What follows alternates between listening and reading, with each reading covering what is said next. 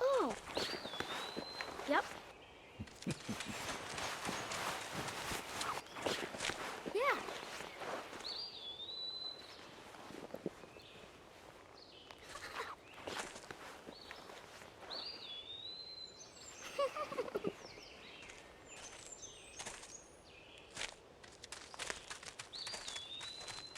It's dangerous to run around here, boys. Grandpa, hurry! Hurry up! Grandpa, you're too slow!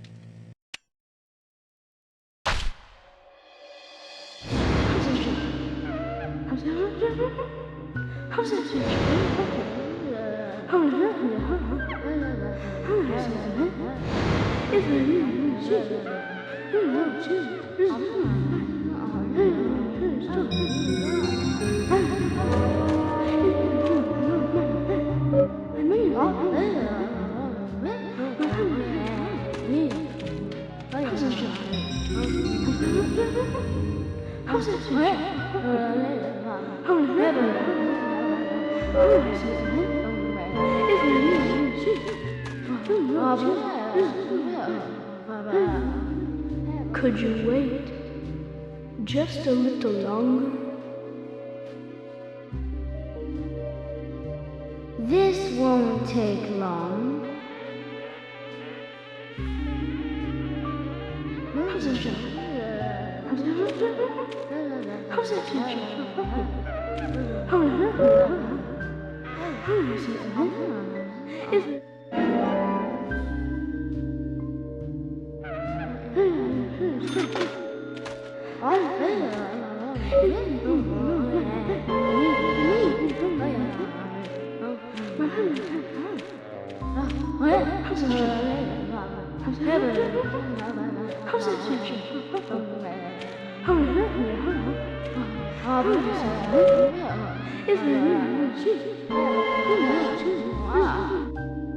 Sorry to keep you waiting. It will start soon.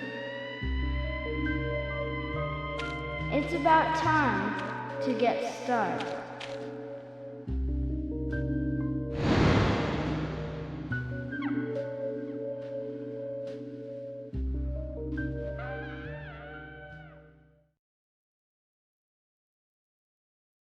Zach. Zach, can you hear me? It's me, York. If you can hear my voice, could you respond? Ah, good. I thought you went to sleep. Zach, don't be surprised. The crime took place out in the country this time. Let's take it slow. Okay, Zach?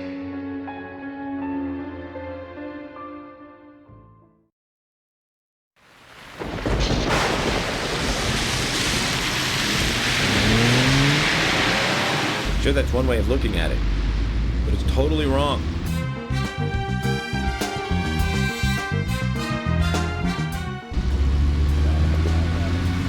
Listen, they both need each other. It's called interdependency, and they both know it. Yeah, I know. He does terrible things to Tom. Nasty, even sadistic things. But that's fine, as long as that's what Tom wants. Think about it. His actions. He's always asking for it. It's his partner's job to fulfill that need, and Jerry knows that. Proof? Well, in the Tom and Jerry show, they live with each other. Hello? Hello?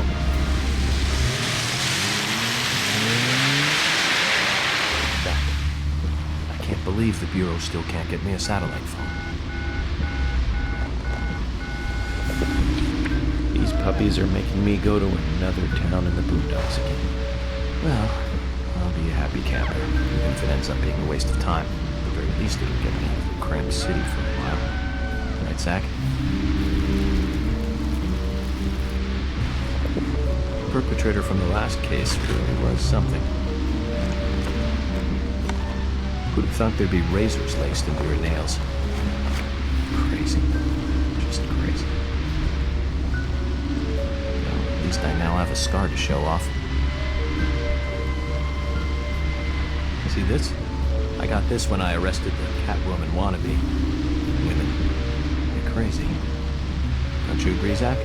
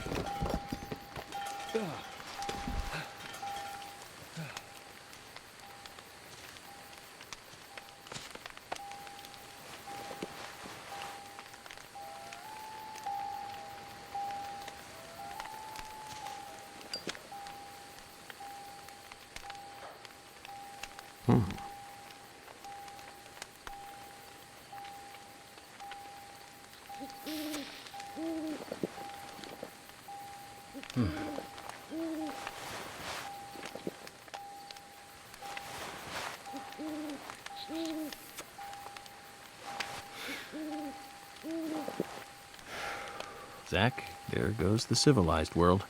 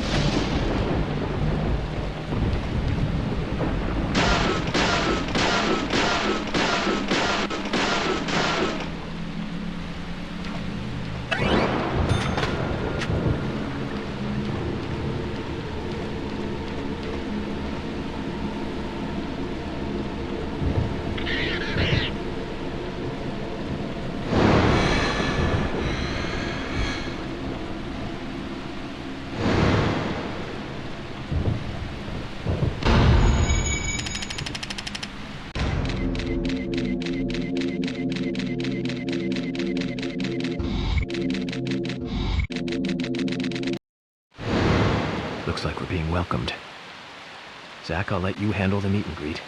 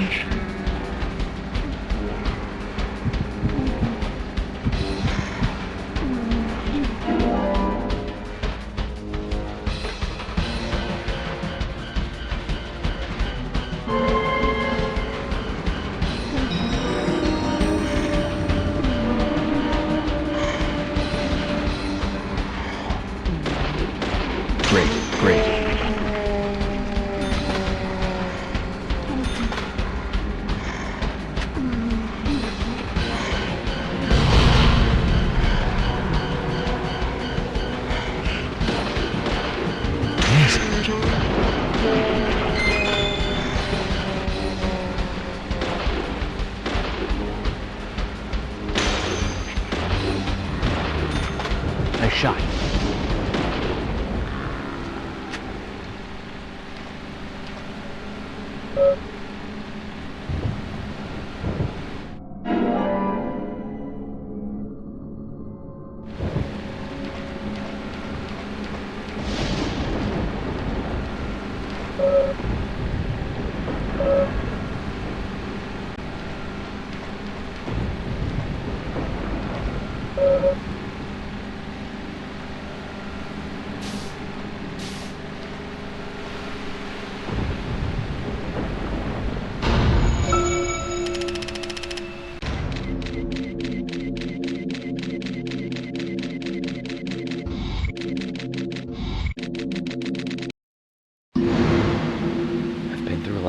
Situations, but that one takes the cake. It's the first time I've been attacked so directly. Zach, can you give me a logical explanation about what that was? Never mind, don't answer. Life is fun because of the mysteries. Right, Zach?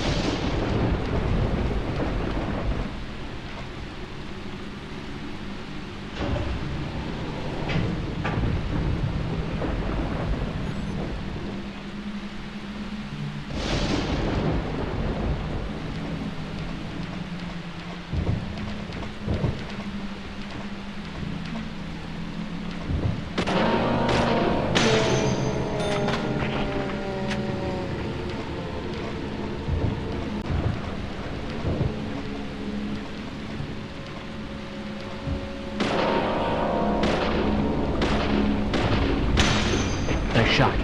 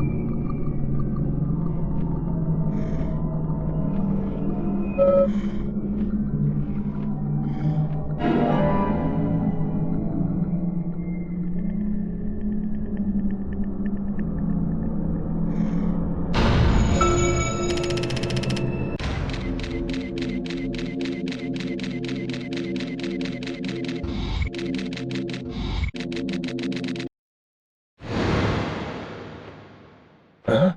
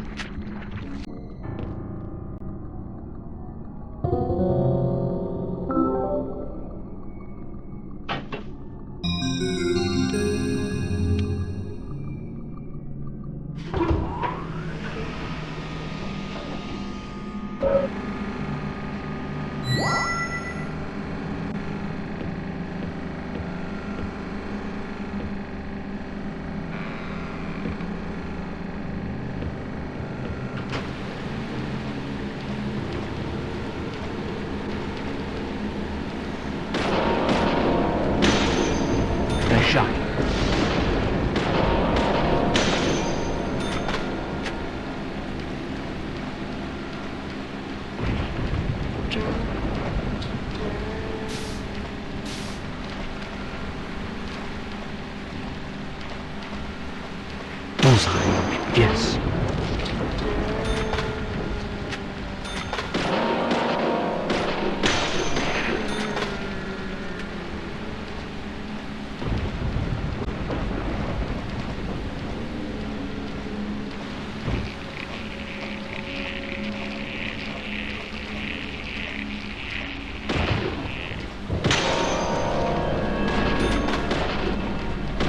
Great. Yes. Yes.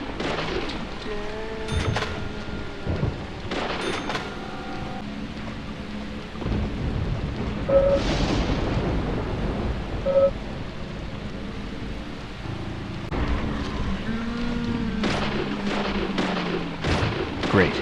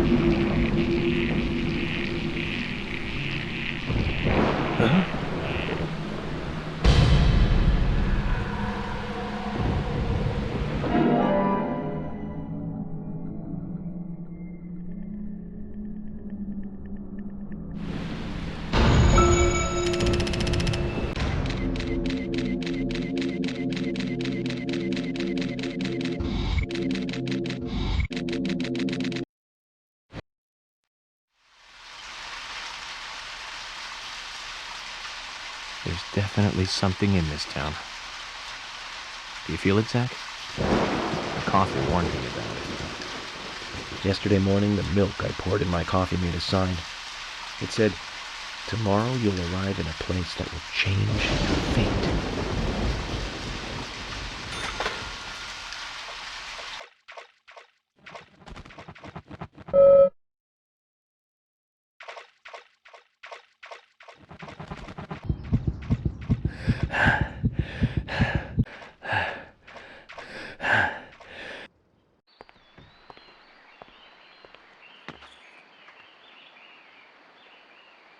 Now you were very late.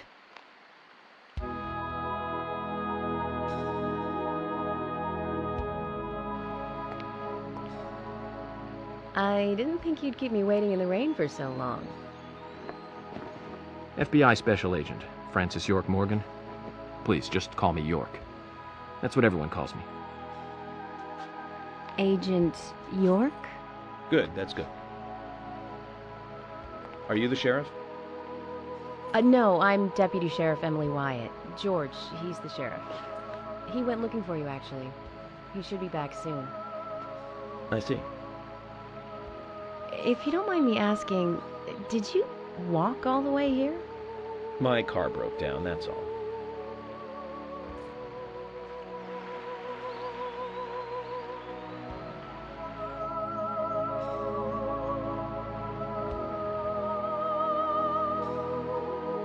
She's easy on the eyes. Definitely worth a trip to the primitive world. By the way, don't mention anything about what happened back there. She'll think you're a psycho. Don't want that, do we, Zach? Welcome to Greenvale. I'm the sheriff, George Woodman. Call me George.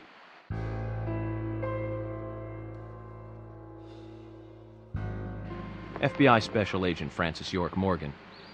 Please, just call me York. That's what everyone calls me.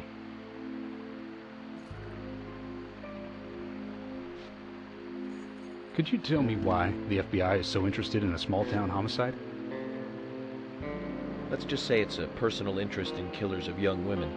I'm always looking for new sample cases to help me with my profiling. Both our superiors have cleared this with each other. You can remain in command. You don't have a problem with this, do you? No. No problem. Just want to set things straight.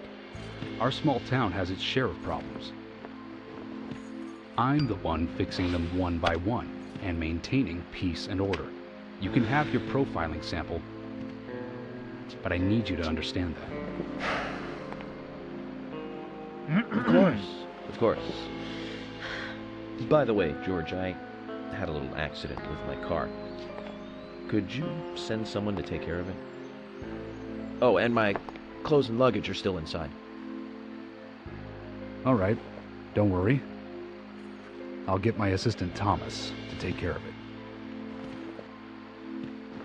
Do you need anything else? Thanks. That'll be all. Well then, I think I'll rest up first at the hotel. Then I'll join you on your investigation. Don't know how to say that. We really don't need your help. Unlike some of your corrupt city police officers, I play it by the book. I hope you'll come to appreciate that, Agent Morgan. And we'll handle the investigation. You just think of this as a vacation. Take it easy. Enjoy the nature here. You don't have to be a tree worshiper to appreciate the wildlife here.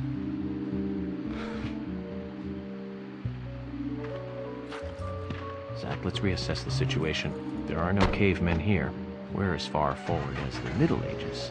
And we've just met the king.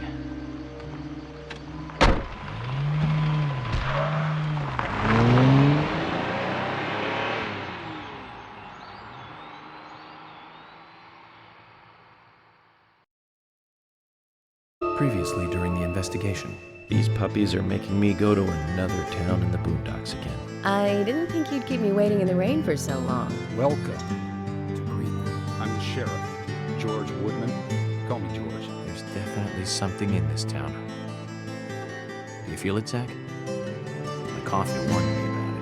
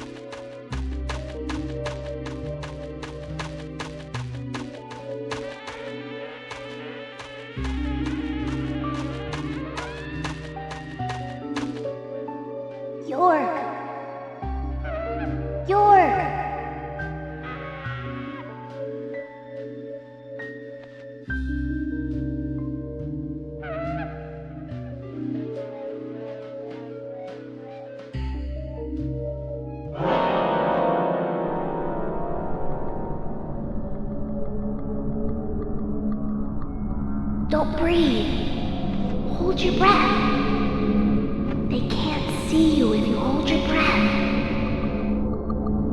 Hurry. Like this. Cover your mouth.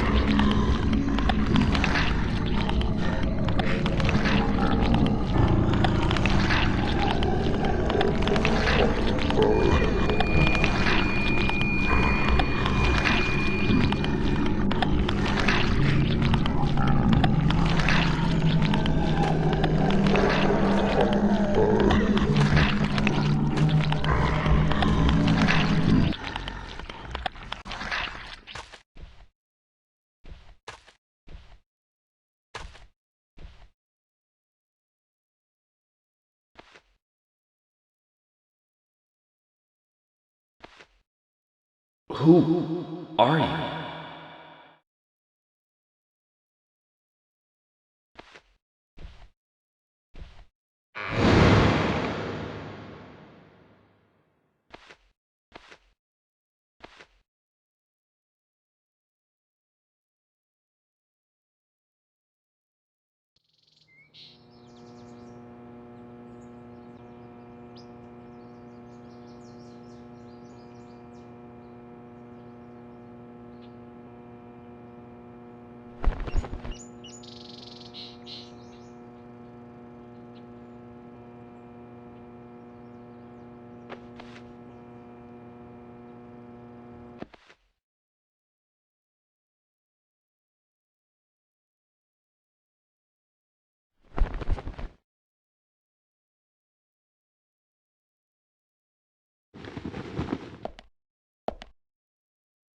Zach, the symbolism in my dreams continues to intensify.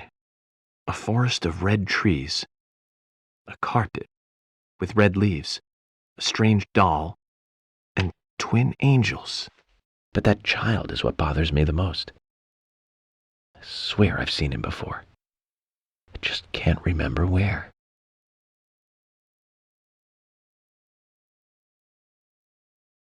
Well, it'll probably come back to me eventually.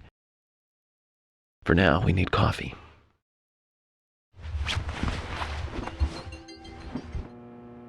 Let's head to the cafeteria, Zach.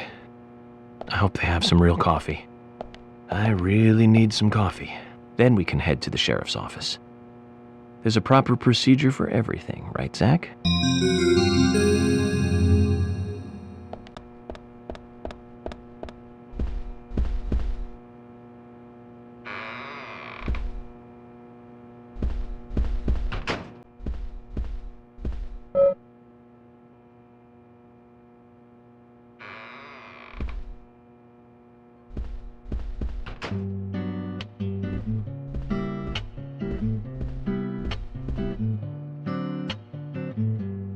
Good morning, Mr. Morgan. Your breakfast is ready for you.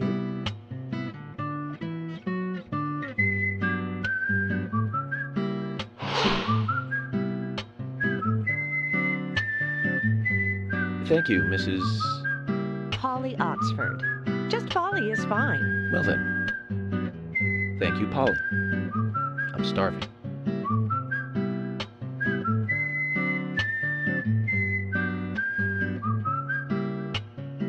Is everything all right, Mr. Morgan? Yes, it's delicious, Polly. My compliments to the chef. I'm hoping my cooking will bring back repeat guests. Honestly, though, it's been a while since anyone has stayed here. I couldn't help but notice. Aside from you and me, there seems to be no other guests or workers around. What's that? The salt's in that white shaker there. Thank you. I was wondering if there were any other guests or workers here. Oh, no one else. My husband and I used to run this place, but he's in heaven now. You've been working here alone since then. Must be hard by yourself. Oh my, we're all out of pepper. I'm very sorry. It must be difficult to run a hotel by yourself. Well, yes, I suppose. I could just live on my pension. But I have to admit, running a hotel is kind of like a hobby of mine. That's nice. Polly, it might help to hear you better if you could sit a little closer. Oh my, Mr. Morgan, you're embarrassing me. So early in the day, too. I think I'm a little too old for you. And I still love my departed husband. May God rest his soul. I appreciate the invitation, but I'm fine over here. Polly, I can hardly hear you from all the way over there. You're exaggerating. This is fine. It won't do to be all clumped together with such a large table and cafeteria. We have to make use of all this space. Now tell me, that wound on your face, what happened? Let's just say I had some trouble during the last case I was working on. I'm sure it'll heal. It's just a flesh wound. Oh my, well, there's no need to be the tough guy here. I want you to be able to relax here. I've prepared a special room for you. A famous rock star once stayed in the same room, you know. Really? I feel honored. If you need anything at all, just let me know. I'll help you out in any way I can. Zach, the lady is offering to help. Do you want to ask her about the town? Say, Polly, what can you tell me about this town? Well, let me see.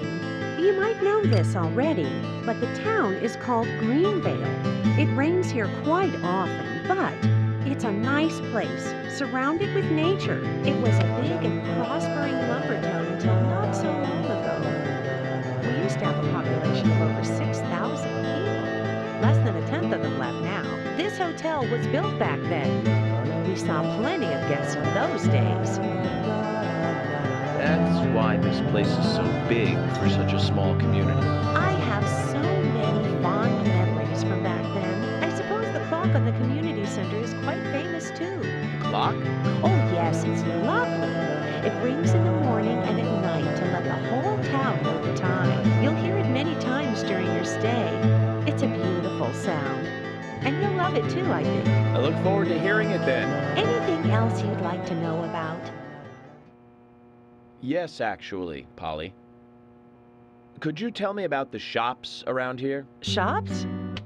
Well, there aren't many. It is a small town, after all. You can do most of your shopping at the Milk Barn convenience store. The couple who run it are a unique pair. I'm sure you'll get to like them. The A&G Diner is a great place to eat. They might be open even if my kitchen is closed. If you want to go to a bar, there are two. The Galaxy of Terror and the Sweary 65. I don't care much for either of them. Bars are for the younger folk. We also have a gas stand, of course, the art gallery, and even a gunsmith. You should be able to find what you need. Thank you, Polly. Well, Mr. Morgan, I'd better start cleaning up. You just take it easy. I'll bring your coffee out in a moment. Thank you, Polly. I have to warn you, though, I am very particular about my coffee. The very best you have, please. I understand. I'll be right back with it.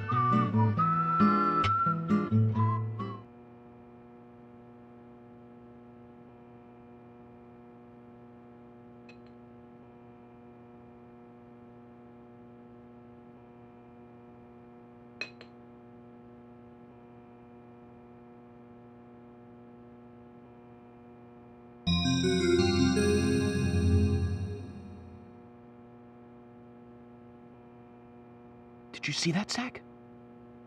Clear as a crisp spring morning. F.K. in the coffee. I knew I could count on it. Never fails. Now then, let's get going.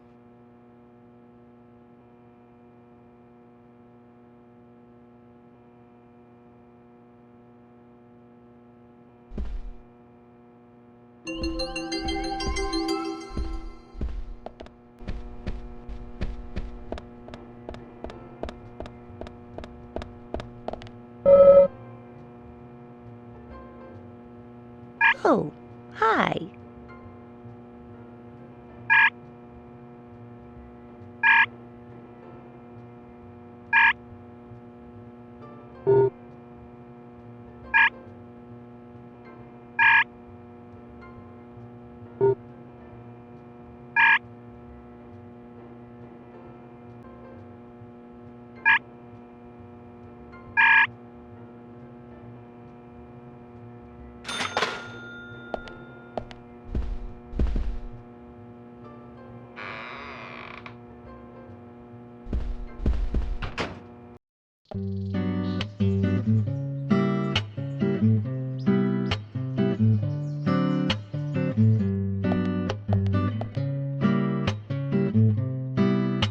Police car.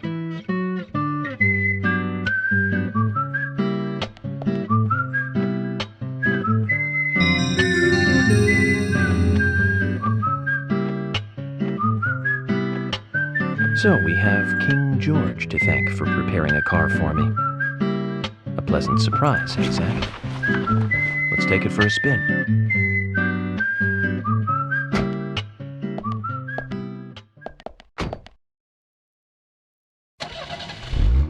I have to tell you, Zach, this place simply amazes me. The keys were left on the front hood, and nobody stole the car. Values. This town has what the country needs. Values. Let's head over to the sheriff's department.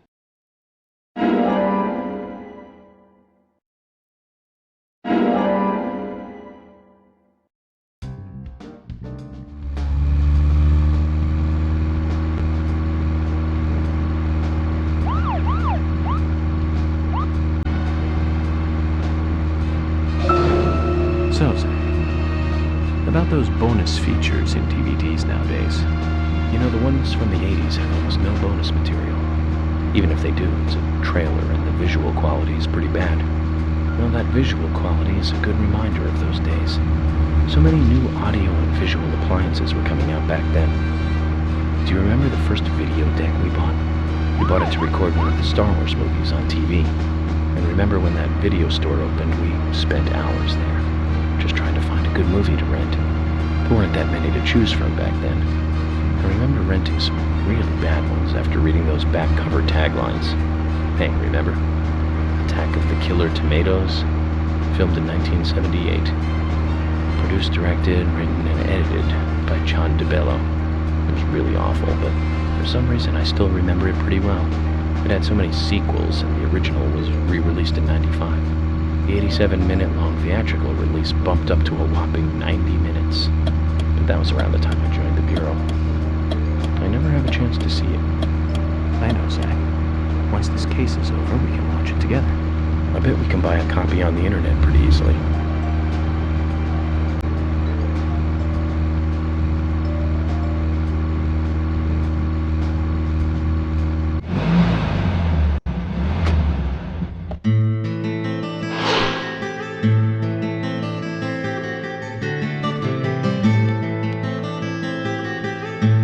That's one fine building for such a small town. The exterior woodwork is spectacular. Don't you agree, Zach?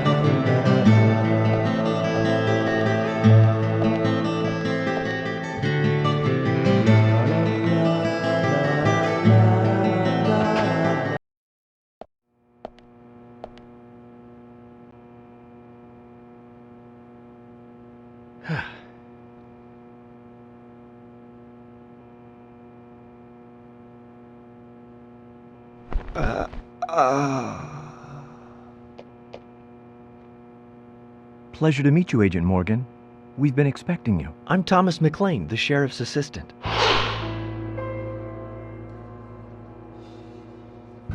FBI Special Agent Francis York Morgan. Please just call me York. It's what everyone else calls me. Very well then, Agent York. I believe I owe you a thank you for retrieving my belongings from my car. Thanks. No, just doing my job. I want to help do everything I can to help the investigation. I just can't believe Anna was murdered. She was such a bright and lovely girl. Did you know her well? Well, no, not really. But it's a very small town. I'm sorry. It's just that this is the first really big case I've ever seen. I understand. Just try to relax. Can I have a look at Anna's file now? Yes, of course. The sheriff told me to let you through to the meeting room, but I've lost the key to the cabinet where the files are. Why don't you take a look around while I go look for it? Okay. Let me know when things are ready. Zach, Thomas appears to be the kind and sensitive type, totally at odds with the monarch. Almost a good setting for a cartoon.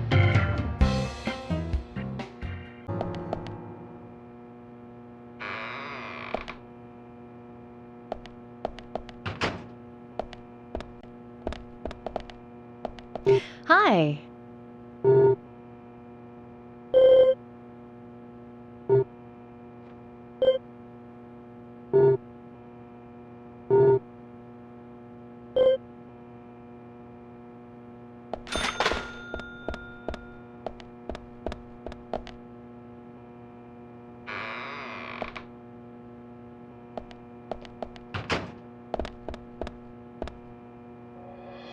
Zach, look at this. Oh, now this is something special. It's the epitome of the old frontier sheriff's office. It's perfect. A stuffed deer's head on the wall. A flag, a hunting rifle. A hunting rifle. Amazing. You'd never see a hunting rifle on the wall of a police department in the city. That's just amazing. Wonder if the sheriff would ever let me shoot it.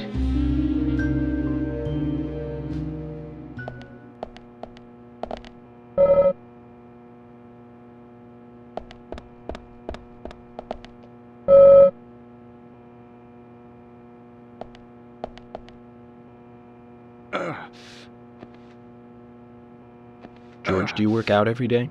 Of course, Agent Morgan. Exercise keeps me healthy. I haven't missed a day since I started in high school. Now that's impressive. Remind me to get more exercise, Zach. But I can't do my full routine today without Arnold. I haven't seen Arnold around since yesterday. Arnold. He's a training buddy of mine. His partner Sylvester misses him too. If you see Arnold around, let me know, will ya? Can't finish my workout menu without him. Okay. I'll keep an eye out for him.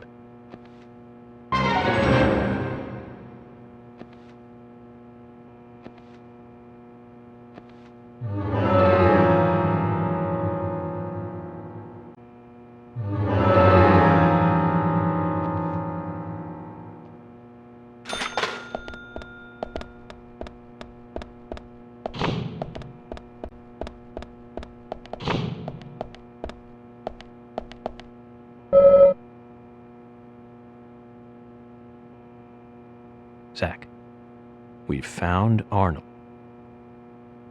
Let's get him back to George. I guess it's a cute name for a dumbbell.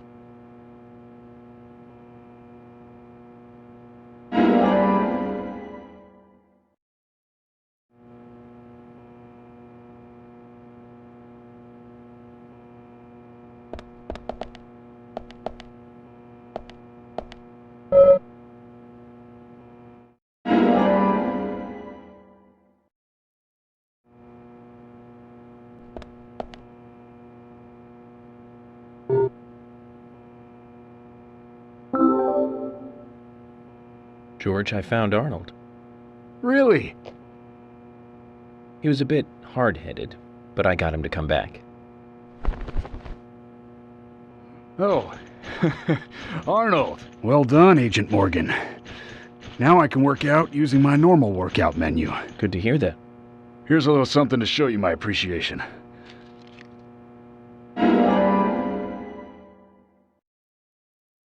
So that makes us even. I don't owe you anything, and you don't owe me anything. No changes to how we work together. Just bear that in mind. Zach, he needs some friends who aren't so dumb.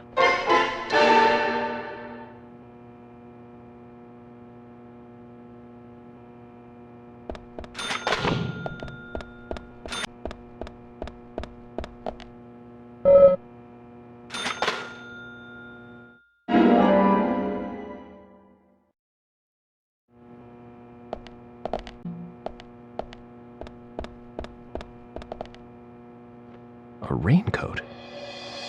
Doesn't look like it's been used much, even though it rains here pretty often. What waste of nice fabric, eh, Zach?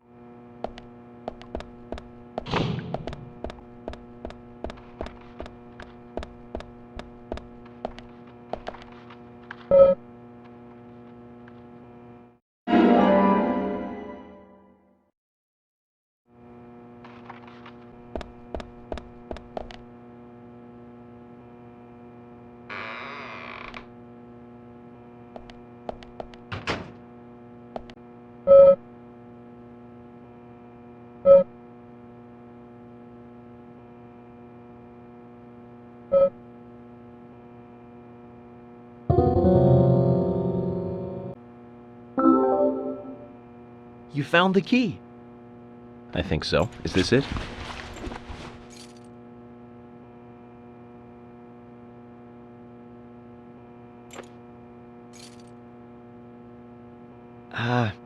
You don't know your squirrels, do you? This isn't the right key holder. This is a Siberian flying squirrel.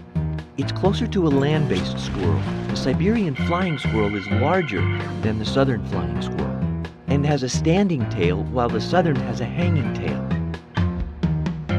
But we're looking for a southern flying squirrel right now. You sure do know a lot about squirrels.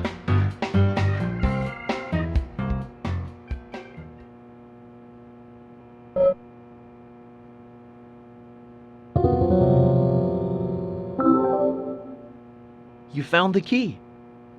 I hope so.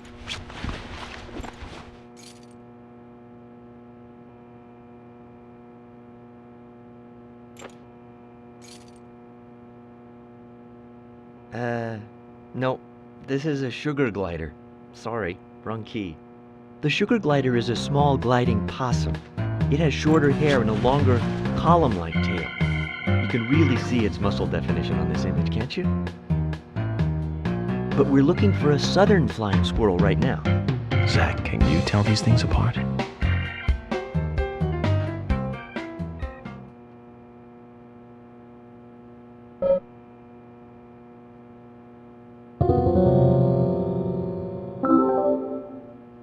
You found the key. I hope this is the right one.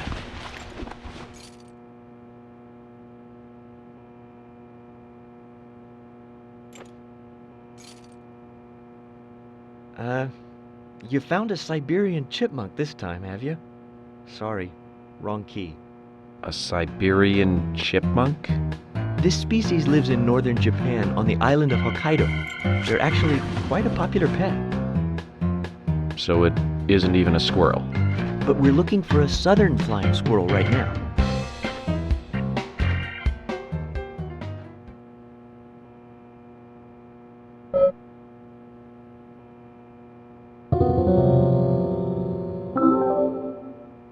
You found the key. Is this the one you were looking for?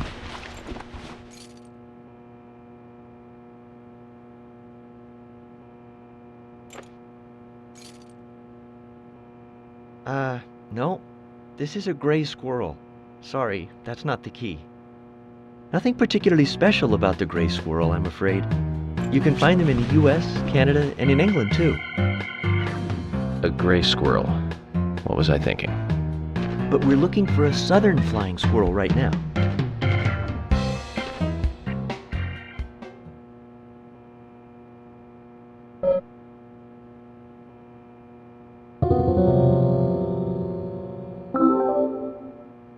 You found the key. That's the right one?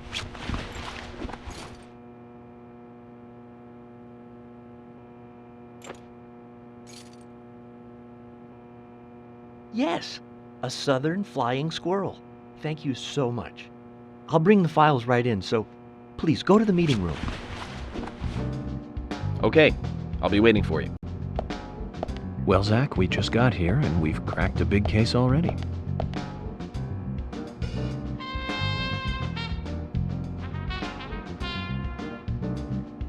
The victim's name was Anna Graham. Age 18, she just recently graduated from high school this year. Her dream was to move out to the city and become a model. But for the time being, she was working in the A&G diner here in town. She lived with her mother, Sally. Anna's father died in an accident in the lumber mill when she was a child. Her mother is unemployed and lives on the insurance money from her husband's accident. After all, it's a small town with a low cost of living. Financially, they seem to get by fine, and they led normal lives. A normal life is exactly what a curious teenager doesn't want. It's all starting to make sense, Zach.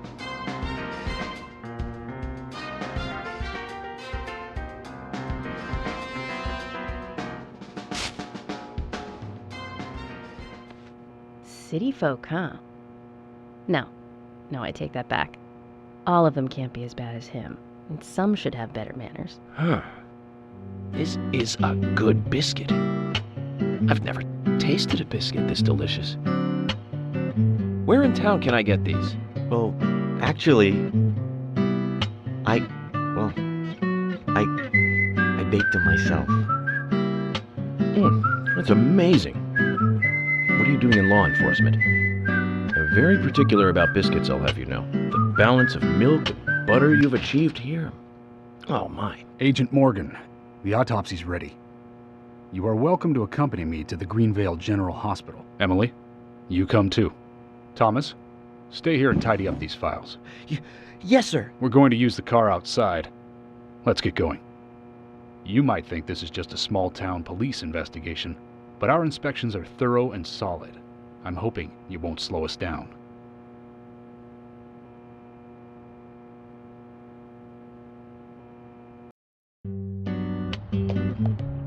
The Greenvale General Hospital is down the road by the lake.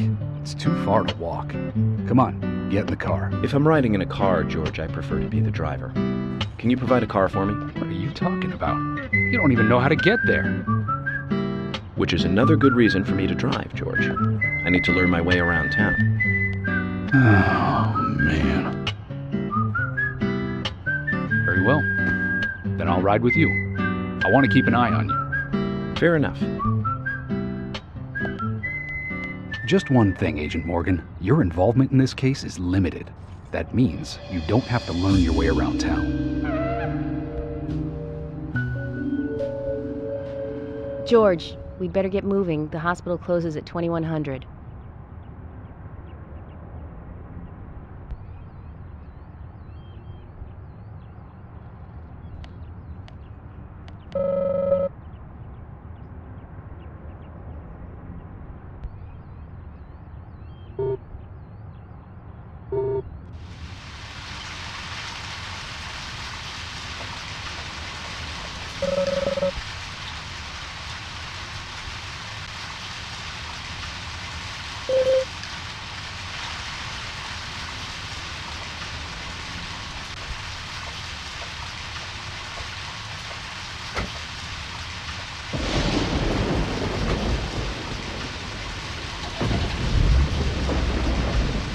Agent Morgan, get us there quickly, but drive within the speed limit.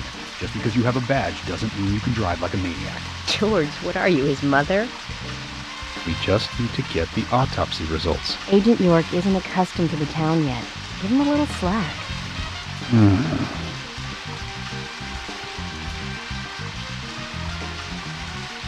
Well then, Agent York, let's get going. Sure. Sounds good.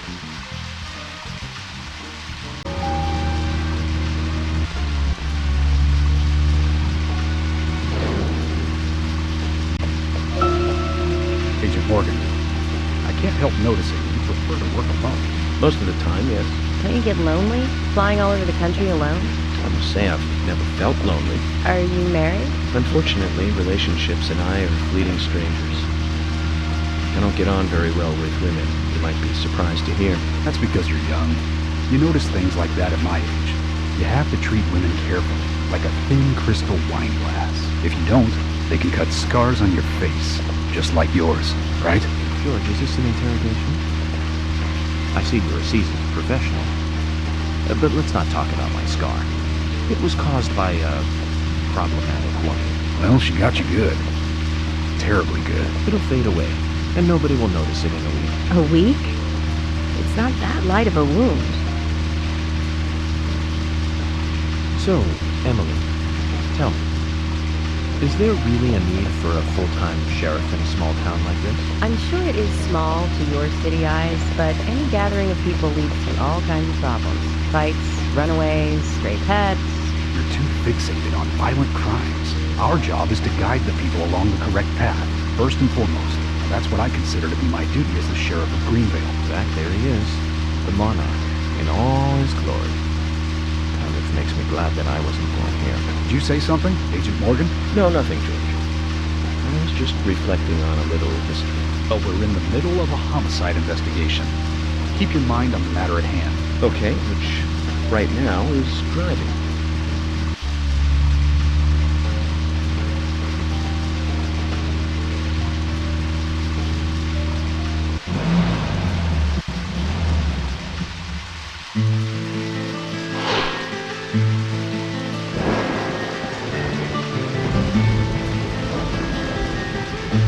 Pretty big hospital. Guess they wanted to be ready for town-wide food poisoning? No. It's another leftover from the town's prosperous slumber days. Hard to imagine now, though, isn't it? My mother always talked about how energetic this town used to be. almost like a gold rush, she used to say. Impressive. But the hotter the fever, the faster it cools. And so now there's hardly anyone left to use this place. It pains me to watch my hometown lose so many citizens. Beyond your understanding, I'm sure. Yes, I'm sorry to say that it is. Indeed. That's why this case is our problem. There really isn't any need for you to get too involved.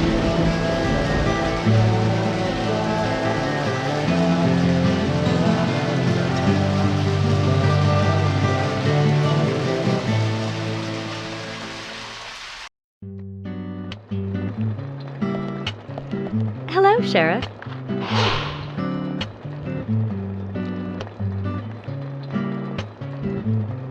Hi there, Fiona. We're here to see Usha. Do you know where he is? I think Dr. Johnson is in the computer room. A computer room? In a hospital? Nice to meet you, Mr. FBI agent. The computer room is where our employees share a computer. Very nice to meet you, too. I'm FBI Special Agent Francis York Morgan. But how did you know I was FBI? Easy. None of the police in this town wear cologne. Besides, that scar on your face is the biggest rumor in town. Rumors get exaggerated as they spread, even in the countryside. What's that you're reading, if I may ask? You haven't heard of this yet? It's a recent bestseller mystery. It's set in the U.S., a small traditional North American town close to the Canadian border. A peaceful, traditional place. However, that peaceful town is shattered by a terrible crime, the murder of a local girl. And that incident causes grief and sadness to everyone in town. But everyone feels the seditious, heinous evil still lurking, alive. Yes, much like the situation right now here in Greenvale. Fiona, don't say that. Sorry, I shouldn't have said that. With Anna dead and all. Don't worry. Books are written to entertain, and it's good you're enjoying it. What we're faced with here is a terrible crime committed in a real world. Much different from that of a novel. So there's no need to apologize. Thank you, Agent York.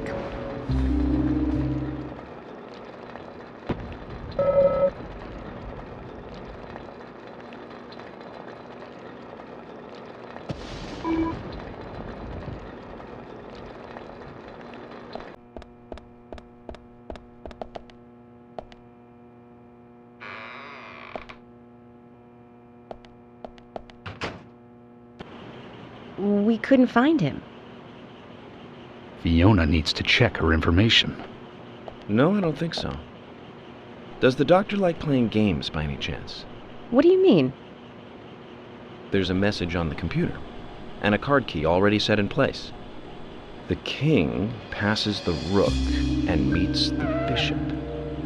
The knight takes a pawn along for the queen. What does that all mean? It's a simple puzzle. Zach, let's take him up on his challenge. You can do this, right?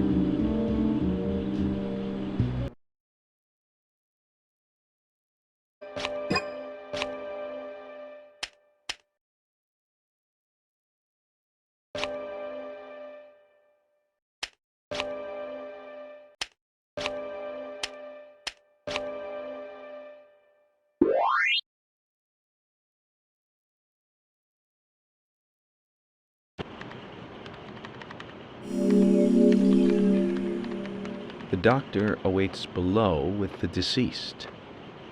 Another code? But there's nowhere to insert a password. More games. I'm going to get Fiona to call Usha up here right now. No need, George. The message appeared with the card key. It's telling us where to use it. This is not the time to be joking around, Agent Morgan. Dr. Usha is below with the deceased. With Anna. Below being underground, I take it. Simple. Simple.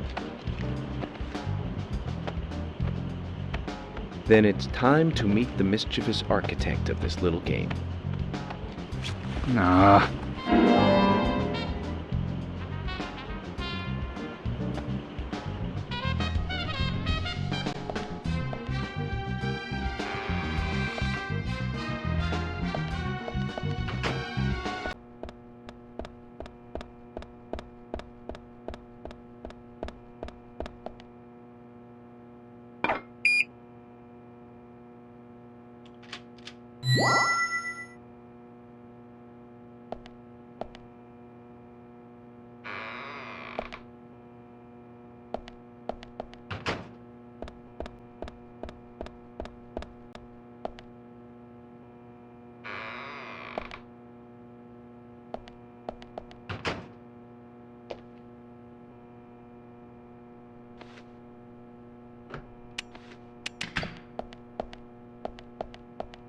Usha, sorry to keep you waiting.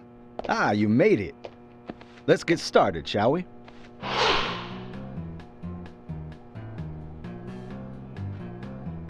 This is Agent Morgan from the FBI. Nice to meet you. I'm Usha Johnson, the doctor in this hospital. FBI Special Agent Francis York Morgan. Please call me York.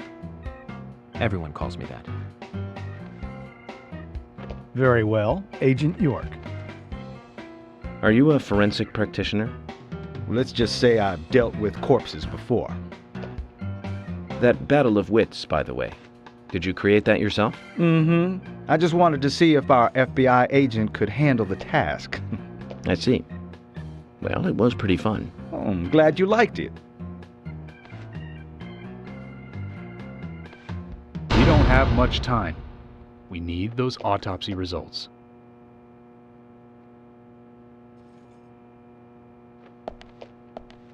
Next time, try challenging us without obstructing an investigation. You've angered the monarch.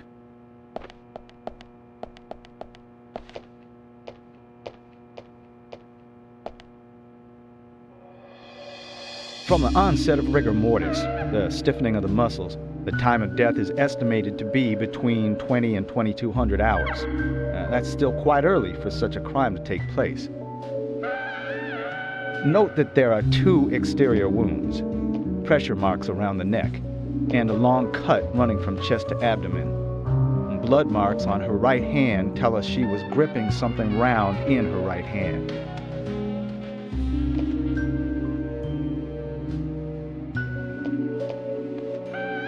Her skull is also fractured, but that is unrelated to the cause of death.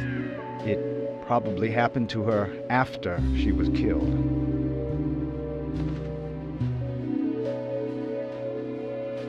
Now, I first thought death by suffocation, due to the marks on her neck. But after further investigation, I now have a different conclusion. The direct cause of death was loss of blood from the wound.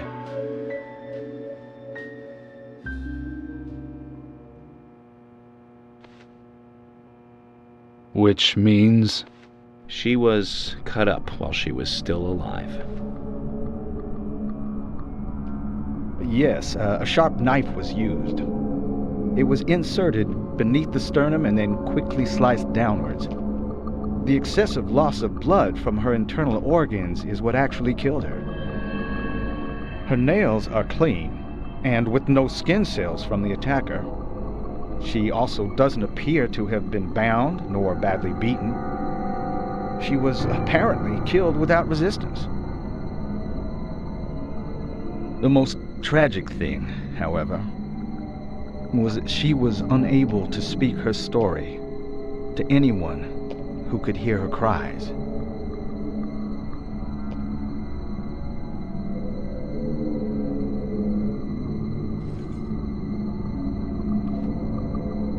The perpetrator cut out Hannah's tongue. Well, I believe she was drugged first to phase her consciousness, and then the killer killed her. Now, the killer most likely has a deep, traumatized past concerning women. He probably cannot converse with them normally. Cutting out the tongue suggests a very lonely individual. Either that, or a truly hardcore sadist. He must get off on watching women suffer, especially when they can't answer back. Now, he watched as the blood pumped from her body, as she gradually grew cold. A case in Seattle in 1985 was much like... Usha, please, limit your report to your findings as a doctor. Criminal profiling is my job.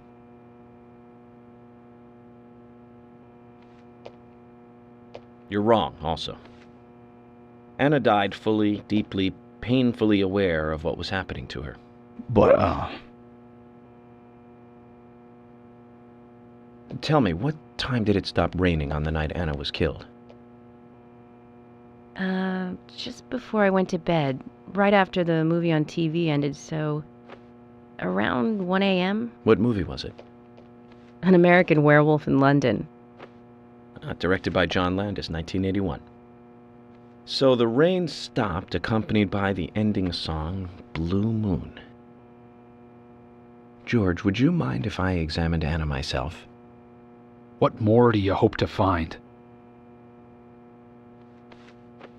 I'm sure I mentioned that I have a personal interest in cases like these.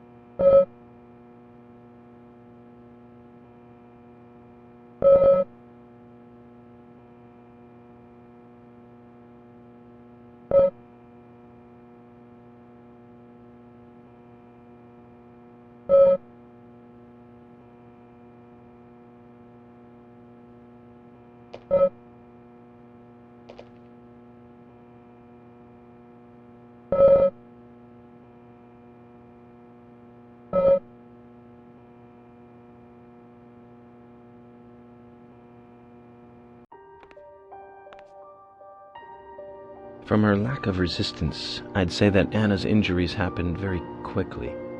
Unable to speak, she was then left to cry herself to death. Zach, it's all starting to come together.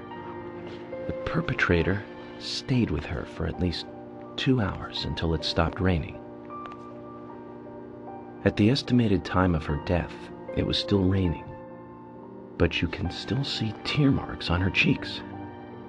That means she was killed under a roof somewhere. She was then carried into the woods after it stopped raining. There's one other thing. Her tongue was removed with a very blunt knife. In fact, it's more likely it was simply chopped off. Usha, are you a passionate man? Well, not particularly, but I am man enough should the moment call for it. George, how about you? I'm very passionate. Yes. Especially when it comes to women. But I don't see what that has to do with anything. George, the perpetrator is just like you. He's passionate about women. He's a passionate kisser. This was a kiss of death. The perpetrator bit off Anna's tongue. We'll never get a dental print from a wound like this. But this is still a big lead.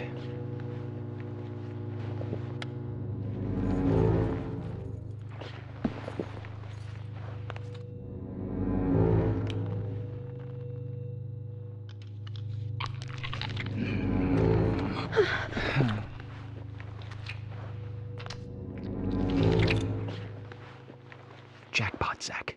A shame, but our old-time all-American sightseeing tour just came to an end. This case is now under the jurisdiction of the FBI. I'm assuming command. I'll need you to assist me in the investigation.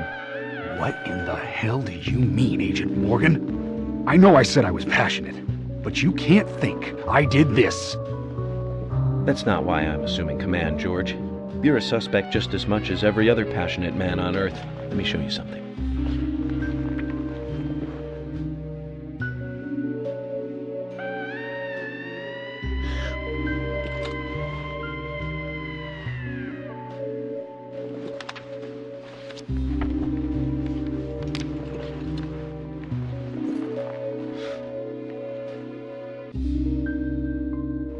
There you go. Amazing, huh? I'm sure you have a lot of questions, but most of the details are top secret. George, Emily, we should be going. No need to stay here any longer. Okay. I have to sign the release. Just give me a moment. Very well.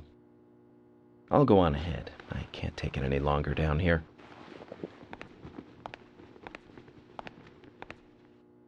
Bishop takes queen. His rook takes your queen. Then your knight takes rook. And checkmate.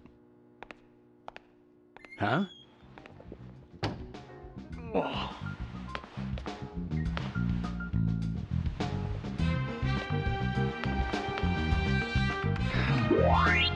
My first victory in the Grandmaster ranking.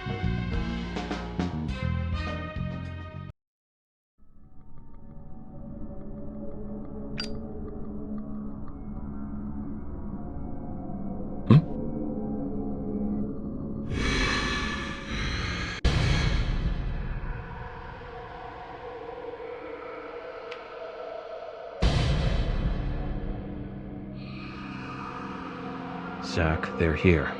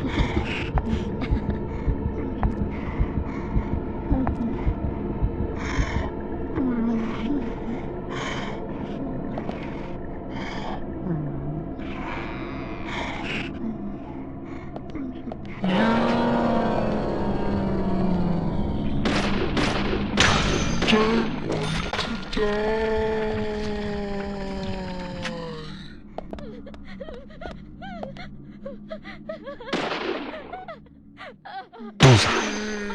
Nice shot.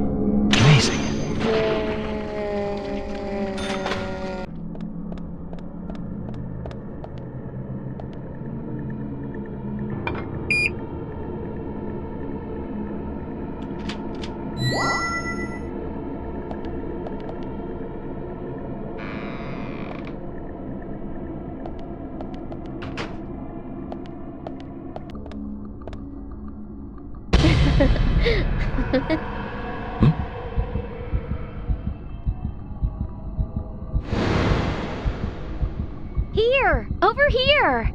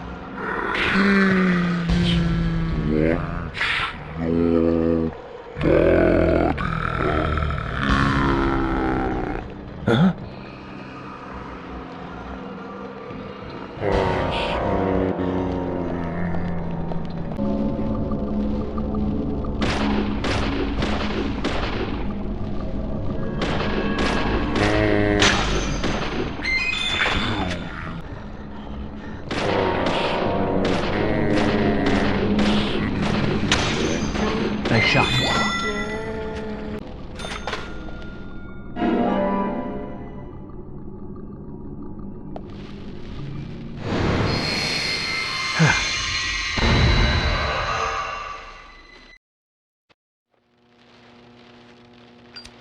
Agent Morgan, if you're so desperate, then why not smoke two at once?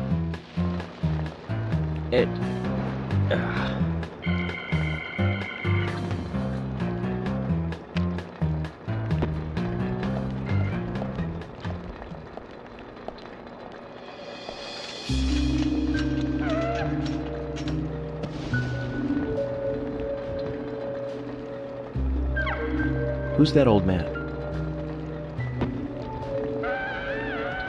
That's Harry. Harry Stewart. One of the bigger problems around here. His father started up the lumber trade and founded this town. But he's a weird one, as I'm sure you can see. Always dressed like that, never speaking to the townsfolk. And just FYI, he owns almost the entire town. Not that that makes any difference. So long as I'm around, he won't be getting away with any funny business.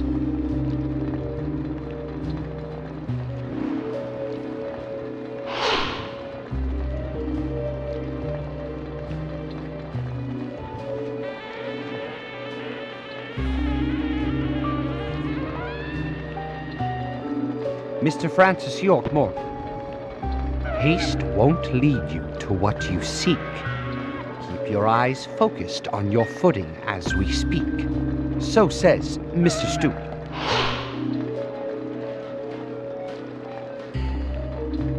Nice to meet you too. How did you know my name?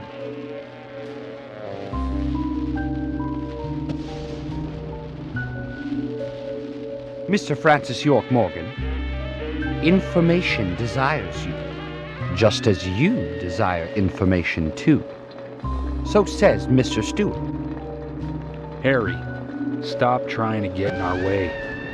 Keep this up, and even you'll have to answer to the law.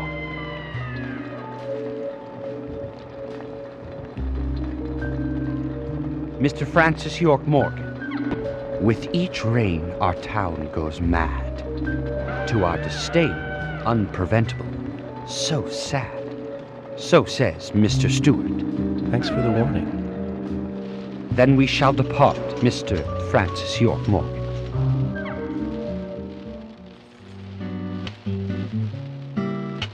That's how he always is. Always spouting that nonsense. Don't give it any thought. It's all gibberish. Emily here. Oh. Okay, thank you, Thomas. Agent York, we've contacted the first witnesses to the crime scene. You can interview them where they found the dead body. Excellent. I was just about to ask if you could take me there. The body was found in the Greenvale Forest Park. That's west from here, and too far to walk. A forest park? It's the pride of the town. It has a beautiful trail leading to a viewing site over Velvet Falls. That does sound fantastic. Show me the sights. That may have to wait. We promised to be there by 1800 to interview the first witnesses to the crime scene.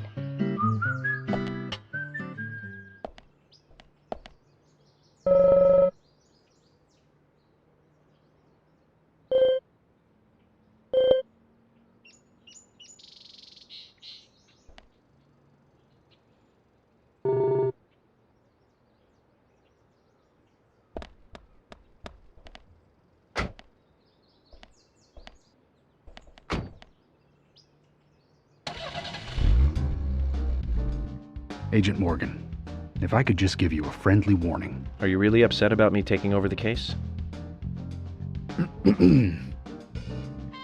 I have the authority approved by the FBI to assume command. I understand you don't like it, but you will follow my orders. I'm not disputing FBI authority, but this is our town. You won't get far alone, and you gain nothing by antagonizing me. It's part of my personality. I just do things my way. I can take you off the case if you wish. Stop it, you two.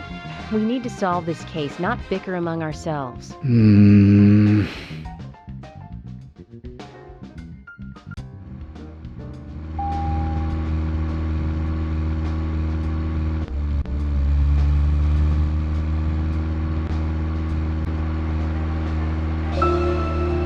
Anna's body was discovered by the woodsman Jim Green, along with his two grandchildren, Isaac and Isaiah. What were they doing in the forest? Just their daily routine. They found Anna's body during a morning walk. So you've talked to them already? Not officially. Not yet. Not yet? Are you out of your mind? You haven't interviewed them yet? Agent York, that tone is hardly appropriate. We were given orders to wait for you to arrive. Orders by who? A man called Abrams from the FBI. Robert, is it? Good old Bob Abrams. I did tell him to stay out of it. It's always tough to have a meddling boss, huh, Zach? I thought you knew, Agent Morgan. Don't worry about it. We may not have taken official statements, but we got all the information we need. I can fill you in right now if you'd like. Thanks, George, but that won't be necessary. I want to hear the details from the witnesses themselves, firsthand. I just can't believe that the children had to witness the crime scene. They may be traumatized. You'd better do this carefully. Don't tell me you get nervous talking to children, Emily. Not at all. That's not what I meant. Then what did you mean? Just forget it.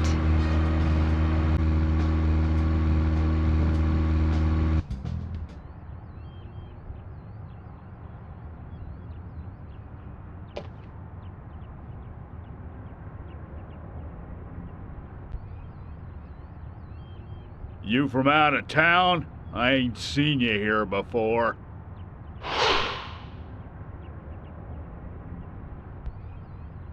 I'm Francis York Morgan, FBI Special Agent. I'm investigating the death of Anna Graham. Do you have any info on Anna or any suspicious individuals? I ain't got nothing to tell the cops. What about the FBI? Shut up. At least give me your name. I'm Jack. They call me Raging Bull. That's a manly nickname. Shut it. If you're a customer, act like one and shut the mouth. Huh?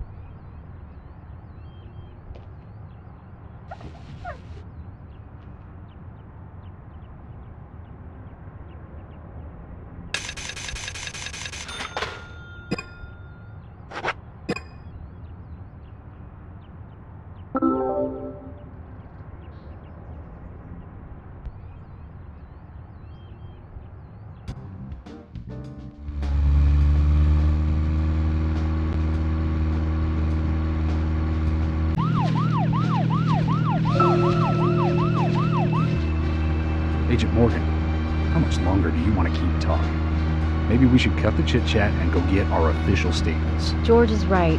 Let's head over to the forest park.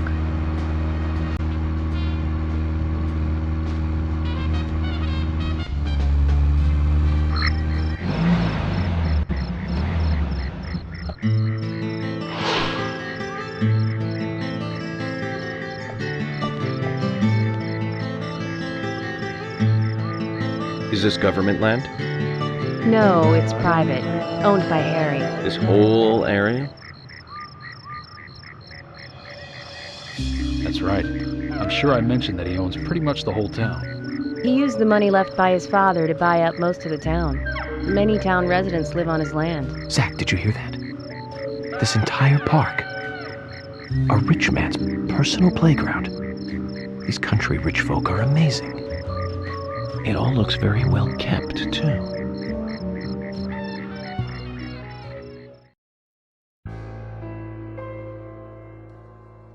I'm FBI Special Agent Francis York Morgan. Please call me York. It's what everyone calls me. And you are Jim Green? That I am, son. I keep these woods.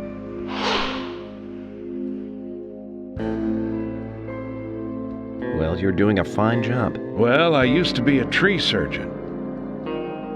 And these two discovered the body? Yes, my grandchildren, Isaac and Isaiah.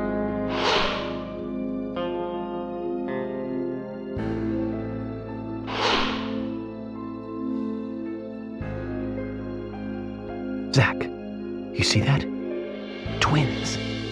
Just like in my dream. We gotta keep an eye on these two.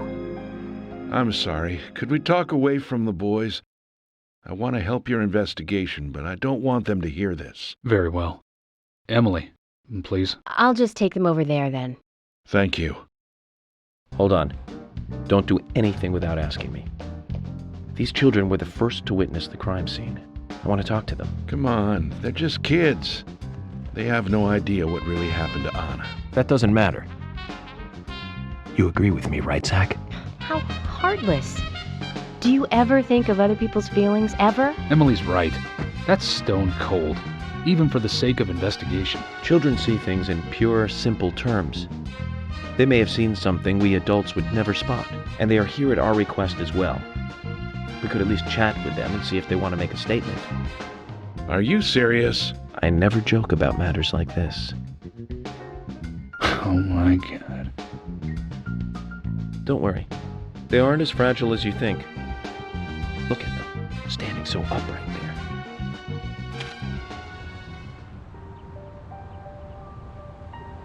Now then, Isaac, Isaiah, tell me, what did you find here? Anna, she was so pretty. She had a red dress on. Her hair was shining. Bright gold hair. There were lots of animals around her.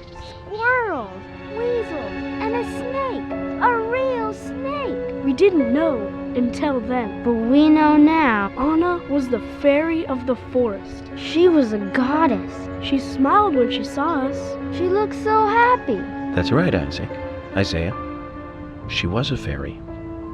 A goddess. I'm sure she is playing with those animals even now. Of course she is. Yeah, of course. Most useful information, boys. Well, Emily, you can take them now.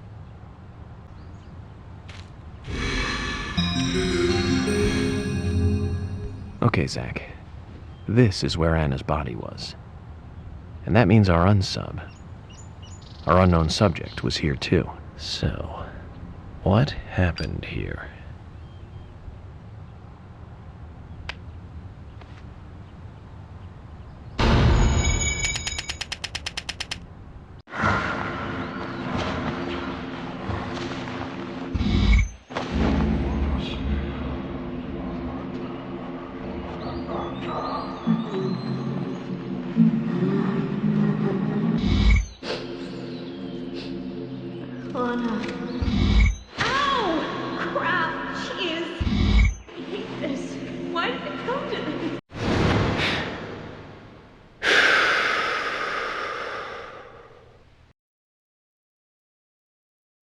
Zach, something is still missing. We need more clues.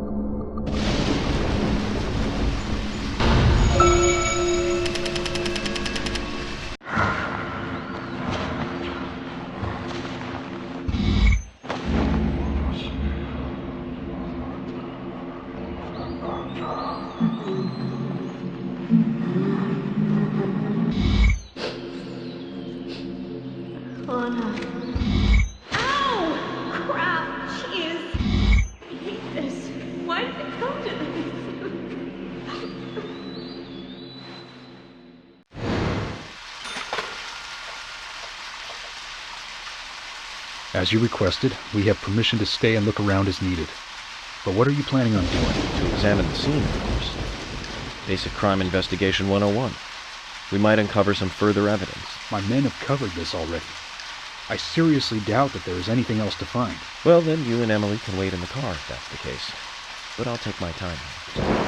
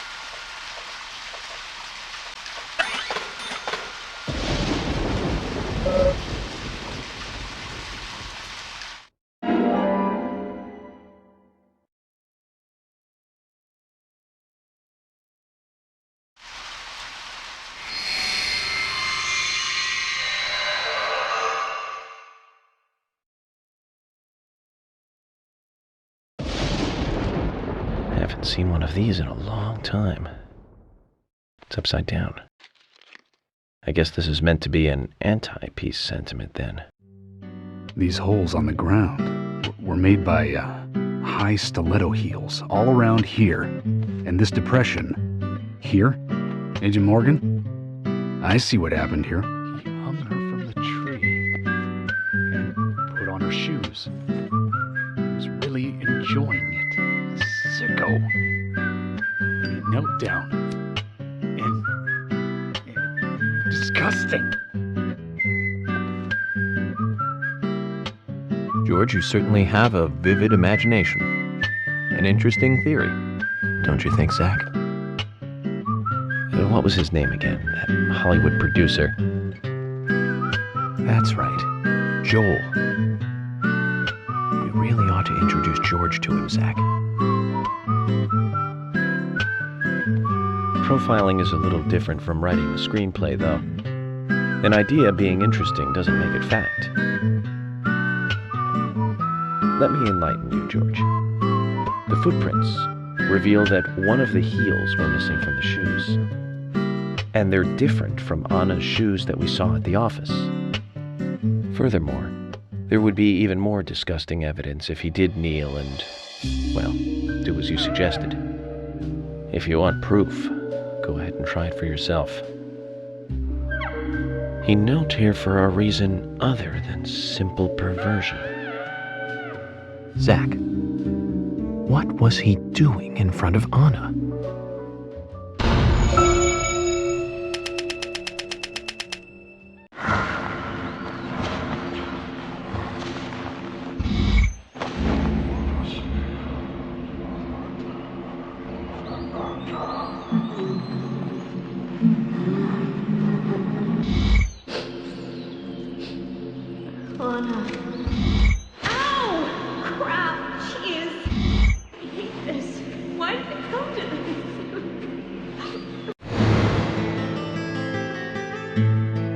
Now I get it.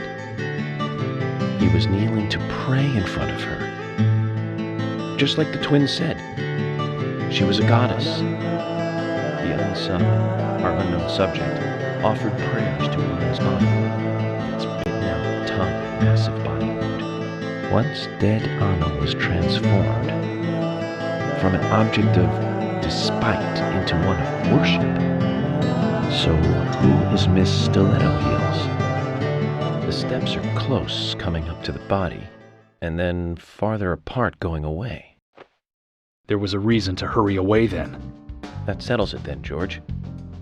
Miss Stiletto Heels is a third party here. She's not the murderer. No one runs away from an object of worship. She could be another victim who was with Anna. Or perhaps an accomplice who fled for some reason. She is also one who took whatever it was Anna was holding on to in her hand. But why? Why did she leave her here? Only Miss Stiletto Heels knows the reason for that. She might know something about the man with the reversed peace mark, too. How many women wear high stiletto heels in this town, do you think? Oh, I should think most of them have at least one pair. I do too, before you ask. But nobody would come all the way out here wearing them, except maybe one person. Don't keep me in the dark, then. Who might this elegant lady be? Diane, the owner of the art gallery. But she's out of town for a big art auction. I heard she'll be coming back in a couple days. Then we'll just have to give her a warm welcome home. A more immediate matter, then. Where in town can you find something like this? It should be a building that isn't used anymore, with either a lot of metal or metal machinery or something like that. The old lumber mill. Then it's time to really get this show on the road. Could you guide me to this perfect setting for extravagant murder?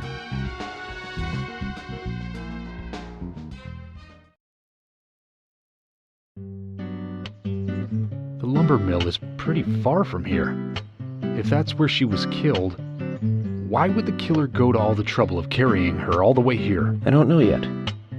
My profiling instincts tell me one thing is for sure, though. The unsub's personality is totally different before and after the crime. The unsub killed her in a brutal, horrifying way, and then displays powerful adoration after she's dead. Something close to love. That could well be the key to all this. I will say this, though, George. Profiling is a risky business. Of course, if the unsub planted those stiletto footprints himself, well then, everything I've just said falls apart. But there's no evidence that he left those stiletto footprints. I'm sure we have Miss Stiletto Heels to thank for those tracks. All I can do is deduce the unsub's feelings in light of the evidence, and carefully figure the unsub's MO, modus operandi, his way of thinking. It usually unveils something that a normal forensic analysis may overlook. That's my way of profiling. It's not for everyone, but it works for me.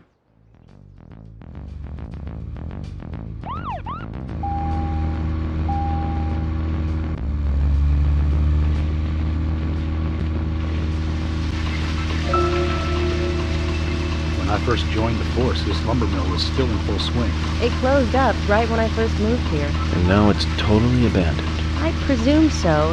I've never really been inside, so I don't know for sure, but it sure is run down. Deserted buildings are perfect for criminal hideouts and activities. I keep telling Harry to have the place torn down. Probably will pay for that. After all, it's already been used as the site of Anna's murder. We don't know that for sure yet, Agent Morgan. That's right, from your point of view. But the perpetrator selected the lumber mill. Agent York, you seem very confident about this. Confident? No.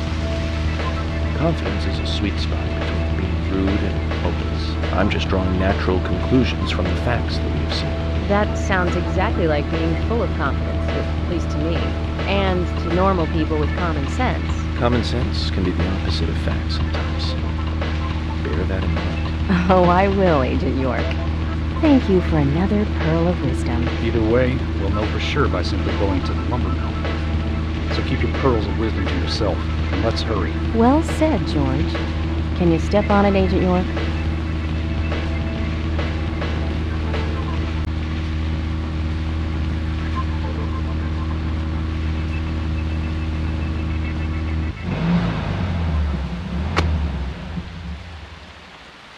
I'm going in alone. You two stay here. I can't concentrate on profiling with other people around me. Now hold on a minute.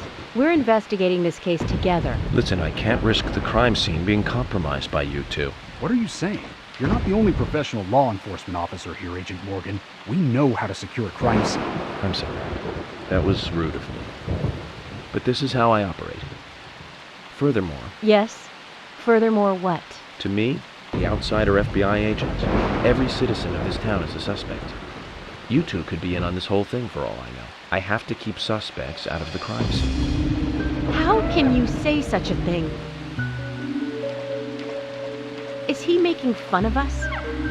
We should have left him behind and come here by ourselves. You're right. I've never been so insulted. I'm sorry, but I'm just doing my job.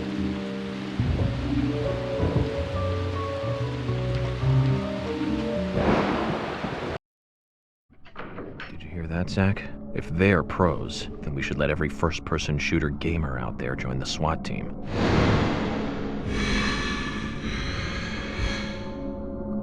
Zach, they're here.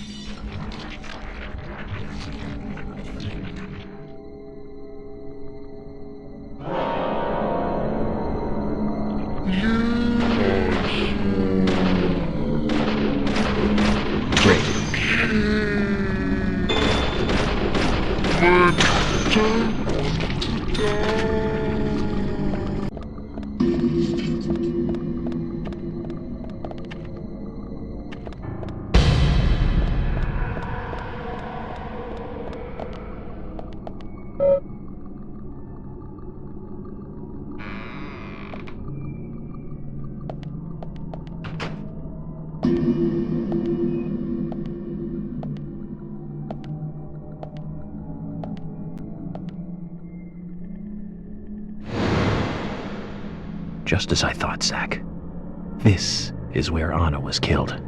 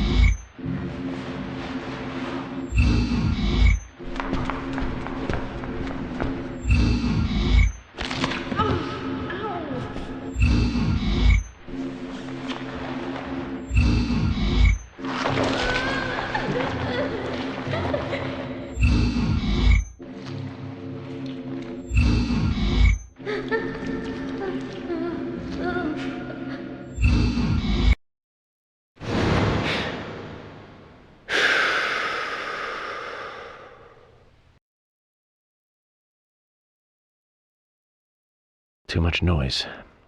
We're still missing a vital piece of the puzzle.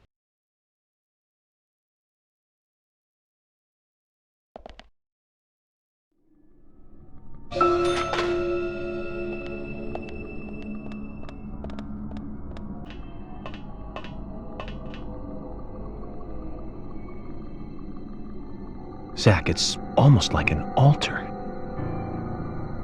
Was the murder some kind of ritual?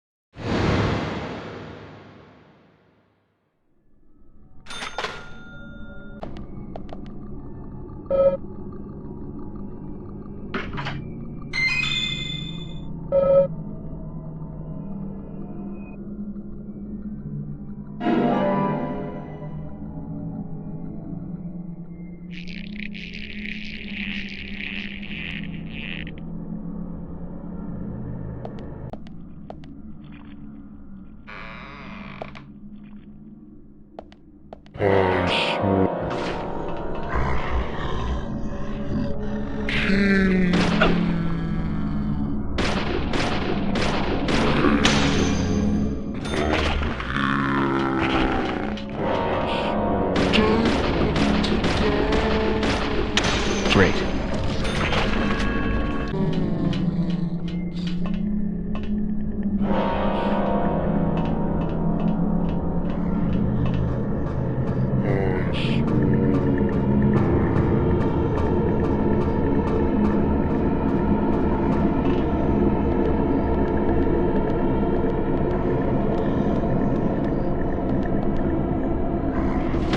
Yes.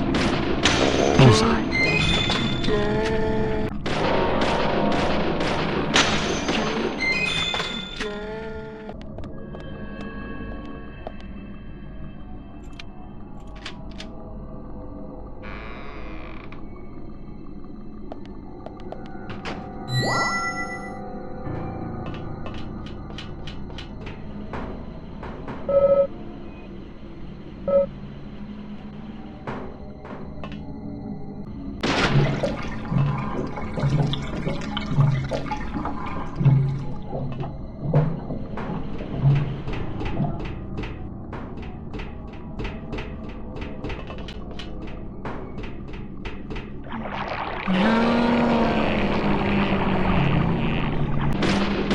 Yes.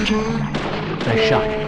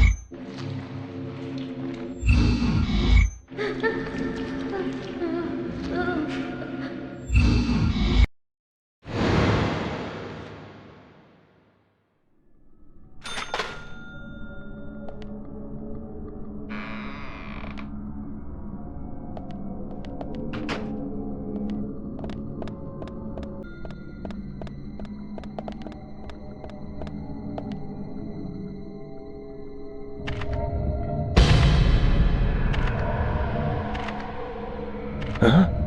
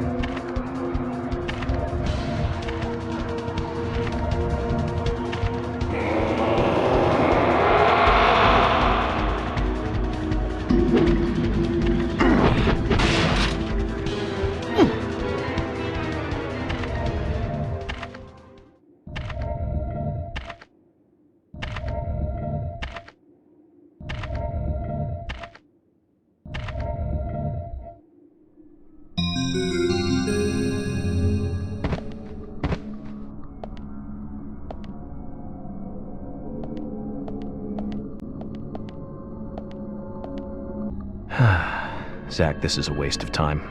Let's go.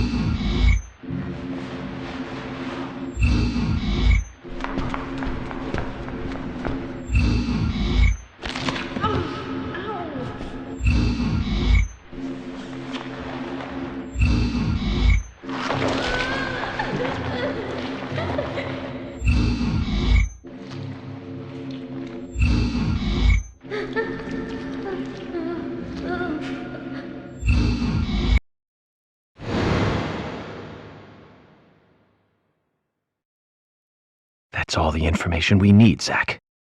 Let's go back and show them what we found.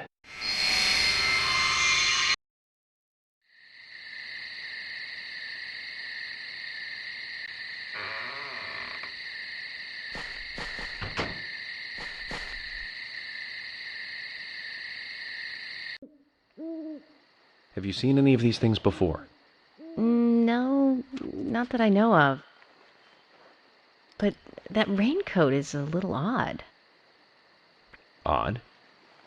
In a town where it rains so much? Well, the people here rarely go out in the rain. I moved here during high school, and I never really understood why. Can you shed some light on this, George? Oh, well, there's an old story, folklore. It's a fairy tale, to me. Something about a killer in a raincoat who appears on rainy nights. A vicious killer in a bright red raincoat. Yeah, that was it. Just a foolish piece of superstition. A rubbish story someone made up. Not many people still believe it, but I guess it's a traditional place. Most of the shops still close up when it rains. School's out, too. And since there's no reason to go out, not many people ever wear raincoats. And now the raincoat killer has leapt out from his picture book. Oh, by the way, would you two kindly show me your backs? Our backs? Is this related to the case?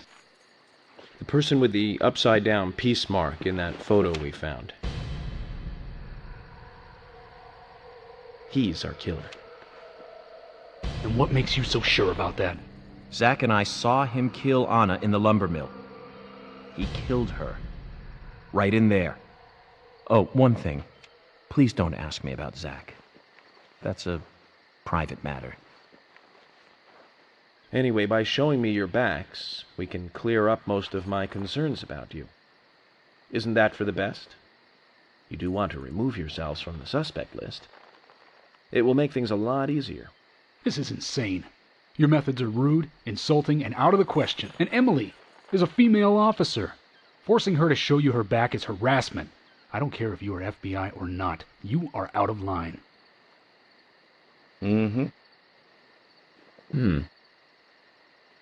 George, it's okay. Let's just show him and get it over with. Emily, are you crazy? Look, we flash our backs and he'll start trusting us a little more. Right? Agent York?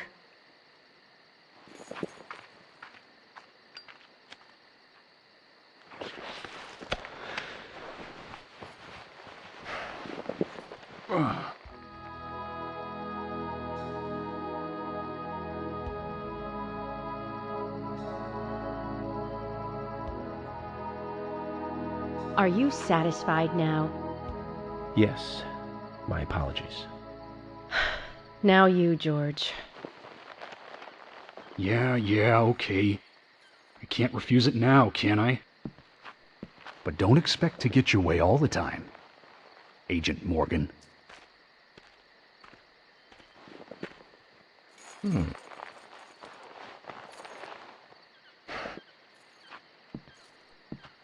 Huh? George!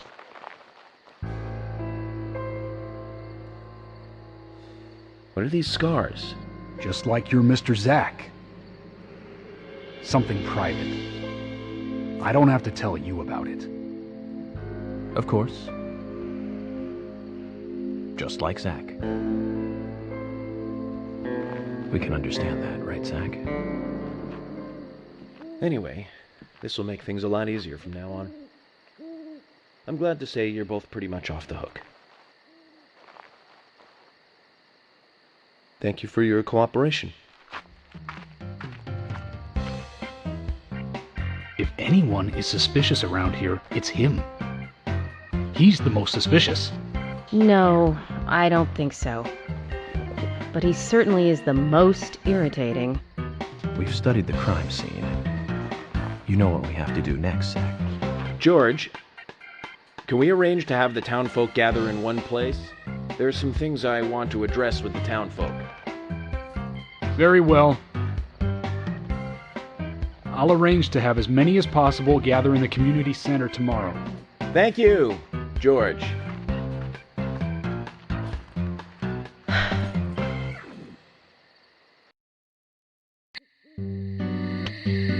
Welcome back, everyone. Thomas. Agent Morgan, it's past 2100. Let's meet up again at the community center tomorrow. I haven't been sleeping much since this all started, to be honest. I'm exhausted. I was just about to suggest the same thing. I'll make arrangements for people to gather between 1500 and 1700. I'll try and get as many people as I can to come, so don't be late, okay? Don't be late. I'll be there. The community center's on the south side. I've marked it on your map. Thanks, Thomas. Well then, see you tomorrow.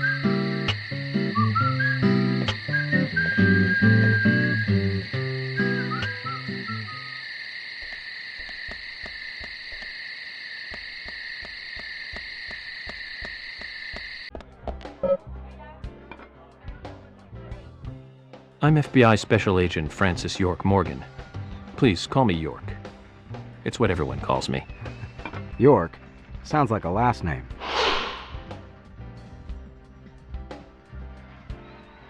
I'm Richard Dunn.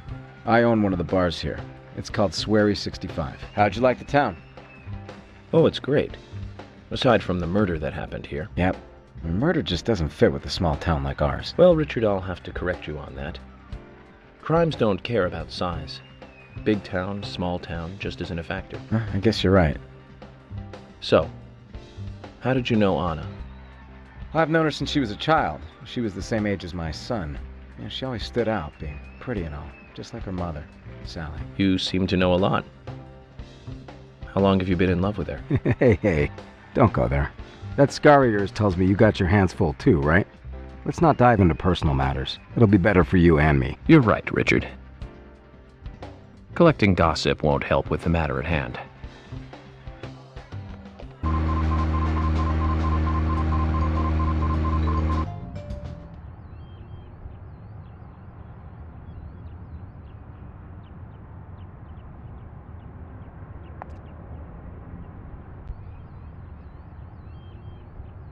Oh, I've never seen you here before. You in town to see some sights?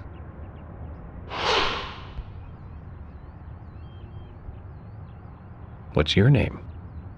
I'm Gina. Folks call me the Rose. I'm Francis York Morgan, FBI Special Agent. I'm investigating the death of Anna Graham. FBI? Wow, how cool. And ooh, I like that scar.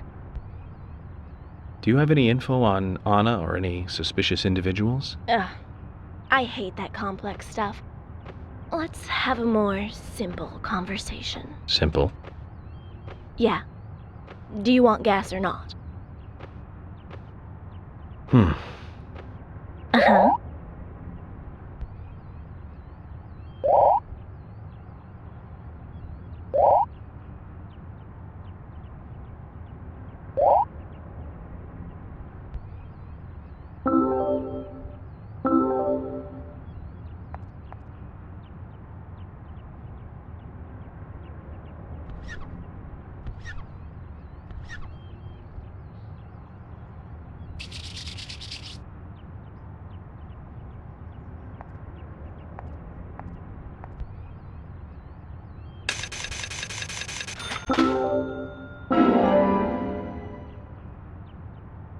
This makes it your 6th time.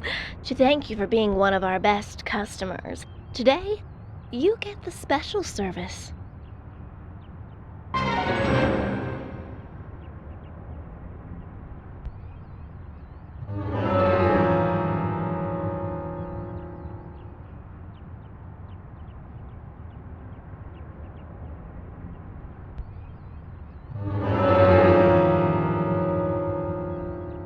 Here we go. Ooh. Bubbles. Washing cars is fun. Shiny. Looks pretty.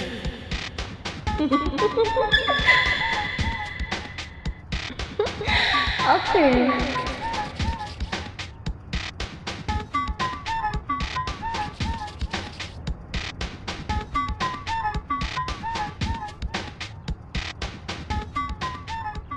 Ooh, that was fun. Come again. I'll give you the special service every time from now on. See ya.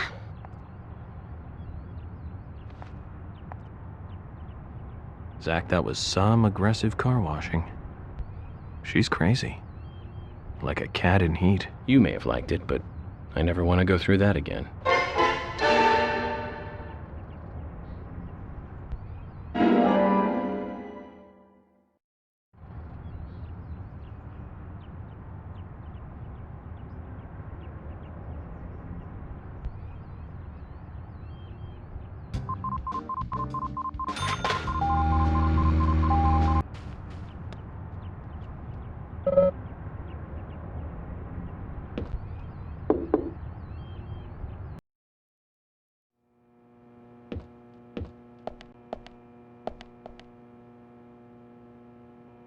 Anna, where are you going? Don't leave me.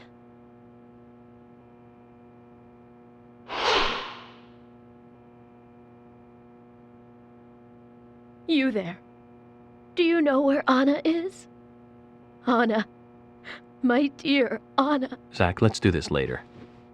I don't think we'll get anything out of her like this.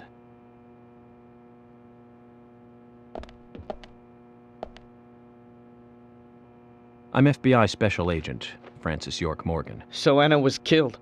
But why does that bring the FBI here?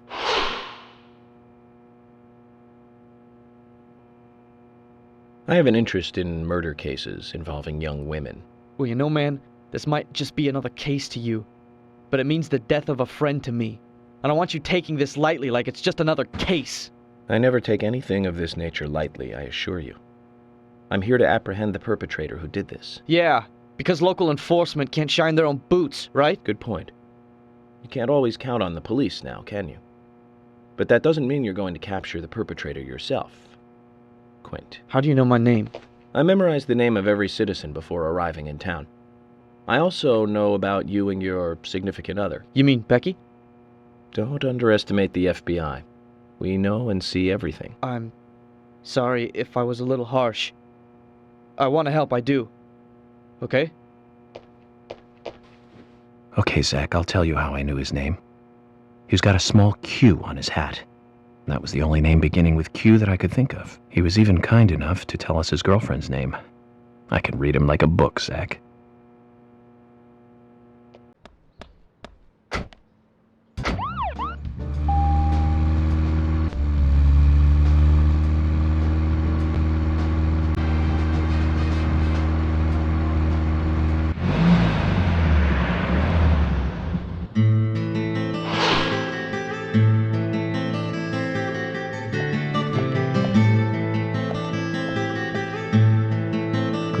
Community Center.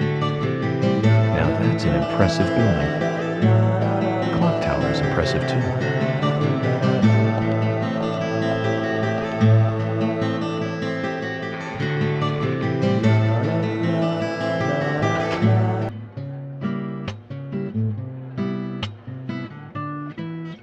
Zach, I haven't been on stage like this since elementary school. I'm not some tree in the wind this time either. That was a tough role. That was a piece of scenery. Bright red tree. Thank you all for coming today. Getting right down to business. Agent Morgan from the Federal Bureau of Investigations wishes to speak with you. Good afternoon. I'm Special Agent Francis York Morgan. Some of you are already aware by now of the tragic murder of Anna Graham. Truly a heinous, terrible crime. I've come to this town to solve the murder of this young, beautiful girl, and to bring the one responsible to justice.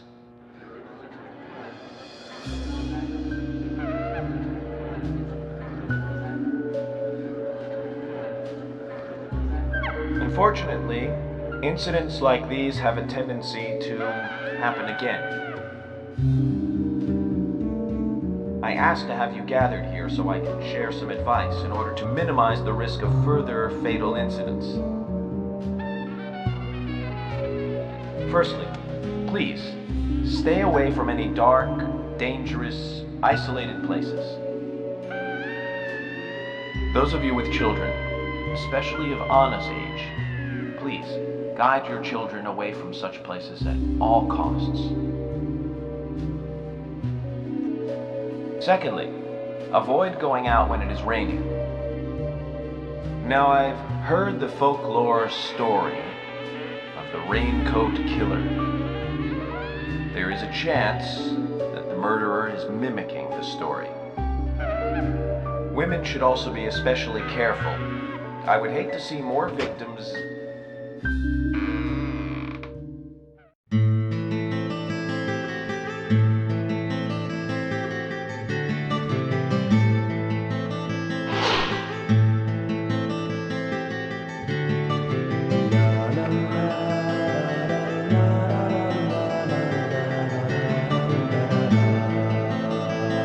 Who's the fashionably late one? That's Carol, Thomas's sister. She owns a bar. Thomas's sister.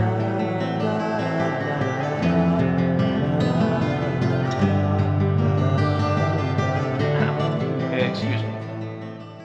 So, as I have said, avoid going outside when it is raining. Young women should be especially careful. Report anything or anyone suspicious immediately. The murderer will be caught and brought to justice. But you must all remain on guard until we do so. That's all I have to say. Thank you.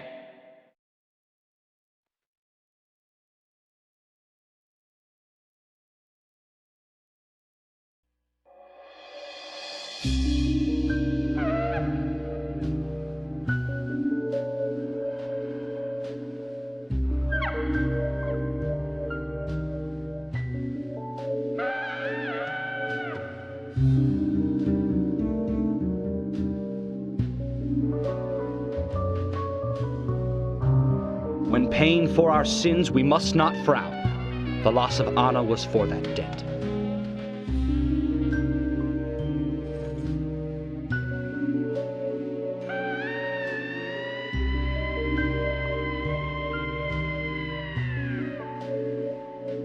When purple fog covers our town, we'll all wander in hell, I fret.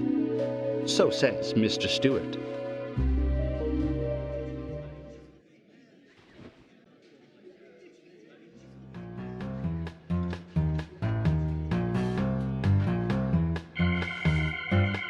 Sure knows how to steal thunder. Well then, Zach, let's ask some questions before all these guys leave.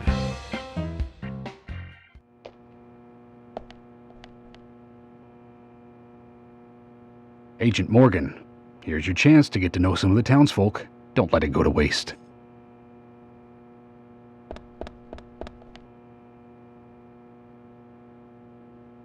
Agent York, your words really made me think about Anna's death again. How could one do such a terrible thing? I'm still in shock. Thomas, I forgot to ask. You don't have a tattoo on your back, do you? Tattoo? I do, actually. But why? Could you show it to me, please? What? Now? Here? Yes, please. This is vital for our investigation.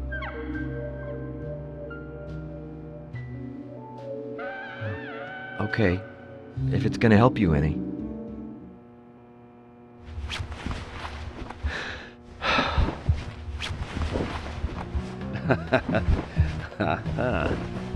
Well, I'm wondering who G is now, but aside from that...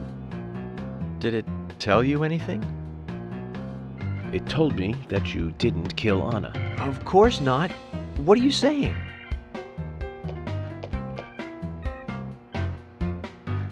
You ought to see that tattoo, Zach. A big heart with an arrow through it and Love G in the center. I don't know when he got that done, but we've all been through the 80s.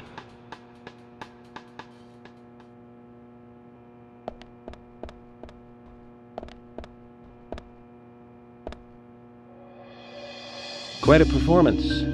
Mysterious and very poetic. but I don't think many of your audience appreciated it.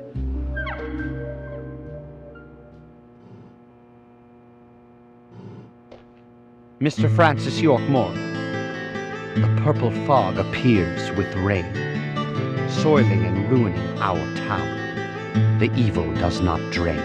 Find out why the town is soiled.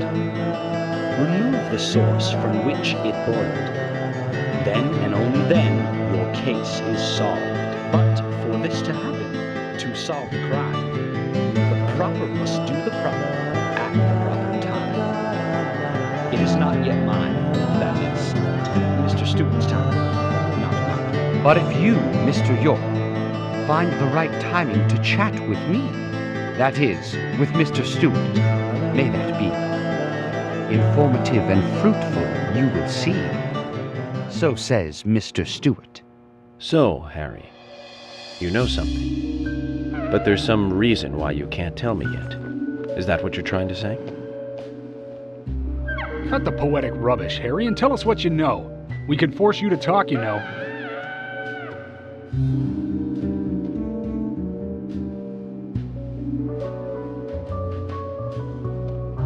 Mr. Francis York Morgan, pay close attention to the signs, the omens, and the premonitions. Small they may be, they still are finds, and helpful to your investigations. So says Mr. Stewart. Thanks for the warning, Harry. But don't worry. Me and Zach, we know what we're doing.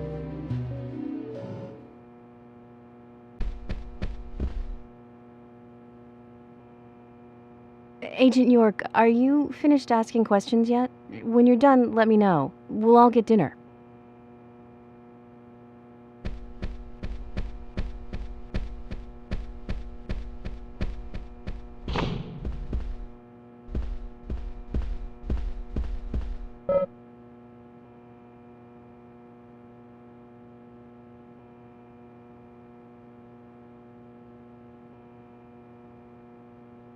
So you're the FBI agent, are you?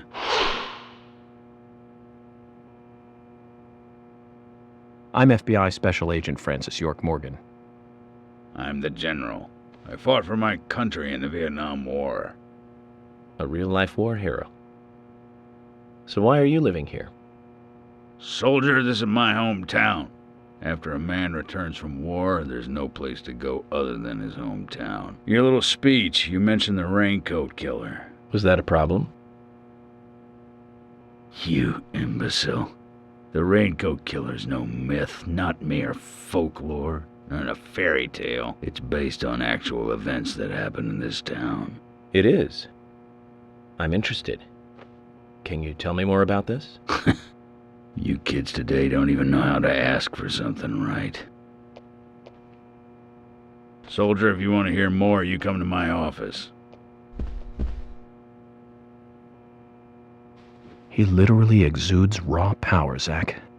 Despite the credibility issues, we should give him a visit. One thing, though. Calls himself a general, but isn't that a sergeant's uniform?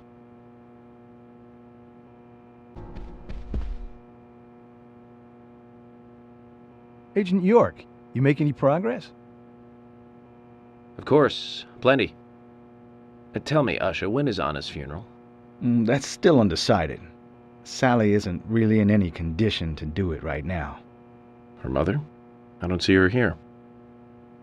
Anna was her sole reason for living after her husband was deceased. Well, she's probably huddled up at home. And I should probably take some time to pay her a visit. Well, yes, you should. And I'd appreciate it if you could, too. But don't go too hard on her, okay?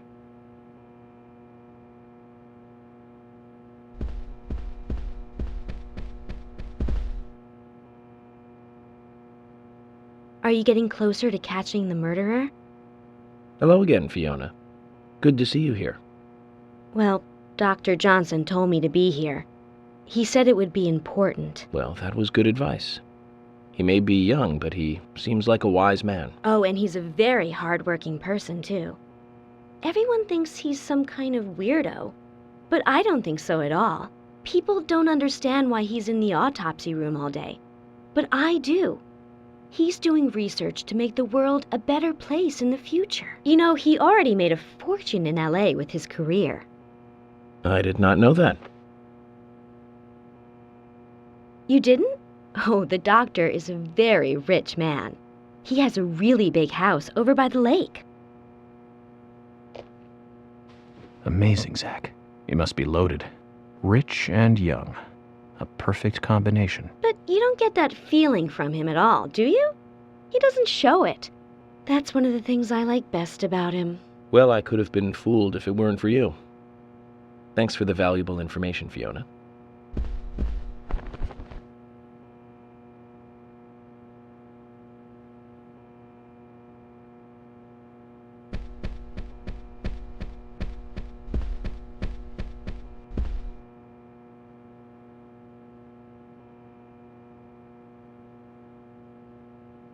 I'm U.S. Special Agent Francis York Morgan. And you are? Olivia, Nick's wife.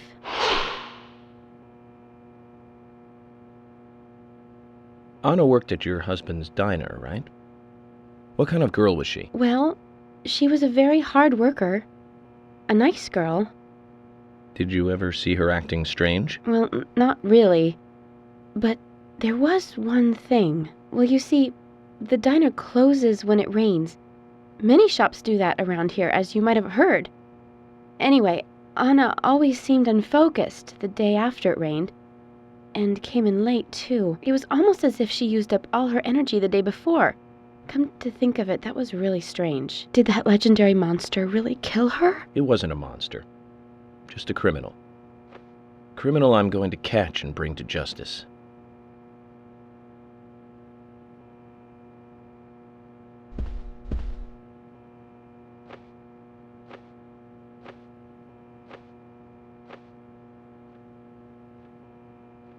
I'm U.S. Special Agent Francis York Morgan. I presume you are the owner of the diner that Anna worked at? That's right.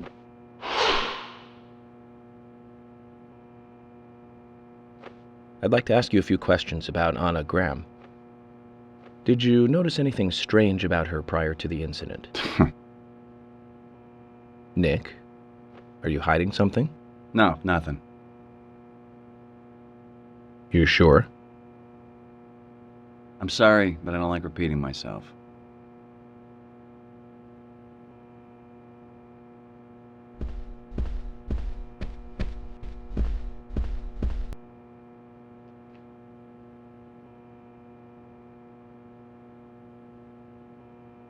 I'm FBI Special Agent Francis York Morgan.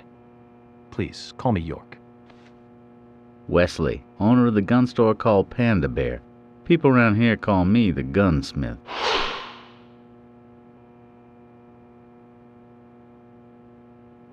Was there something you want to ask me? How do you make a living running a gun store in a place like this?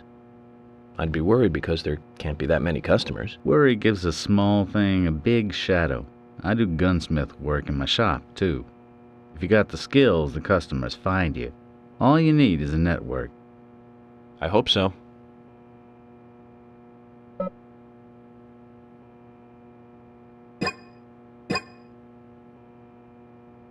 You've got quite a selection here. No wonder people come from all around. Even today, a customer paid me to go to Seattle for some help. I just got back. I see. Well, I'll be sure to visit your store sometime. I'd like for you to take a look at my gun. Understood. Look forward to it. The shop will be open again tomorrow. It's usually open from 2000 to 0600. See you then.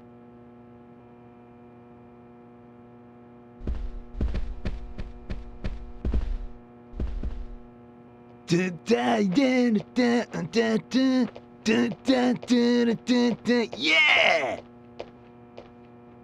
Hey there, FBI. I'm Keith Ingram.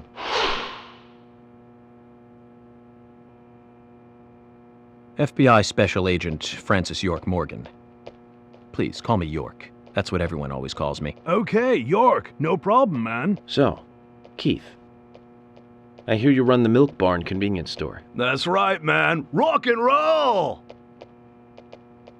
Do you sell raincoats there by any chance? Yeah, but nobody ever buys them, though. Anyone who wears one of them, I say, just ain't a rocker. But you know, that scar of yours, now that scar rocks. This scar rocks?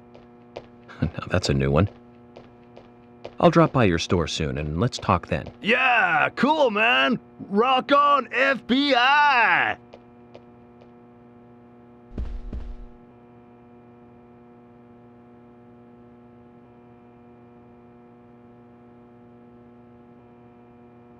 You're Isaac and Isaiah's mother? Yes, I'm Lily.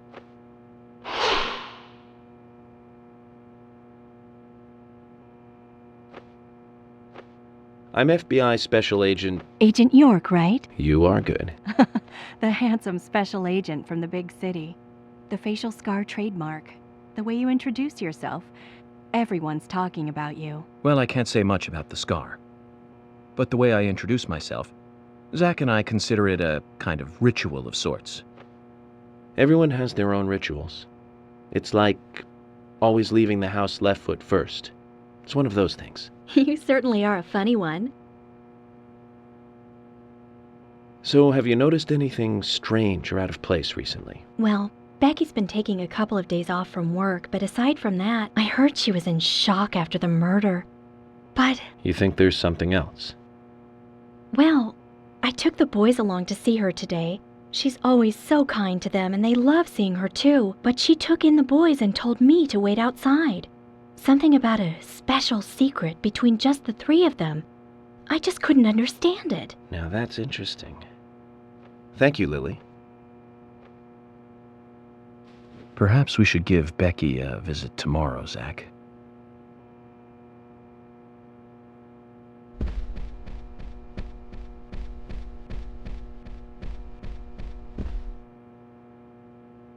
Mr. Morgan, you're quite an impressive public speaker. Really?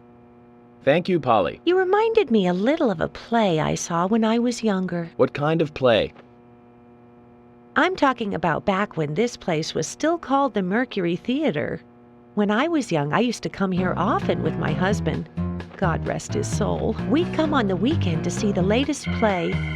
He'd always pretend to be uninterested, but I could tell he was excited inside.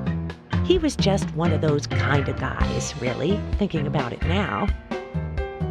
Really, Polly? So what's your favorite play? Oh, well, I like so many. There was one in particular, but I can't recall the name anymore. Oh, it was a very famous one, too. Something by Shakespeare? Oh,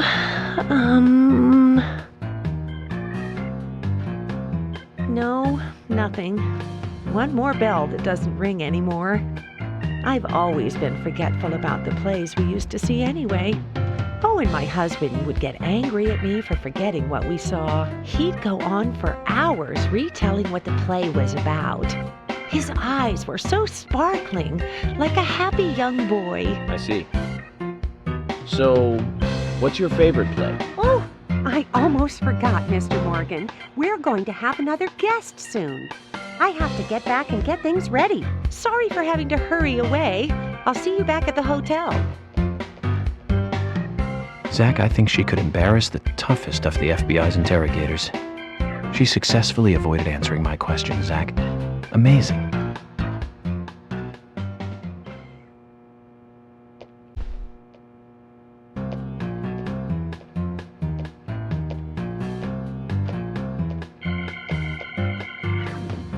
Oh my pot is getting cold.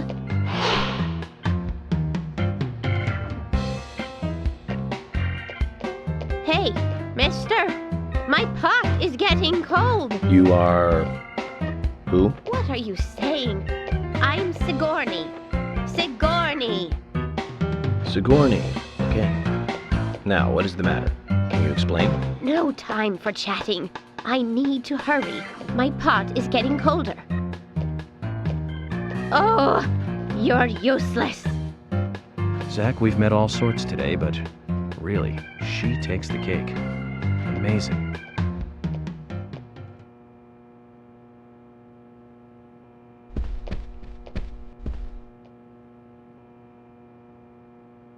Jim, thanks for your help in the forest. How are Isaac and Isaiah? They're fine. They really seem to love their grandpa. Well, I guess they do, son. I want to keep them away from the filth of the material world as much as I can.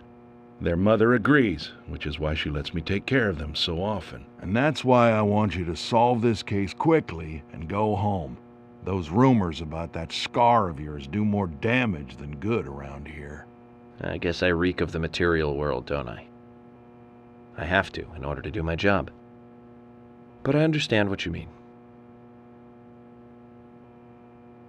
I'd think the same if I was born in a place like this, Zach.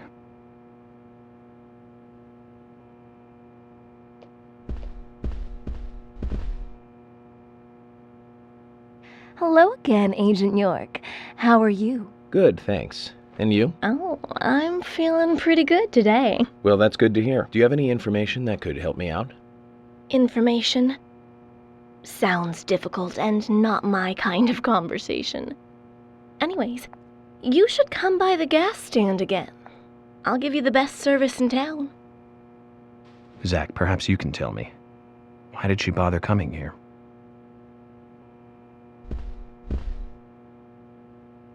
I've nothing to say to you. I haven't asked you anything yet, Jack. Shut it! I might open up if you introduce me to, I don't know, a Ben Franklin or two. Oh, what a creature. Guess there's always someone like him in every town.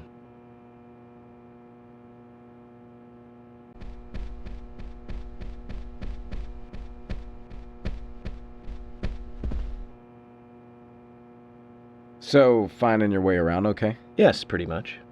But some people are hard to get along with. People problems, huh? I thought city folks were used to things like that. There's lots more people in the city than there are here. Well, that's true. But I started simplifying things a bit. Here's my new way of thinking. It's simple, really. There's only 3 types of people. Criminals, victims, and investigators. Everyone else are just vegetables. Vegetables called other people. You really are strange.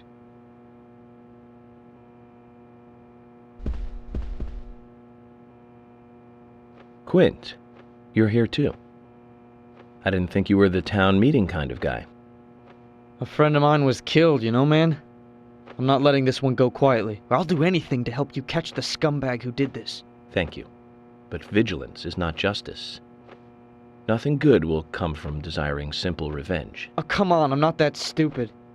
But I'm frustrated a bit just thinking that there's nothing I can do about it. We each have a role, purpose in life, a raison d'etre. Don't forget that. I know. Just don't preach to me. You're sounding like my old man. Zach, wow. I'm in shock like a weasel in an electric chair. He just made me realize that I must be getting old.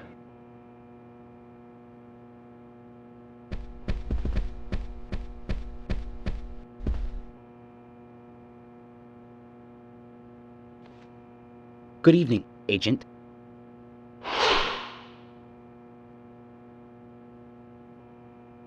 Good evening, Mr. Brian, the gravekeeper. Brian. Mr. Brian. I like the retro look. Auditioning for Little Grave on the Prairie? Anna. Oh, she was so beautiful. Too soon. Too soon to go to the grave. So sad. So sad. I totally agree. That's why I'm here, looking for the one who did it. Were you close to her? Anna, her smile, so warm. Anna, blonde hair, so bright. There's a graveyard somewhere in town, Zach. I'm not excited about the idea, but maybe we should at least check it out.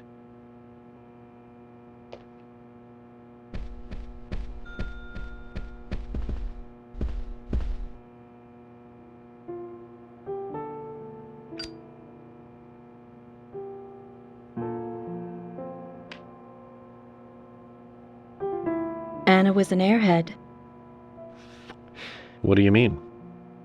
Are you saying she was killed because she was an airhead? Or are you saying that she was an airhead for being killed? I'm sure she's still an airhead even in heaven. She changed her hair every day. If she lost a pound, she'd be ecstatic. Gain one, and she'd almost be in tears. She broke many, many plates every day at the diner, and she'd always have a smile on her face. Always having fun. Everyone looked at her and knew she was a cute, adorable, loving airhead. But they would be smiling right along with her. I wouldn't be surprised if the angels smiled with her too.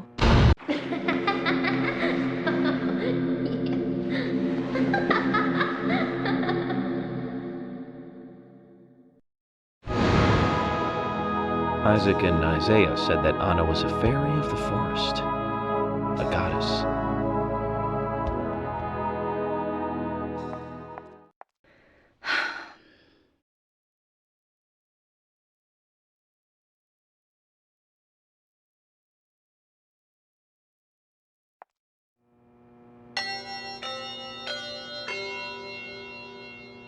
Agent Morgan, I'd like to let everyone go home now. Let's go outside.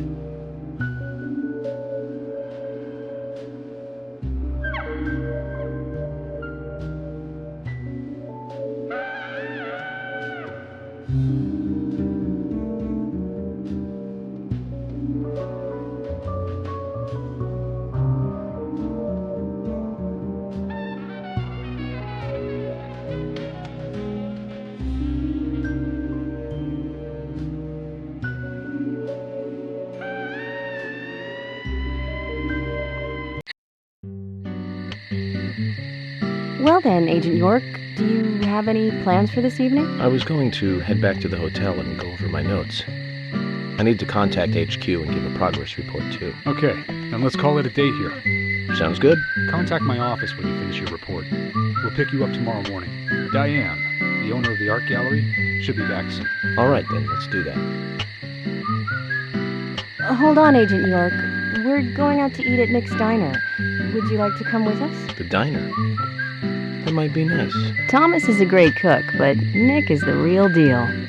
No visit to Greenvale is complete without eating at the A&G. A very appealing proposition. Zach, what do you think? We can always go back to the hotel after eating dinner, or go directly back to the hotel. You decide, Zach.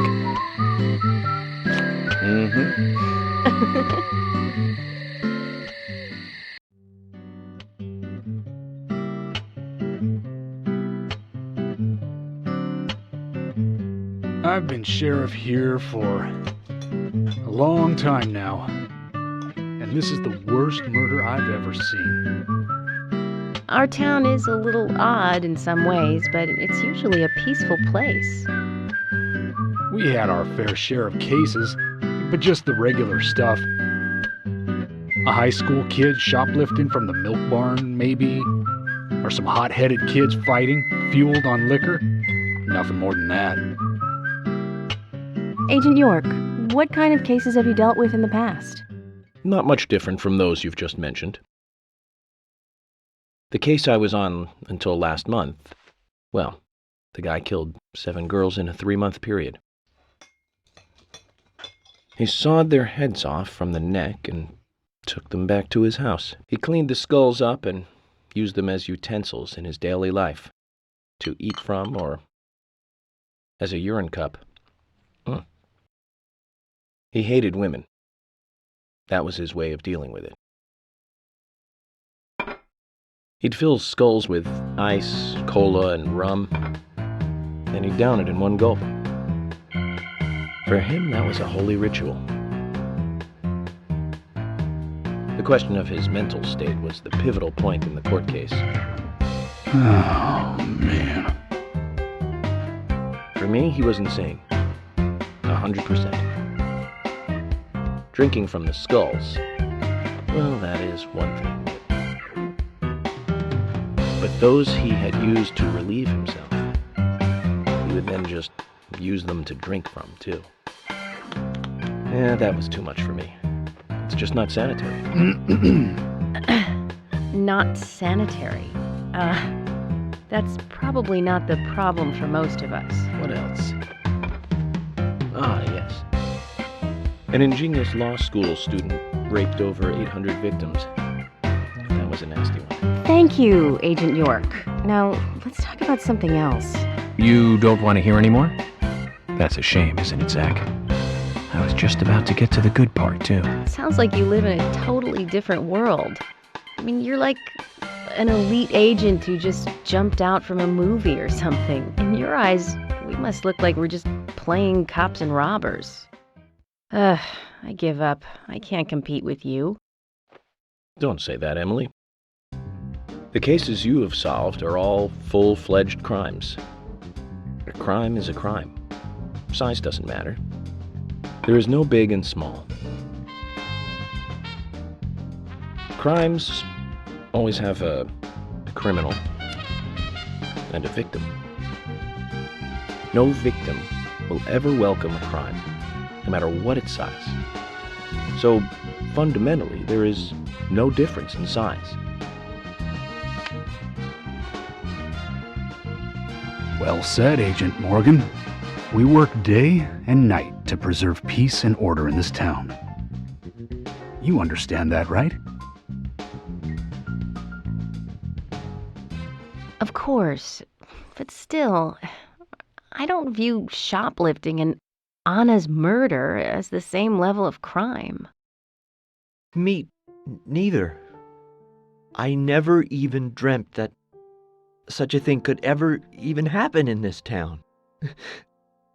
I keep on expecting to see Anna here in this diner, waiting on tables.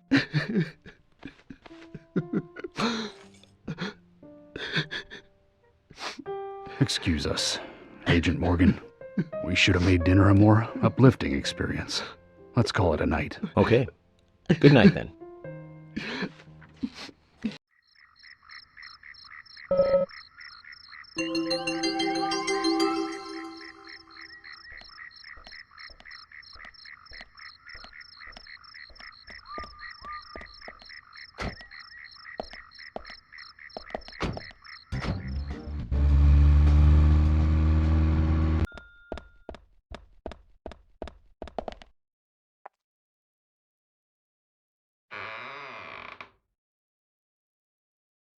FBI Special Agent Francis York Morgan.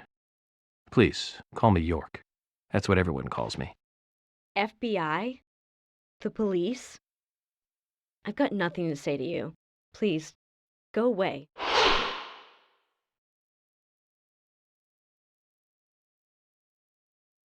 It's always hard to think of a subject to talk about when you meet someone new. But wouldn't Anna's death be a common subject we can talk about? I don't want to talk about it. No matter how many times you try, okay? Just leave me alone. Go away. Is there some reason you want to be alone? Anna, my best friend was just killed. How would you feel? I see. You and Anna were really close. I'm sorry. But I'm just doing my job. If you think of anything you want to talk about, contact me, okay? That'll never happen. I don't really like the police.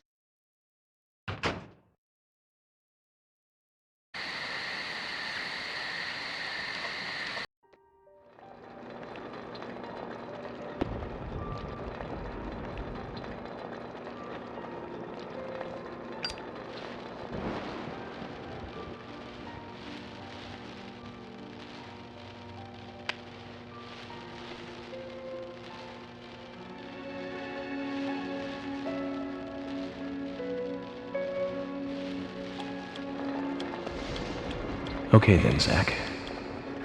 Let's go back over our progress. First, the victim, Anna's death. She was found hanging from a tree in the forest. She was cut open with a knife from her chest down to her stomach. That was the direct cause of death. The strangulation marks and skull fracture were caused after death. Her tongue was also bit off, and I found something inside her mouth. Do you remember what that was, Zach?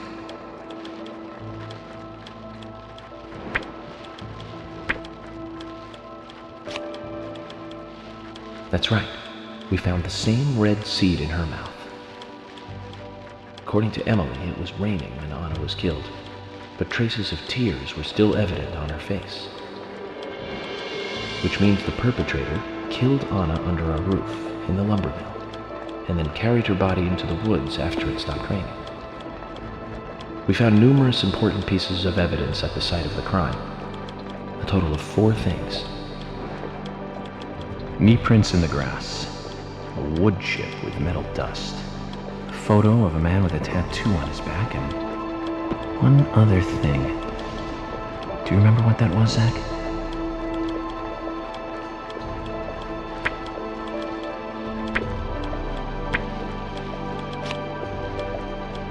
That's right, a broken stiletto heel. Aligning this with the other evidence suggests that 2 people came into contact with Anna's body prior to it being discovered by us. Those being the perpetrator who killed Anna and Miss Stiletto Heel. There is also the possibility that a 3rd party carried Anna to the woods. That means we could be dealing with 3 people. 2 or 3 people. In any case, Miss Stiletto Heel may have vital information. We need to find her next. We didn't use forensic methods, but we're still closing in on the criminal.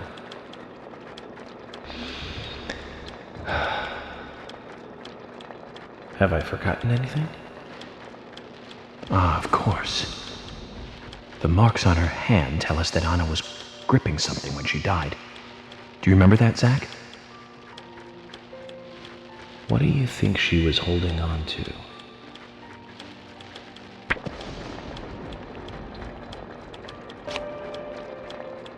That's right. A round object. The marks on her hand suggest a peace mark. The man in the photo found in the woods had a tattoo of an upside-down peace mark on his back. These 2 could well be related. But we don't know for sure. Next, the townfolk. A few are worthy of special attention. Carol McLean, the singer and bar owner. She's Thomas's sister. Then there's Nick Cormack, the owner of the diner. Both of them seem to be hiding something. There's Diane, the owner of the art gallery, who's out of town. Then we have problematic, old, rich, and eccentric Harry. Both will be tough to crack. Well, we just have to go one by one. I've been thinking, one of the biggest rewards here is the fantastic food. Enjoying food is cultural, and yet it's also a bit uncivilized. It's interesting how good food motivates me to work harder during investigations. Oh, and on Emily's back, it was strange to me. Hey, don't take that the wrong way, Zach. I wasn't getting all excited or anything. But it did make me feel strange. Nostalgic and sad almost. It's starting to rain. I think this case may take a while.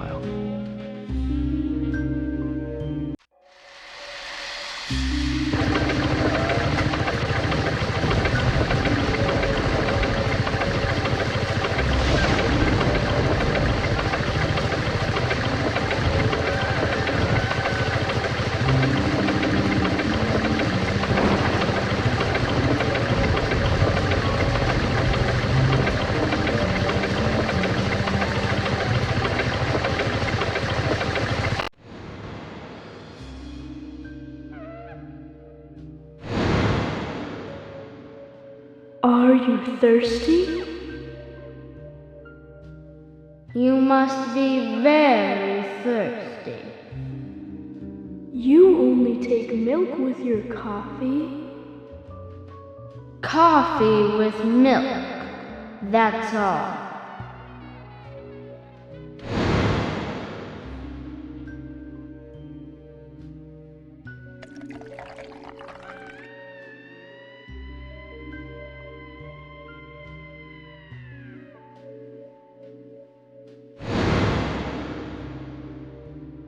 Becky?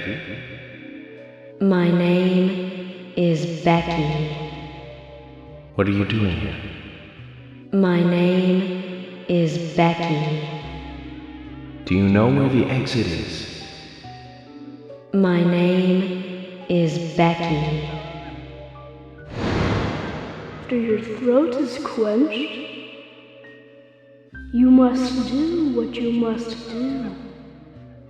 Take a sip of coffee and go.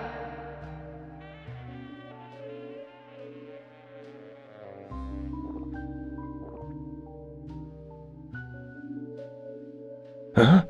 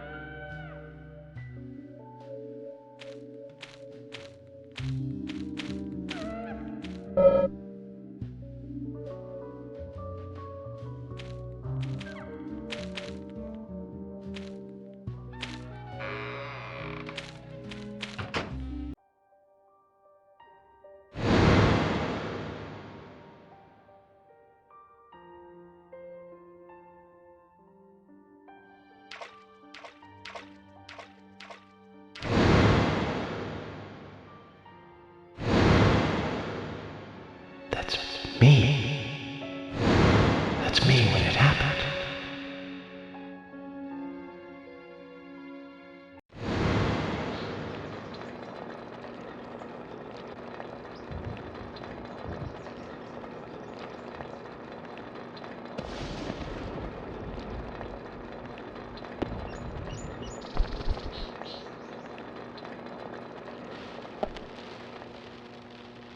Zach, this case looks like it's directly related to us.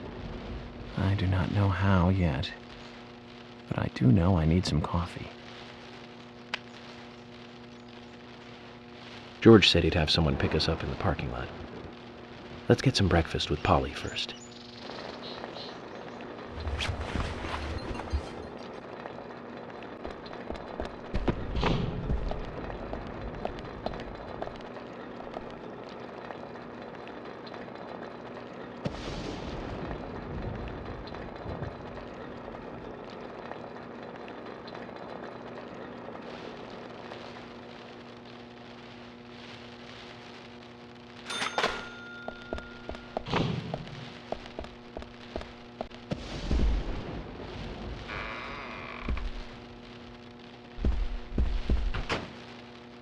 Whoa there!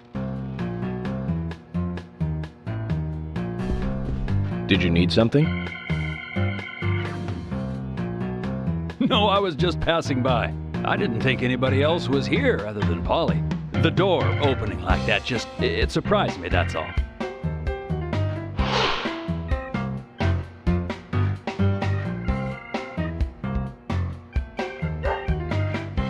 I'm Kaysen, Forrest Kaysen. Nice to meet you. I travel a whole lot, you see, selling tree saplings. Just the usual salesman doing the usual road trip. Sometimes I feel, I don't know, like a jolly old bumblebee spreading pollen. FBI Special Agent Francis York Morgan. I get it. You're the special agent Scarface that everyone's yakking about. Nice to meet you, Francis. Special Agent Scarface? I'd need a bigger scar to live up to that name. Call me York. That's what everyone calls me. What? You got it. York. Is this your first visit here, then? No, sir. Actually, I've been coming here once or twice a year for, a while now. I don't get much business here, but it sure does make a fine vacation. I mean, it's a gorgeous hotel at a bargain price. It's so relaxing in these parts, too. Oh, I just love all the nature. I feel so relaxed here.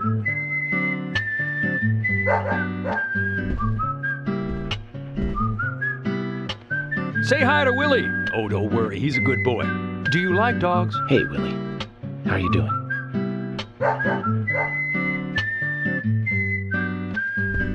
He's pretty smart, too. Oops, before I forget, let me give you this. It's just a sample of what I said. Thank you. How kind of you.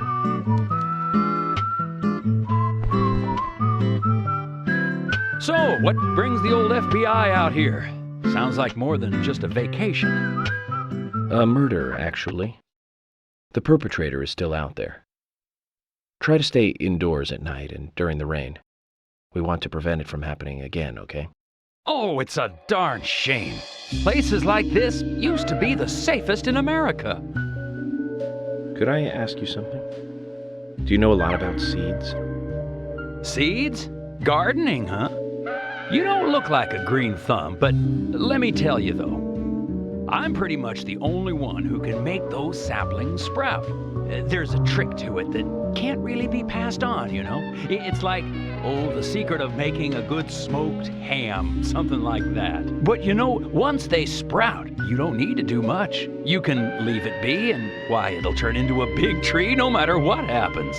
Kind of like those stocks that politicians buy that just keep growing and growing. Well, you just wait and see. This town is gonna love them. Right. We were just about to go take a morning stroll, so I'll get going. Good luck now with that case. Thanks. Zach, do you remember what the coffee said? Forrest Kaysen. F.K. This show has just begun.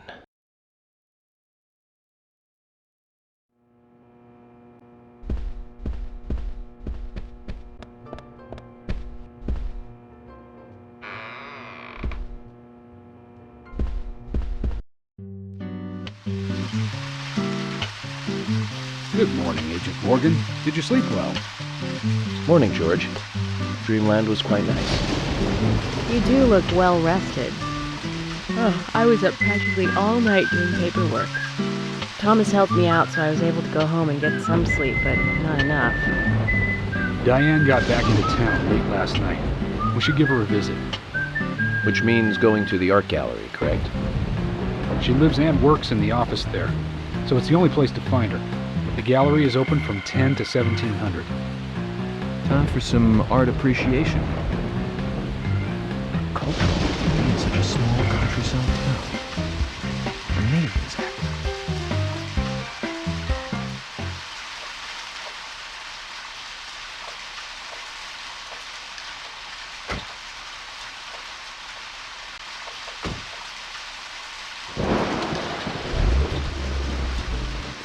The gallery is called Muses Gallery. The Muses were the 9 daughters of the goddess of memory in Greek mythology. It's just like Diane to name it that way. Is she that intelligent a woman? Maybe. You'll see for yourself soon enough. Did you see how Emily reacted, Zach? I sense that this Diane is not popular among other women. I can't wait to meet her. The gallery is on the north side of town. Take the road along the lake and go north.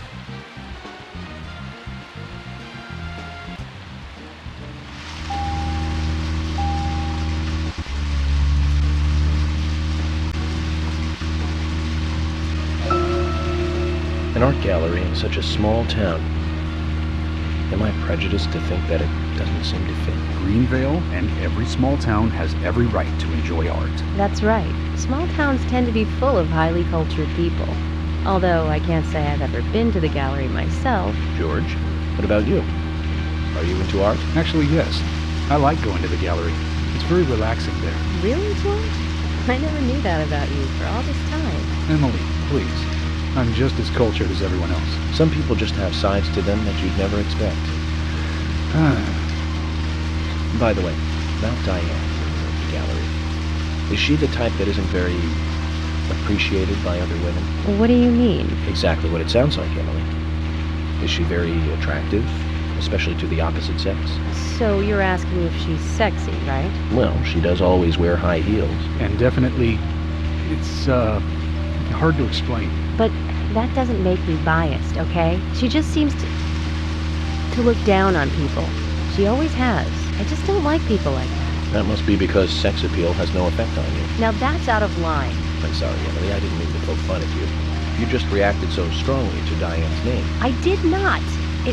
It's like you're suggesting I'm the total opposite of her. Is that it? Oh, Emily, that's not what anyone is suggesting. Let's just drop this conversation, okay?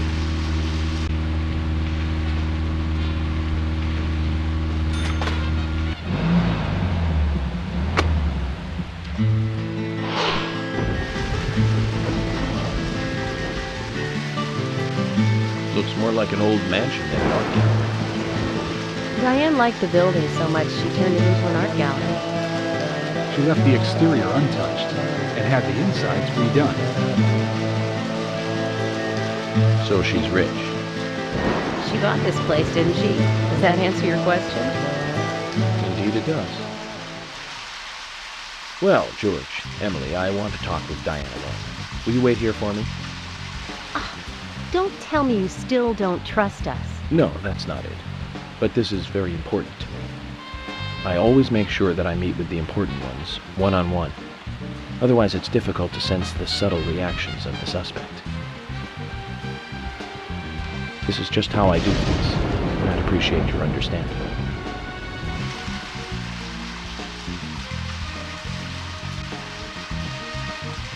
But go on, then. You're not going to listen to us anyway, are you? You're starting to understand me, George. Well then, Zach. Let's go and meet Lady Diane.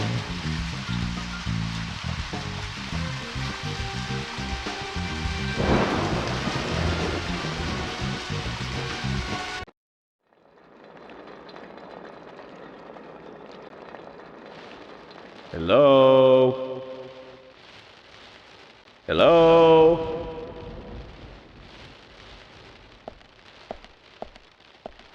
No reply. Let's take a look around then, Zach.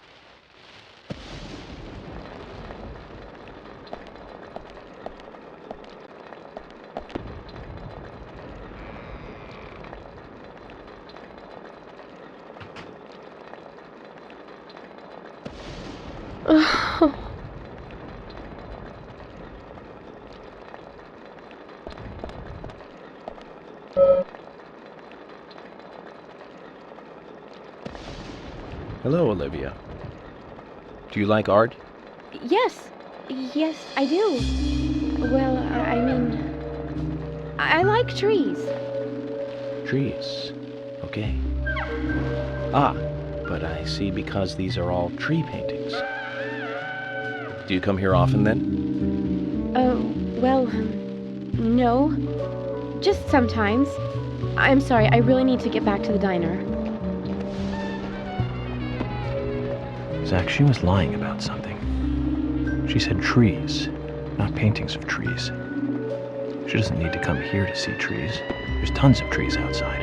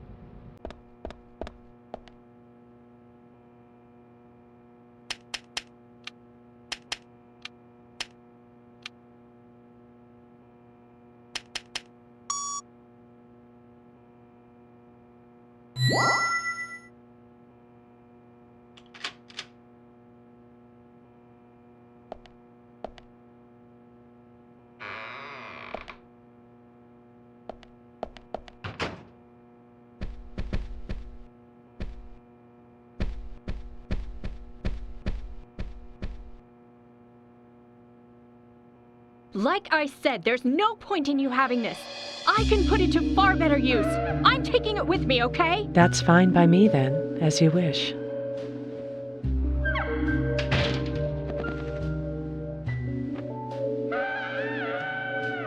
The FBI agent, right? Just wait a moment, please. I'll be right with you.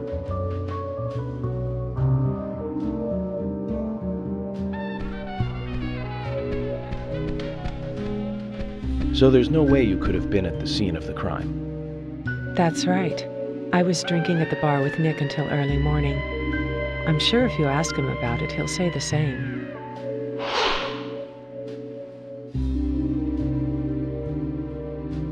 Very well. I'll be sure to do that. One other thing. That argument with Carol just now. She's always like that. She thinks of me as an enemy, always bickering at what I say. Is there any reason for that? Perhaps because someone she liked ended up with me in my bed? That would explain it, yes.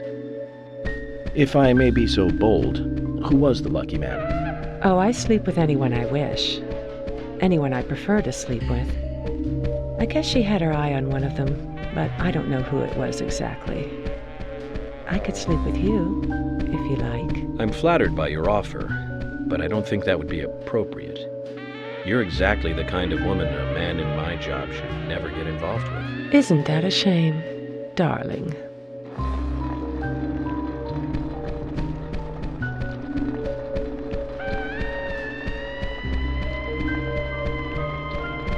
I'll be frank. Right now, you are not a suspect. But both Zach and I are certainly feeling shaky about you. If you want to remain in the clear, just watch yourself from now on. Oh, you don't know, do you? Artists and art lovers, we love a good thrill. Thank you for your help. I have nothing further to ask you at the moment. Goodbye.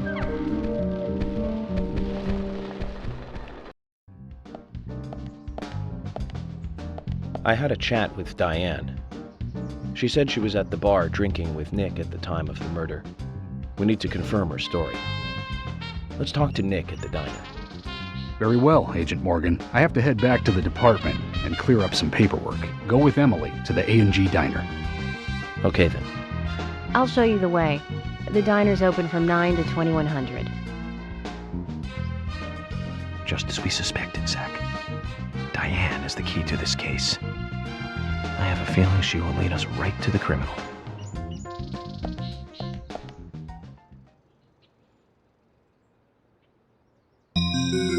That's Kaysen. Looks like the show has just begun, and it has an all-star cast.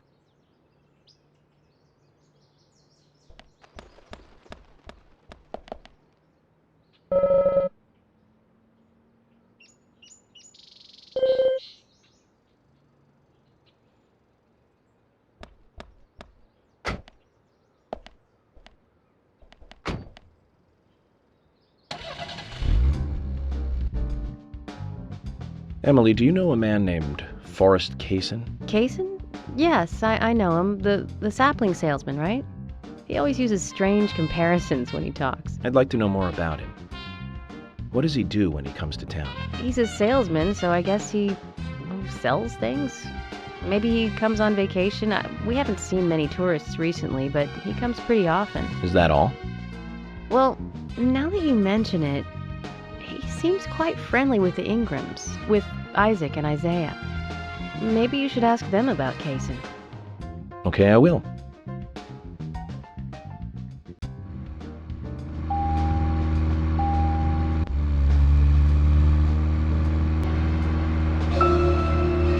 Emily, don't you find it a bit suffocating to be around George so much? Well, we aren't always together.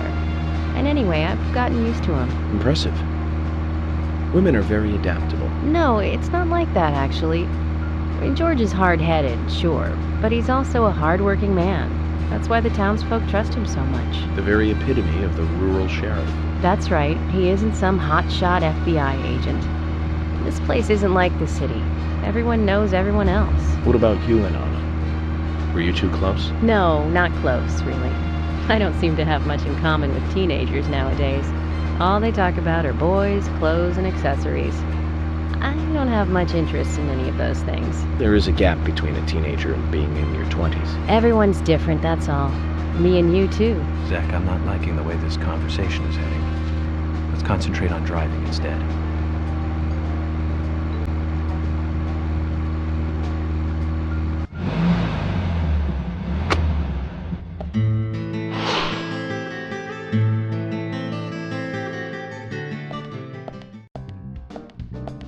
The A&G Diner. Wonder what the A and G stand for. Any ideas, Emily? Nope, I don't know either. Air and gravity, perhaps? Access and games? Aliens and Godzilla? Who knows? Is it important to know? Why don't you just ask Nick? Oh, I will. But first, I need to eat. Wonder what's good here.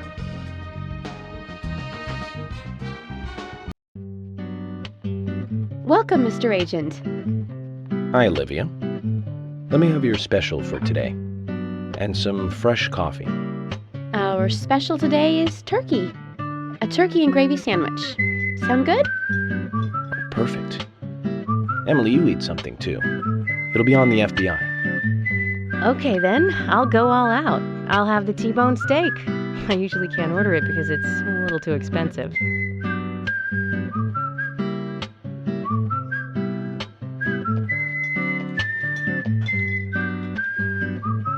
Mrs. Olivia Cormack, I am here for Mr. Stewart's lunch. If it is ready, I'd thank you a bunch. Yes, of course. Just a moment. Here you go. The usual. 1 turkey, strawberry jam, and cereal sandwich. Sounds like the sinner's sandwich. Self-inflicted punishment to atone for past sins.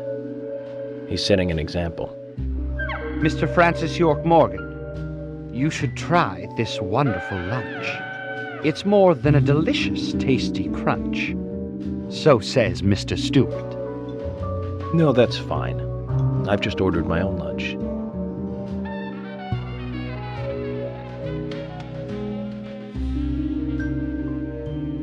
Mr. Francis York Morgan, I, that is, Mr. Stewart's order is delicious, I should mention. And Mr. Nick Cormack is a genius for creating this perfection. So says Mr. Stewart. Still, I have a hunch I might not like it. You sure that sandwich is that good?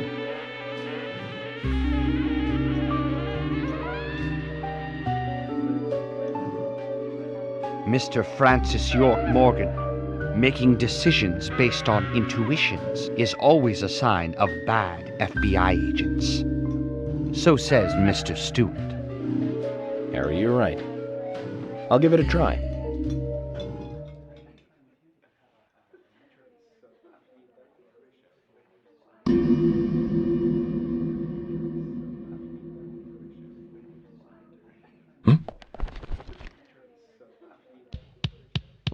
I can't believe it. This is fantastic. It's really good. Olivia, I'm sorry, but can I change my order? I'll have what Harry is having.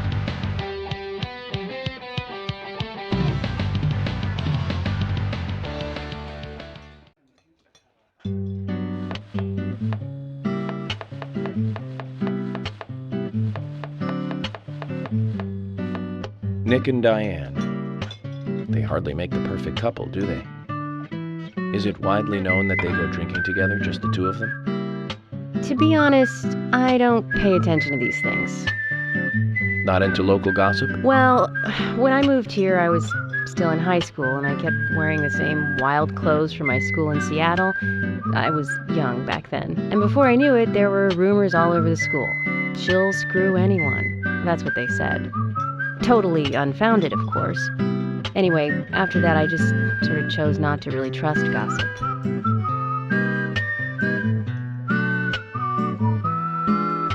I get where you're coming from. I used to dress like a hardcore punk rocker when I was in high school. You? A punk rocker? Nobody took my side, even when I had good grades. People rejected me just because of what I wore. I was young back then, too. Even still, I just don't see you as a punk rocker. And you laugh? Look at you. No makeup on, dressed in uniform, eating a steak for lunch. Okay, back to work.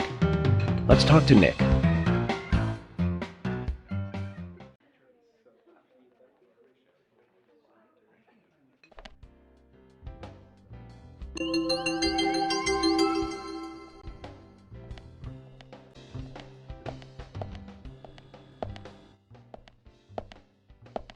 Hey, I'm working here. You can't just stroll into a chef's kitchen. Then perhaps you would give me your permission to enter. No! Get the hell out of here.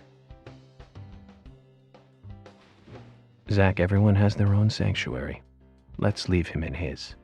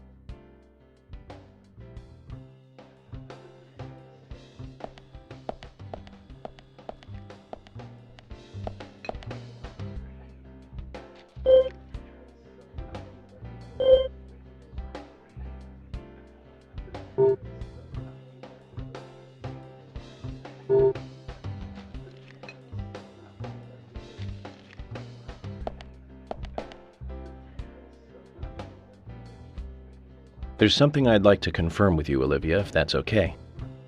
Yes, well, so long as it doesn't take too long. First, what were you and Nick doing on the night of the murder? I was here in the diner. Nick said he was going to the bar for a couple of drinks. Does he go to the bar often? Leaving you to hold up the fort? Yes. He says he enjoys the conversation with Diane. I thought they went drinking again together that night. Do the three of you ever go drinking together? Well, you see, I'm really not into art. And your husband is well versed in the arts then, I take it? Oh, yes. Looking at art and talking about it is his way of relaxing.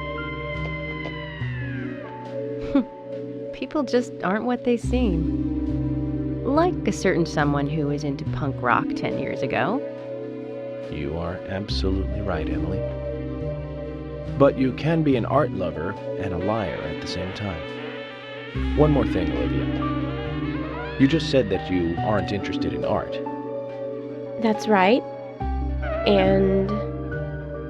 So, how come I bumped into you at the art gallery? Didn't seem like Nick brought you there. You were there alone. Well, I like trees, is the thing. That's why I went there. Surely you'd be better off in the forest rather than an art gallery then.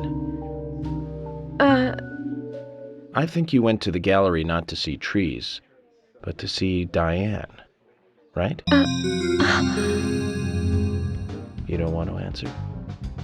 Or perhaps this isn't the right place to ask. Meet me in the backyard.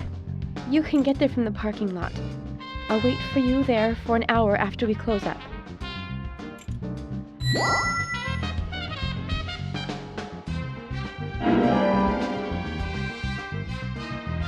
They close at 2100. Should we get something to drink and wait?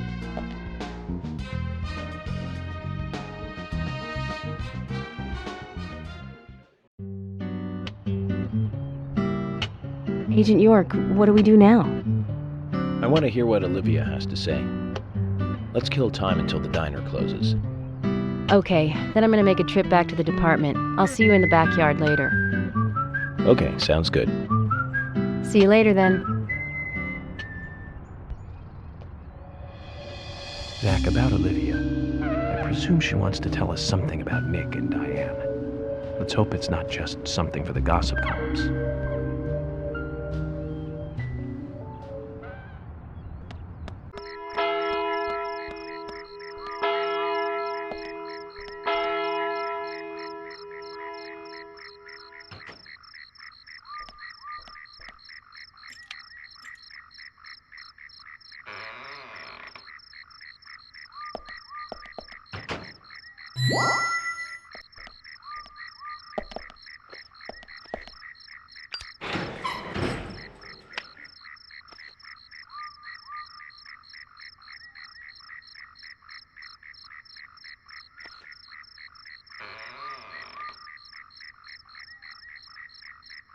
Well then, Olivia, talk to me.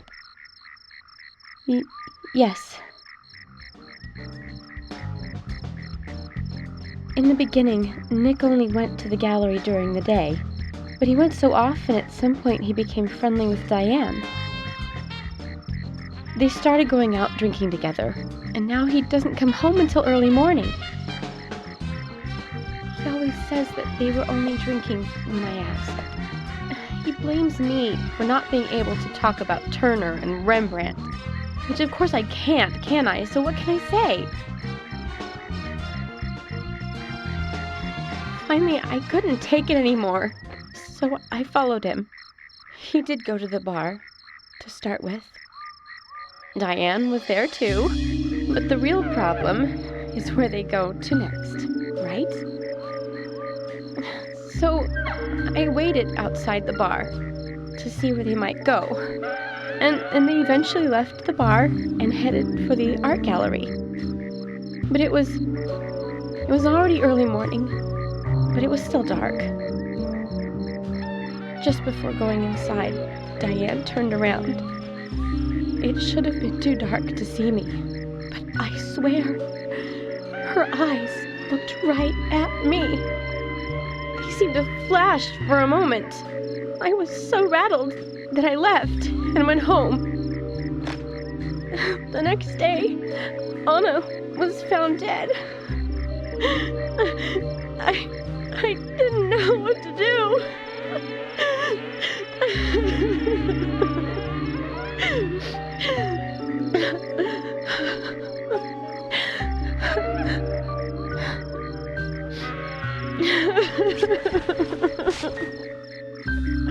I went to the gallery to talk with Diane about it, to confront her. But once I was there, I couldn't find the courage to go through with it. Then I saw you there, and I just felt I had to go home. Nick has been seeing Diane every night recently. He just left for tonight, too. I really don't know what to do. York, we ought to take Nick in for questioning. No, not yet. This alone isn't enough. Emily, answer me! This is Emily. Agent York is with me, too. I've just received word from Thomas at the Sheriff's Department. Something has happened at Becky's house. He was called in by Quint, but he wasn't making any sense. We have no further details. I've sent Thomas over there. Can you go back him up? Yes, sir. One other thing. It sounded like he said, Raincoat Killer.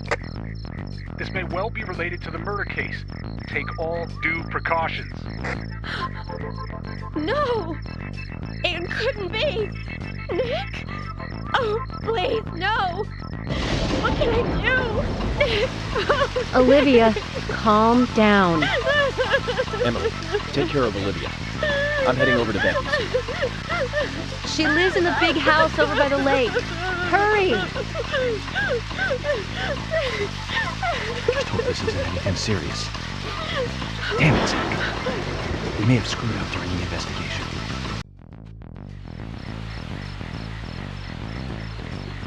We better hurry, Zach. I have a bad feeling about this. Becky's house is by the lake.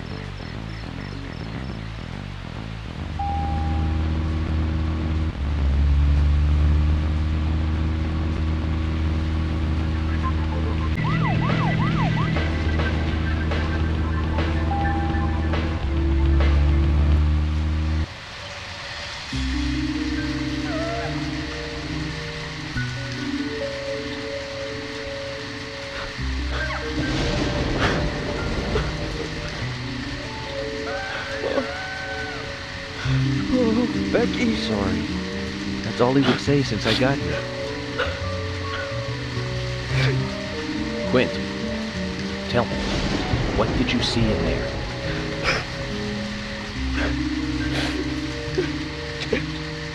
Damn! Did you see the Raincoat Killer? Damn!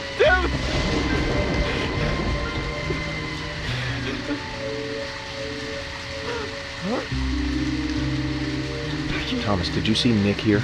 Oh, Becky! No. When I got here, he was already like this. Well, he should be here soon. Call George and tell him to get over here. Wait out here. I'm going inside. Once they both get here, follow George's orders, okay? Yes. But Agent York, isn't it dangerous to go in there alone? Don't worry. Zach is with me.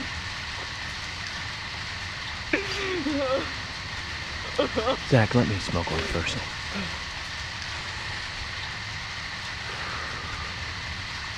I need to clear my head so I can take everything in.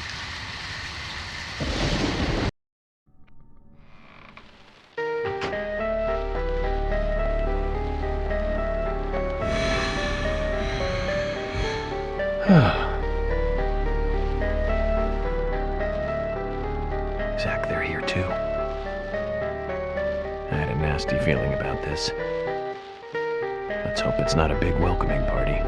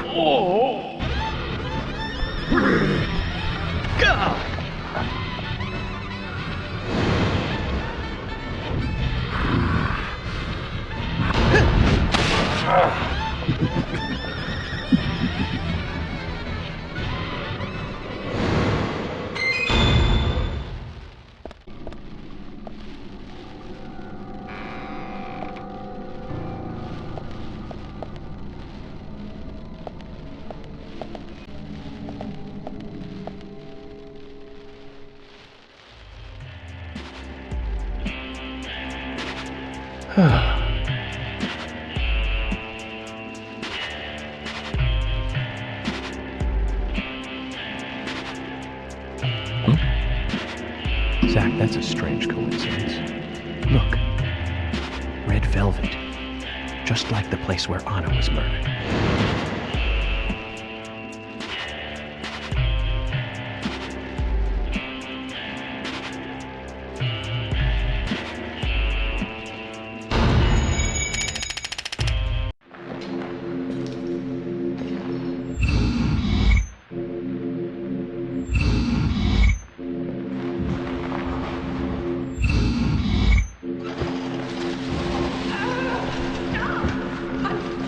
I won't tell anyone about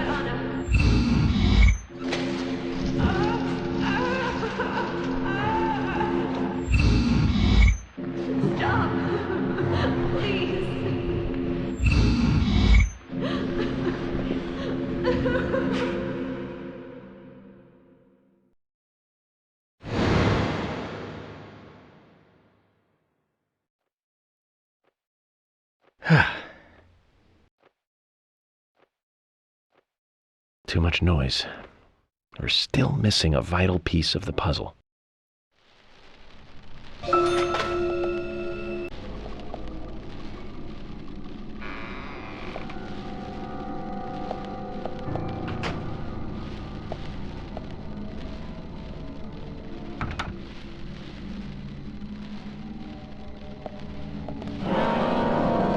Yes, amazing.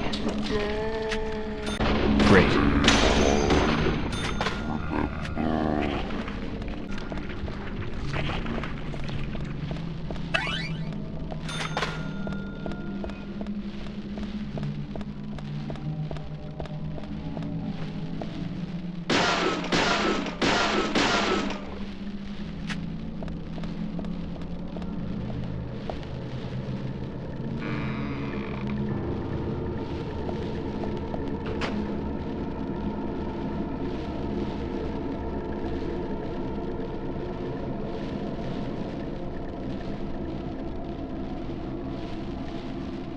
Huh?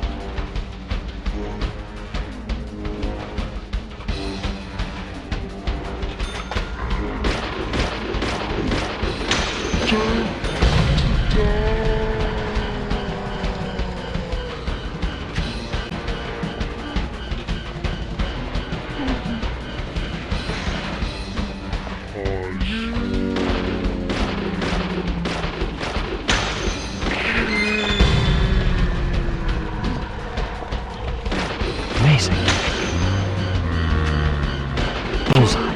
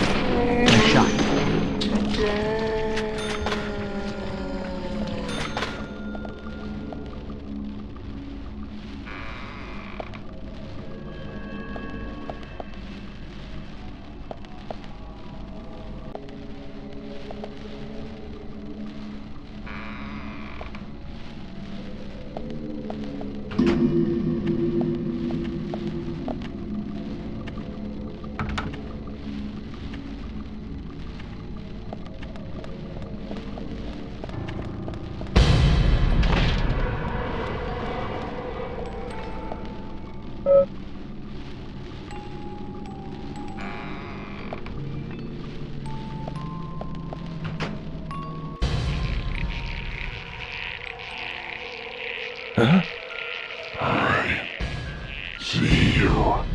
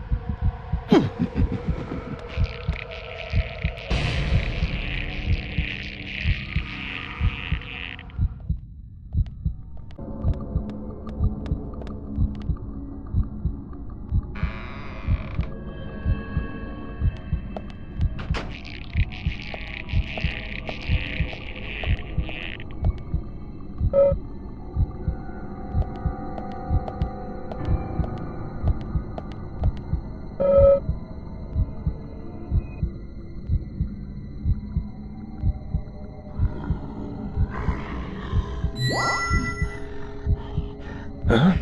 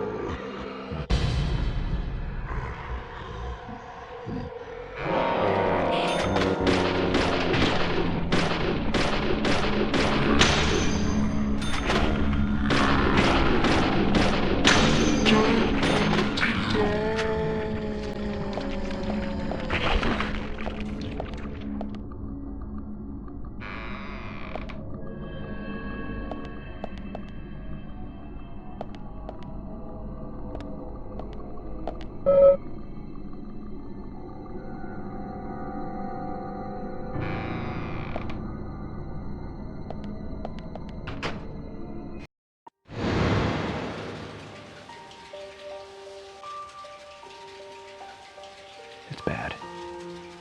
Very bad, Zach. The Raincoat killer gave Becky a visit. Hold on.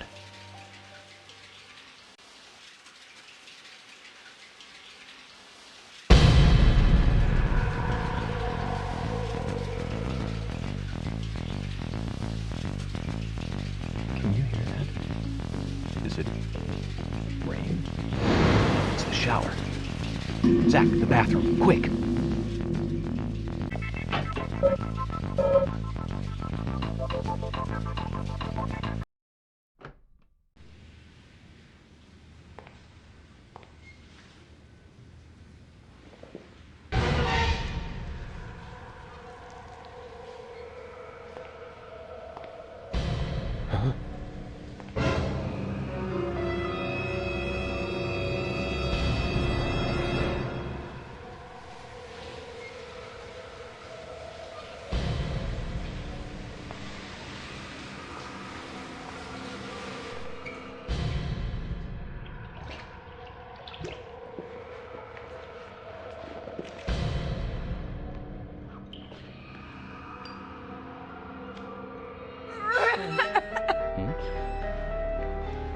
Zach, she's still alive.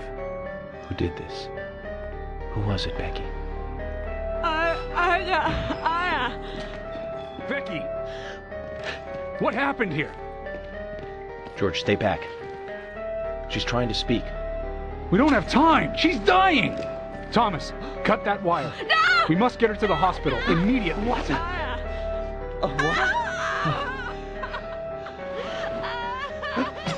What are you doing? Get out of the way! I'll do it! No, don't! George, stop!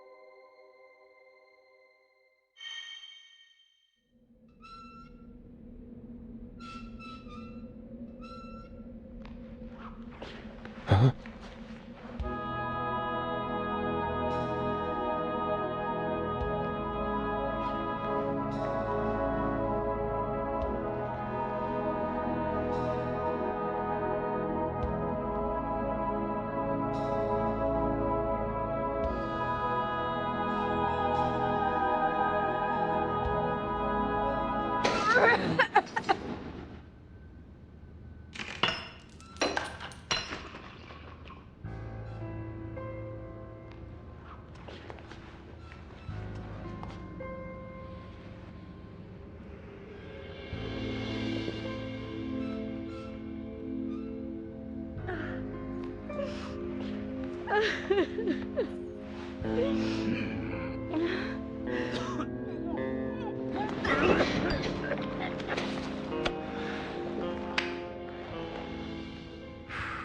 got us good this time, Zach.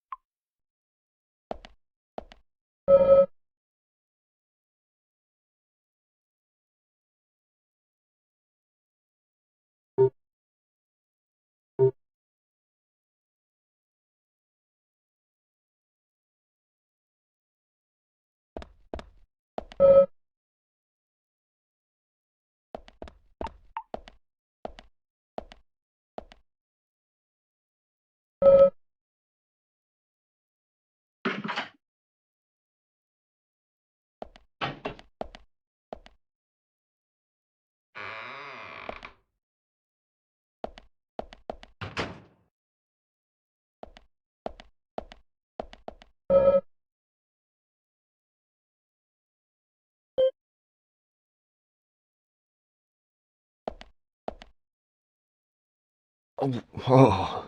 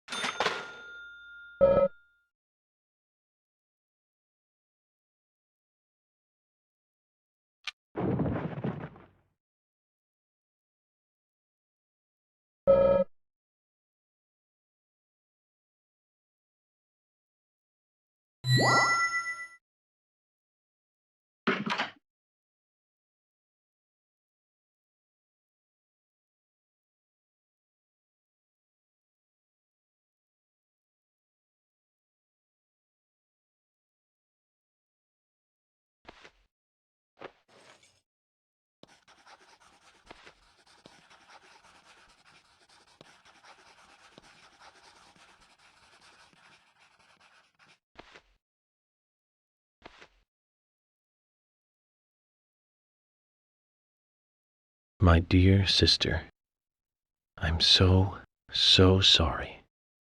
I was a fool to fall for a man like him. I don't have the words to apologize to Anna.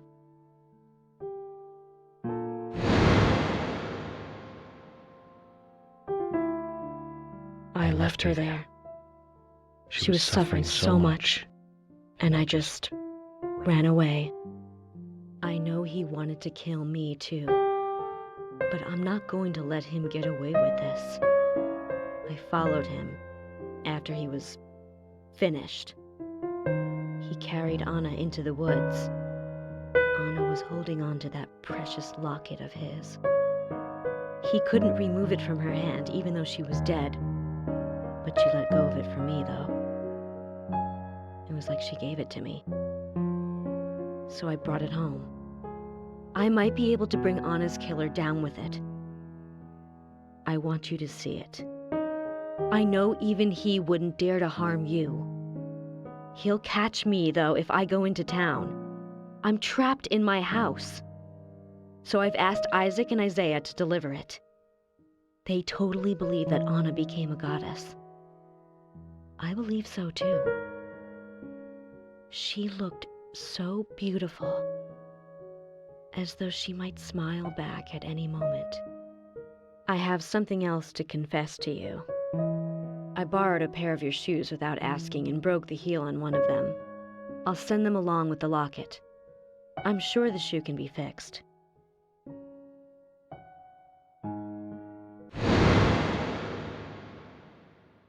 So Becky is Miss Stiletto Heel, and she gave the locket to the twins. Must be the special secret Lily told us about, Zach. We better go and see her first thing tomorrow.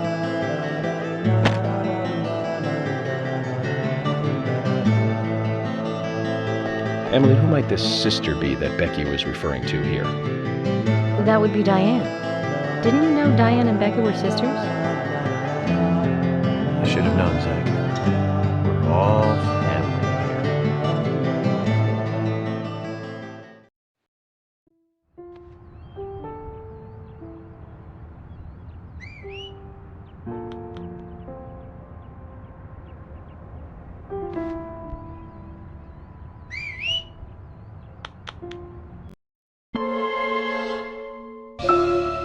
Previously during the investigation.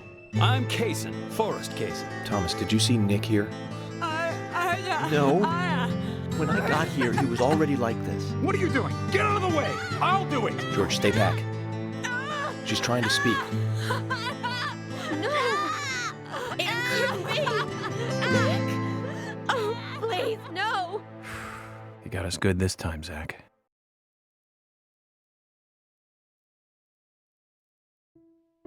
Oh, I can't believe it, man. Now that's heavy. Me neither. When did Becky stop coming to work? I think it was like from the day Anna was killed, man. Yeah, that's right. She was totally depressed about something. Quint called for her to let us know she wasn't coming in for work. She must have been totally in shock, the poor thing. So you took the twins along to cheer her up. That's right, hon. If only I knew it would be like this, I'd have spent more time talking to her. You told me about a special secret between your children and Becky. Yes, of course. What about it? It seems Becky handed them an item before she was killed. Any idea what that might be? Now that you mention it, they had a box about this size which they said was very important. That's it. I'd like to talk to them about this in person. Where are the boys now? They went out actually with Mr. Kaysen. They mentioned going to the community center today, hon. There is plenty of space to run around over there. Kaysen? Do you know him well? Oh yeah, he's a good guy. He always brings us gifts from his road trips. The kids love him, so we let him take them out every once in a while. You know, for a little quality time with the missus. Okay, I understand, but the situation calls for urgency. I'll go and look for them myself, and if they come home without running into me, could you let us know? Sure, of course. I'll contact the department.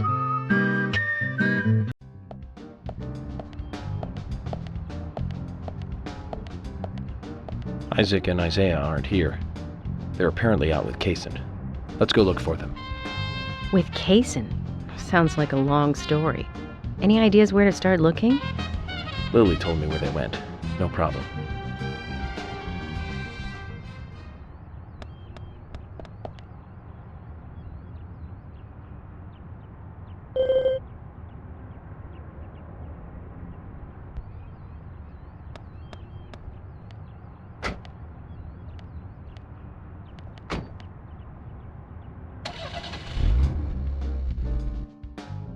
And today, we're stuck here having to search for lost children. They're not lost. We're the ones who are lost. And so we are, Emily. Zach, we may as well have fun if we're getting lost. You sure know how to take your time at a time like this.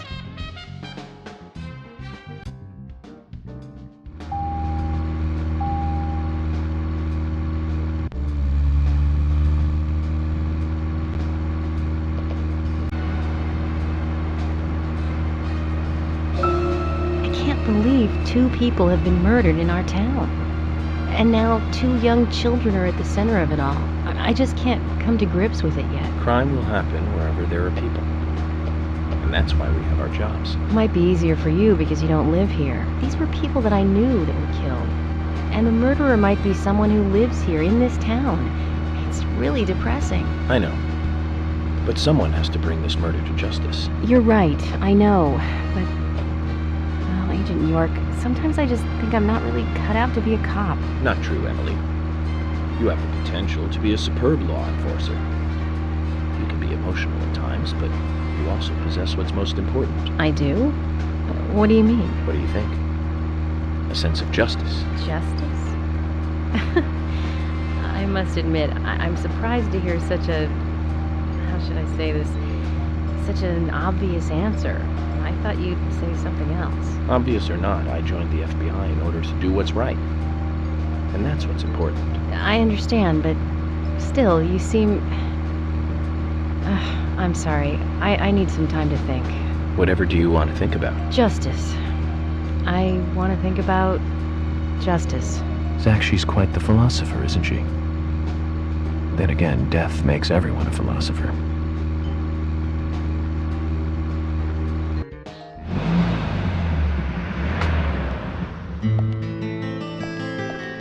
According to Lily, Isaac and Isaiah should be here. Then let's go and find them.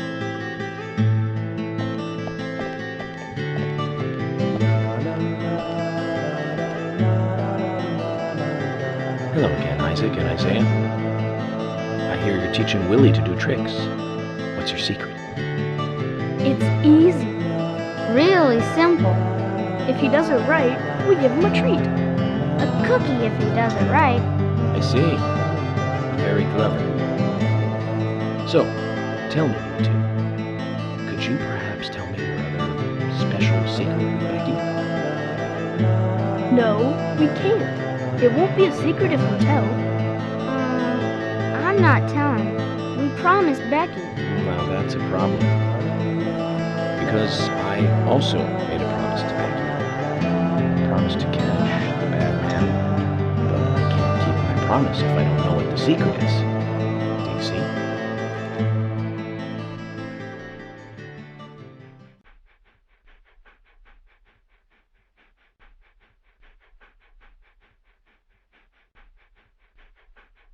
She told us to give Diane a box. It wasn't that heavy. We took it to the art gallery and gave it to Diane. Is that all Becky gave you? Just when we were leaving to take the box to Diane, Becky called us back. She handed us something. It was small and round.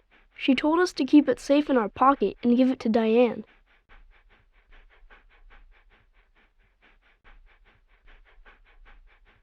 And then you met Carol on your way? Yep. I took the round thing out of my pocket and we looked at it. And then she talked to us. We told her that we were on an errand for Becky. She said she'd do it for us. But we told her no, because Becky asked us, not her. We promised Becky to do it ourselves.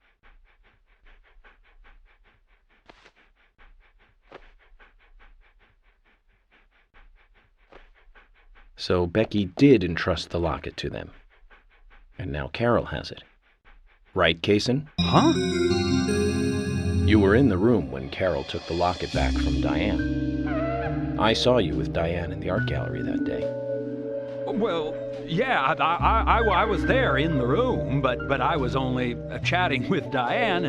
Oh, then Carol burst in, all angry looking. While Carol and Diane had their talk, I just sat there like a frog. Yeah, so Carol took the locket from Diane, but that has nothing to do with me, right? Yes, I believe so. But from this instant, you are now a key witness in this case. I'm afraid you can't leave town until you hear from me. What? Can you do that? This is all starting to sound a little like Alice in Wonderland.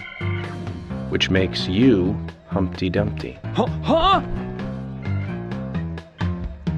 Isaac and Isaiah, thank you.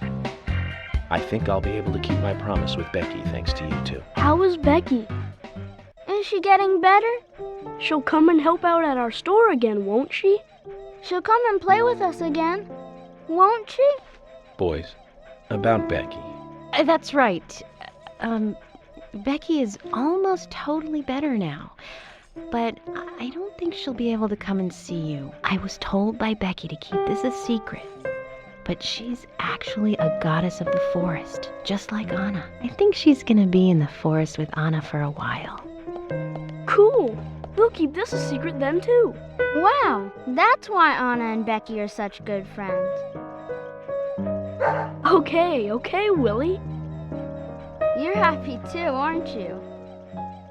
Zach, I hope Emily doesn't end up as a forest goddess, too.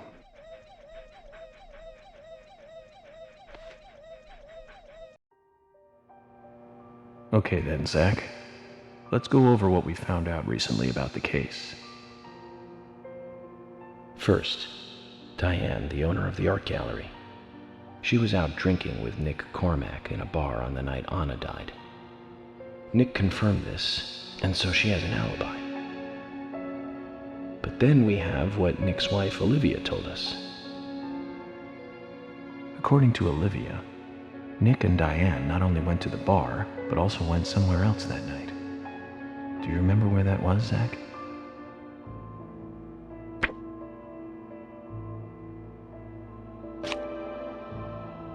That's right, the art gallery. Before entering the gallery, Diane looked back towards Olivia, almost as though she saw Olivia in the dark. Nick's behavior has also become more suspicious by the day. If Olivia is correct, then he is heavily involved in this case. But we have no conclusive evidence of that at the moment.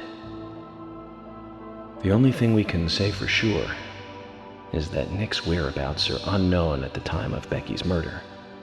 He has no alibi for the crime, but that fact alone means nothing. So who was it that called Thomas to report trouble at Becky's place?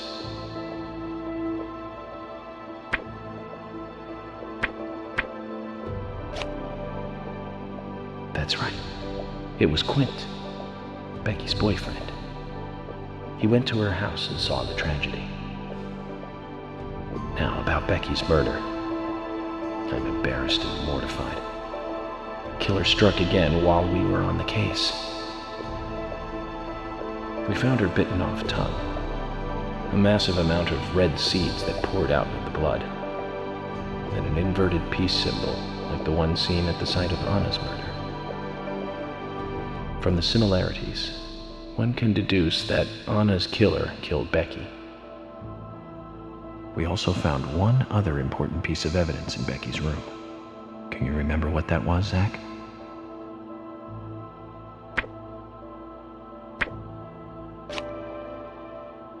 That's right. We found a sketchbook in Becky's room. She had apparently written a letter to her sister Diane.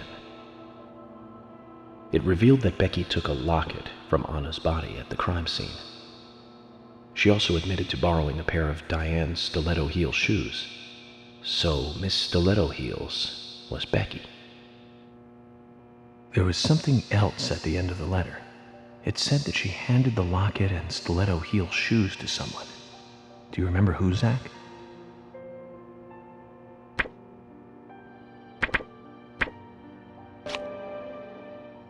That's right, Zach. And from what Isaac and Isaiah told us, Carol offered to take the items to Diane, but the twins refused. They gave them to Diane themselves, as they had promised. For some reason, Carol wanted the locket. She ended up storming into the gallery to take it from Diane. And when Carol took the locket from Diane, Kaysen just happened to be there. Is Kaysen involved in this? Or was he just there by coincidence? I wonder what's so special about the locket, too. Why did Carol want it so badly? The questions are mounting. Come to think of it, Quint, the first witness, has no alibi for Becky's death. We checked the phone records, and his call definitely came from her house. Is it possible he attacked Becky and then called us from the scene? but everyone is suspicious one way or another. What should we do next, Zach? Okay, who's the most suspicious?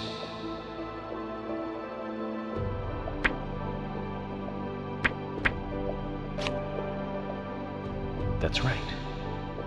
Becky's sister and Carol's enemy, linked to both Nick and Kaysen, the elegant owner of the art gallery.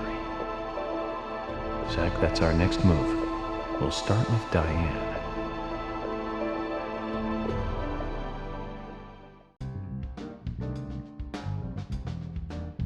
So, you want to find out everything there is to know about Diane? That's right. There's just too many things that we don't know. First, we need more intel about the relationship between Nick and Diane. How?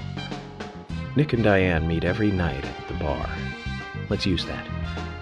George, we'll need you to stake out the gallery. What do you mean? Wait in the parking lot of the art gallery and tail Diane when she leaves. If she goes anywhere other than the bar, you let me know. Emily, you take the diner. Wait for Nick and tail him to the bar too. As with George, if he goes anywhere else, then you let me know. Okay. Thomas, you keep a watch on them inside the bar. Yes, I will. I'll be waiting in the parking lot of the bar. Once Nick and Diane are together, I will follow them wherever they go. What time do they usually show up, Thomas? Around the same time. Usually between 22 and 2300. Then at that time we do it, boys and girls.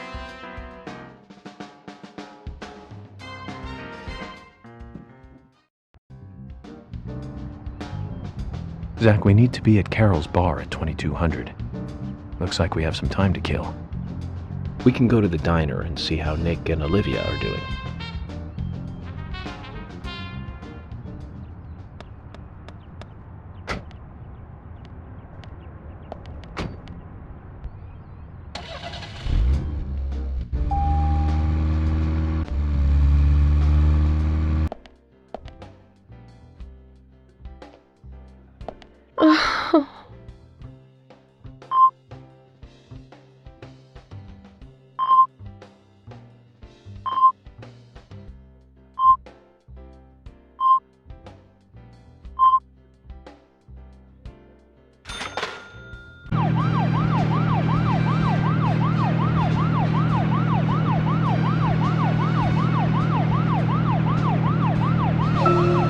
Let's focus on the case at hand. The murders with the red seeds.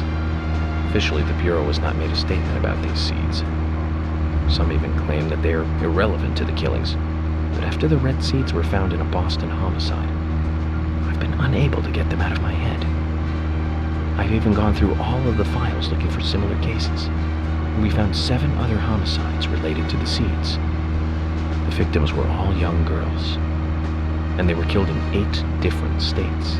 They arrested all 7 murderers, but there was no connection between them.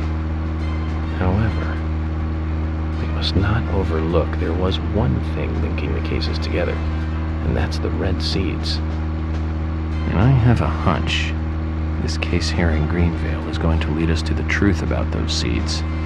Don't you think so, Zach? Well, let's just do what we can do and do our best. By doing our best, I'm sure we'll get to where we need to go.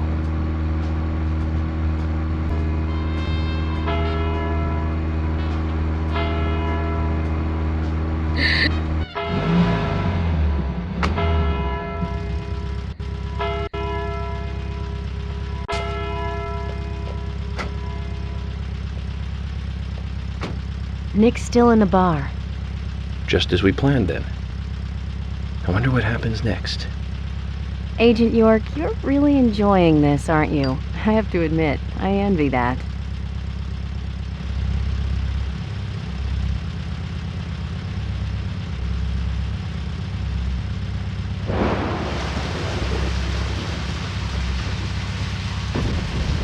Agent York, Nick is leaving the bar. What about Diane? She isn't here tonight. Emily, check that with George. George, can you hear me?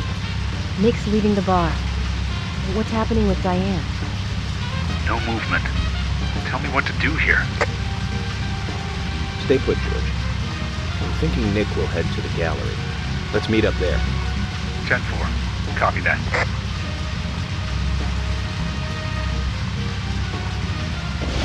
Agent York, it's Nick.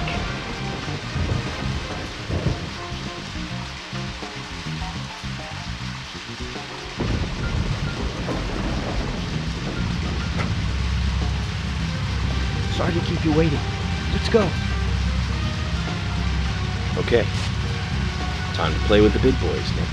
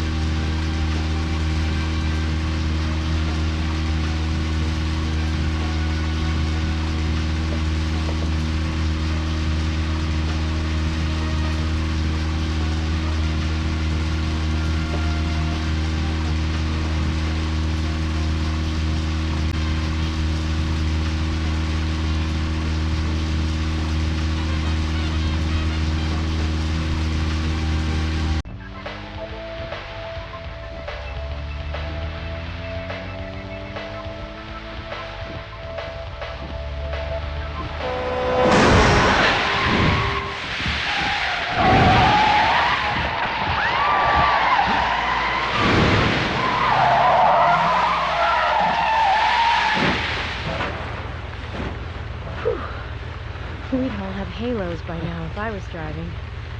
I think someone's putting a curse on all the cars I drive recently. Agent York, Nick's getting away.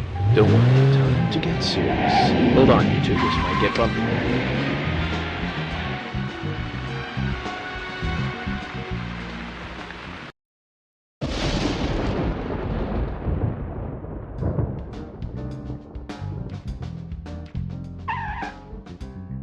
Is Nick here? George? No, he hasn't showed up here. What about Diane? Any movement? No action here at all. Did something happen? Yes, a little. But George, something's different about you. Are you okay? Actually, I had a little drink while I was waiting. This is my first murder case, after all. I'm on edge, and I needed one. It was only a little, though. I'm still in control.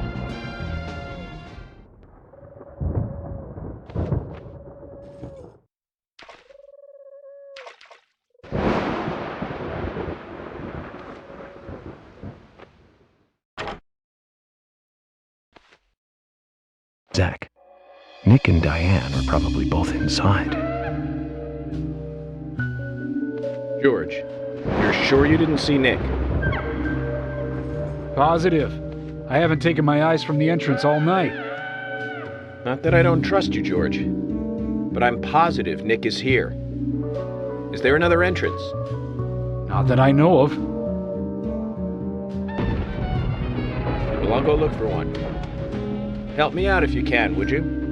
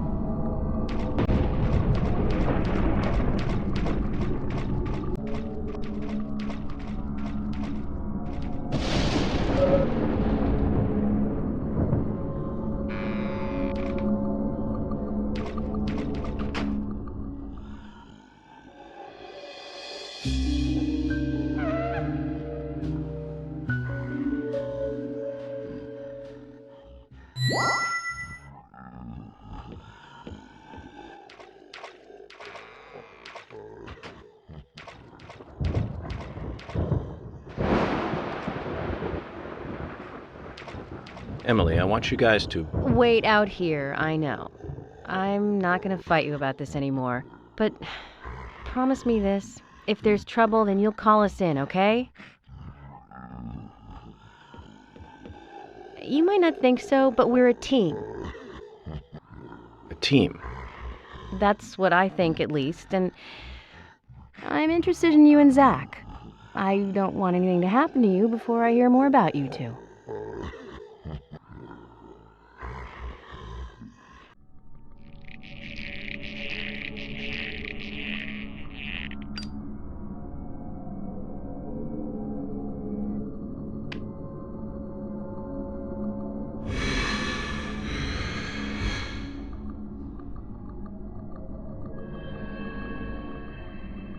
Zach, did you hear that? She wants to know more about you. Isn't that a nice surprise? Amazing.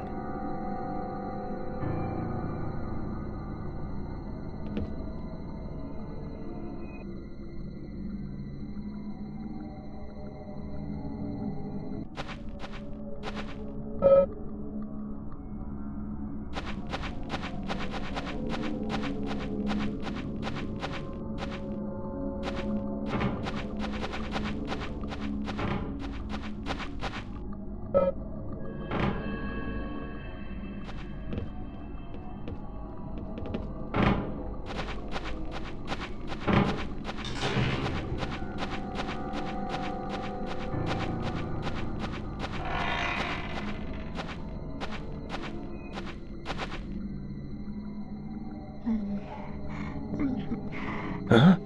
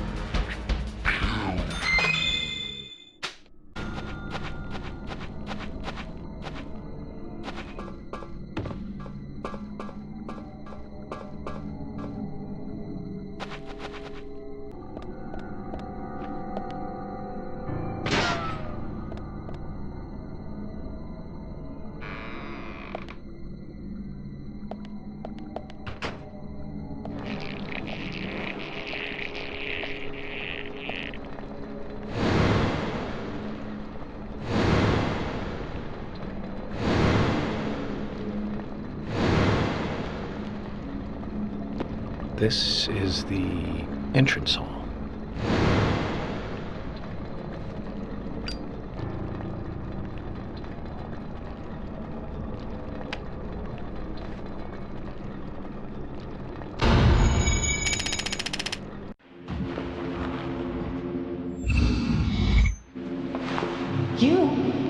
What are you doing here? So it was you. Much more astonishing than I imagined. I'm impressed. No! Don't! I'm not gonna stop!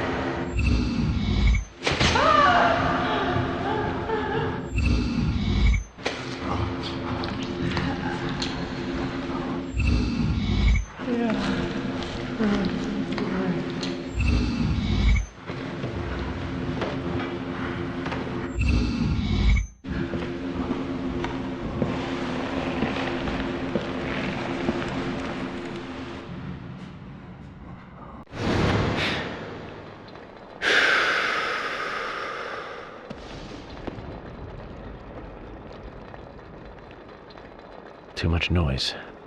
We're still missing a vital piece of the puzzle.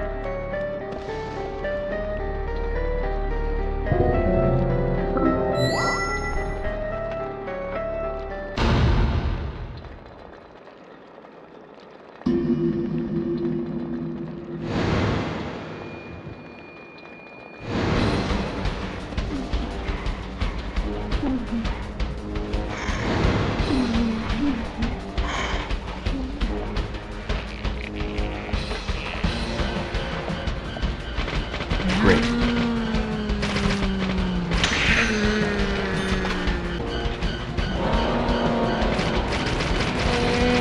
Amazing.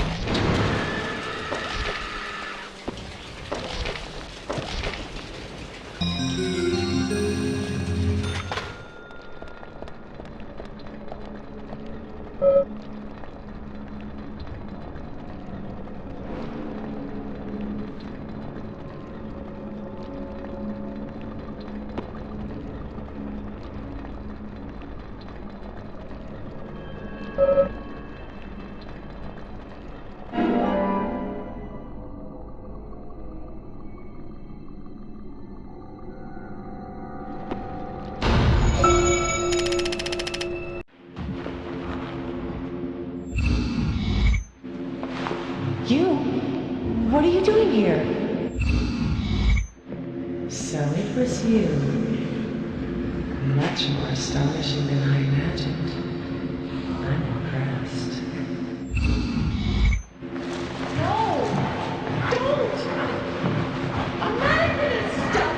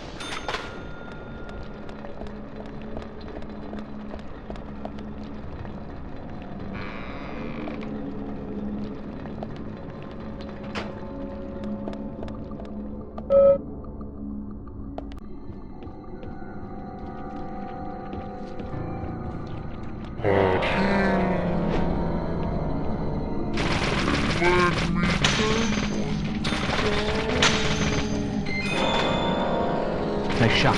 Great.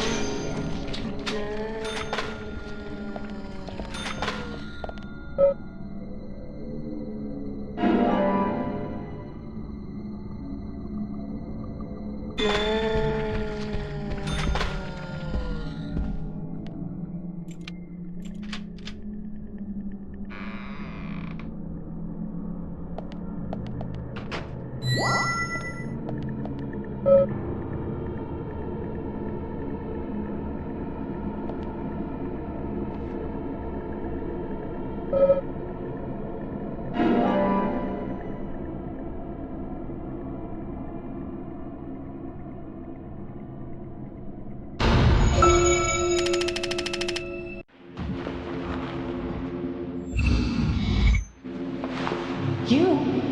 What are you doing here? So it was you. Much more astonishing than I imagined. I'm impressed. No! Don't! I'm not gonna stop!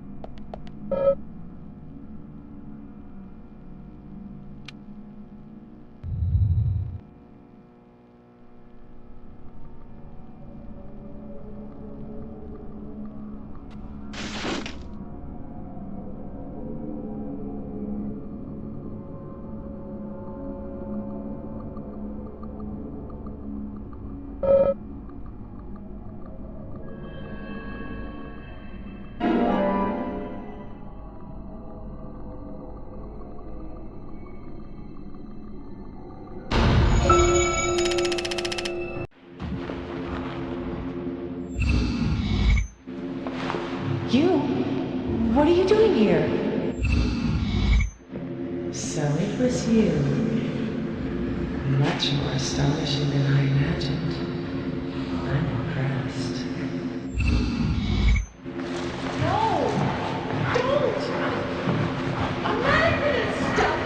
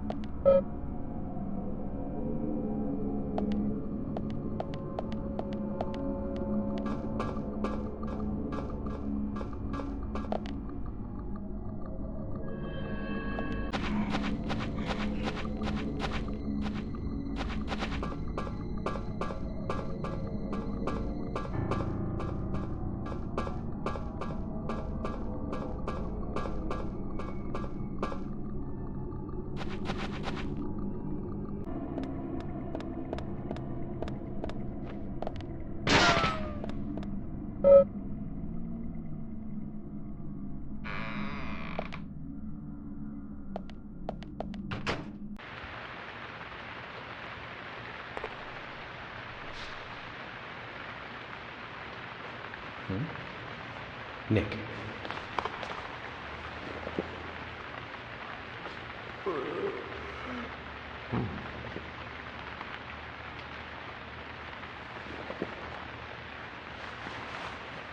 Huh?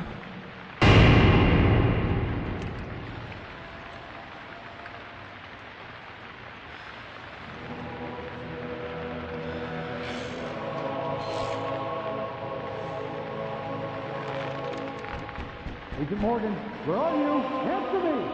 Come on, open up!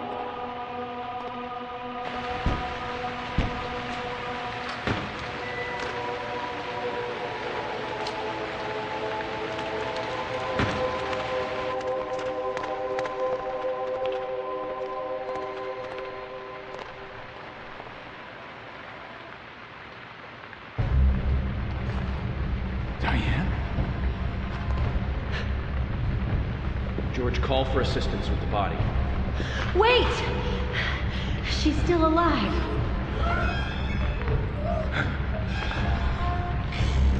Diane, don't move.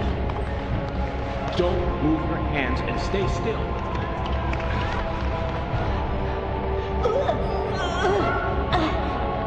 George, it's no good. It won't budge. Emily, stand back.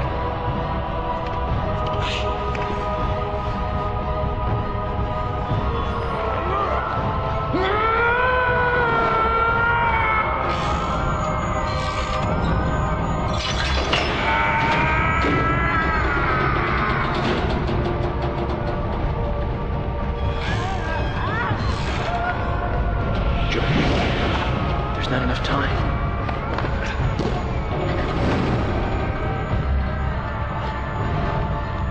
George! Catch us!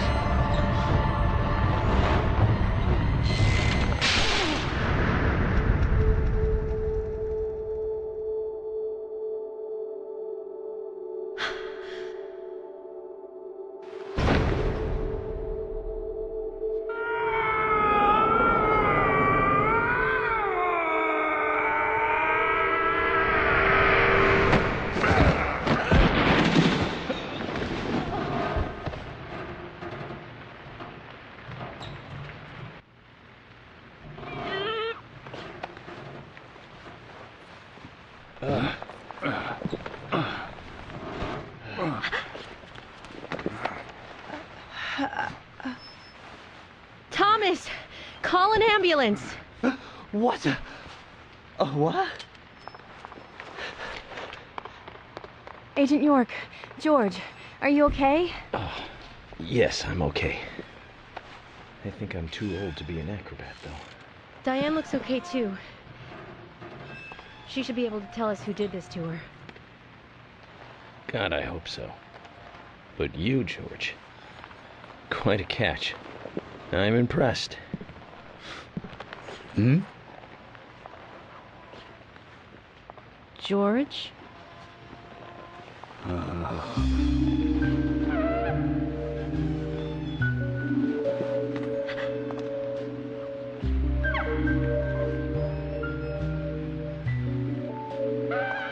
Diane.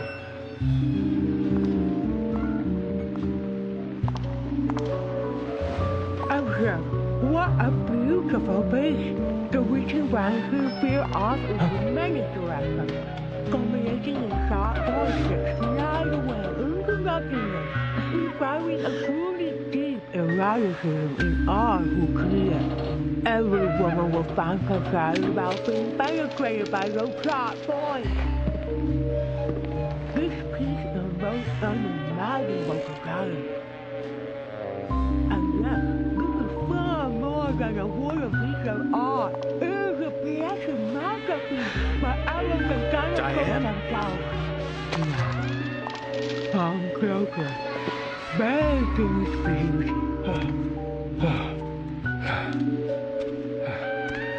Diane!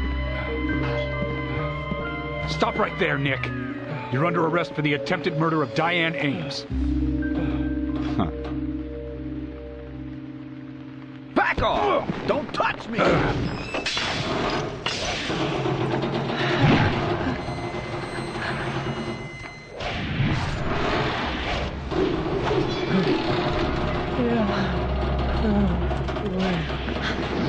Diane, no!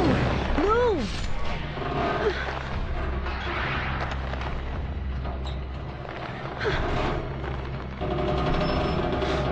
Emily, hurry!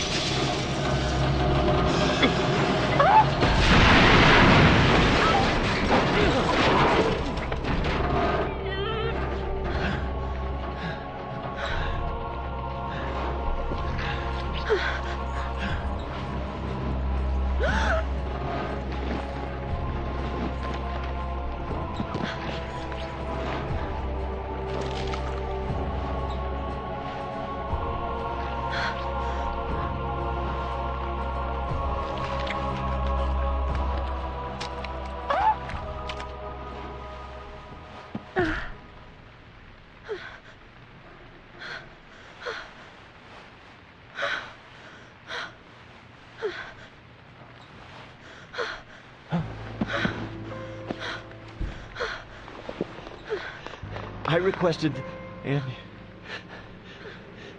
Thomas will need a body bag, too.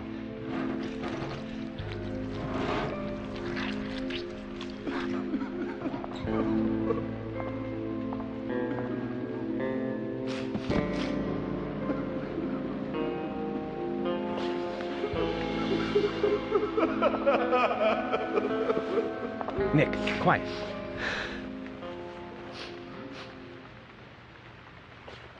Can you hear that? Hmm?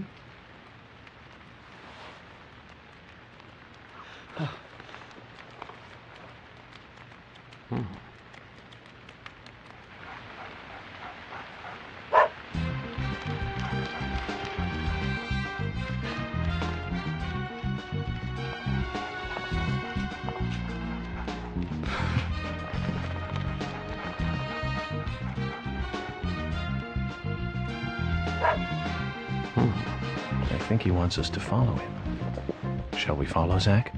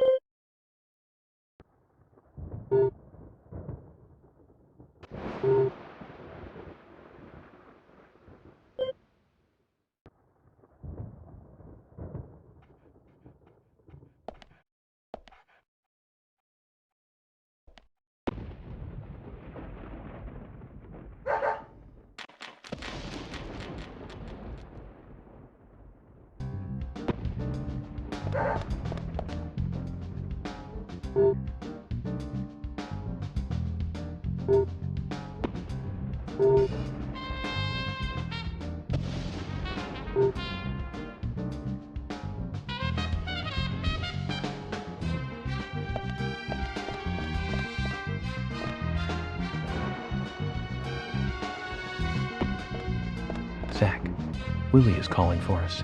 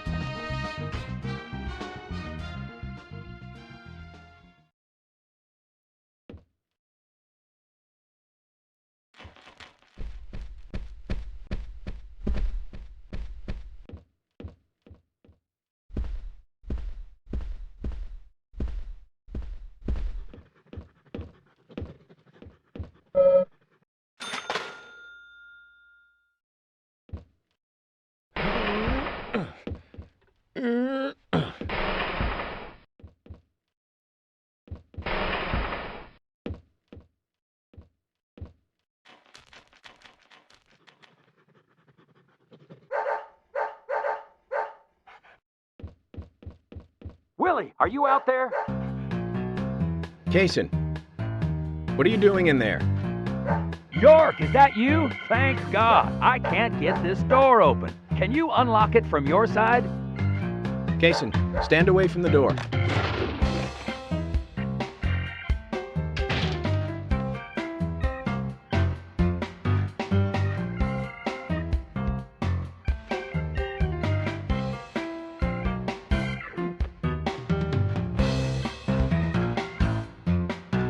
Where's Diane? And what are you doing here? I was going to ask you the same thing. Well, let's just say I have my reasons, you know, private reasons. I don't really have to tell you, do I? Actually, you do. Diane just died a moment ago. What? You're not just a key witness now. You're now a suspect. And you need to tell me exactly what you were doing here. Well, I just came here to talk with Diane. To have a conversation. And I suppose that kiss mark on your cheek is from your conversation. This was just a spur-of-the-moment thing. Which is exactly what killed Diane. Okay. I came here to be with Diane. You happy now? We've been together before, a couple times. It's one of the reasons why I like coming to this town, see? This time is no different. I bumped into her in a bar in Seattle. I had some holiday coming up. Well, so I just took it and I drove her back here. I have a wife, you know, but we've been separated for a while. We're going through a divorce right now, and I don't want her lawyer finding out.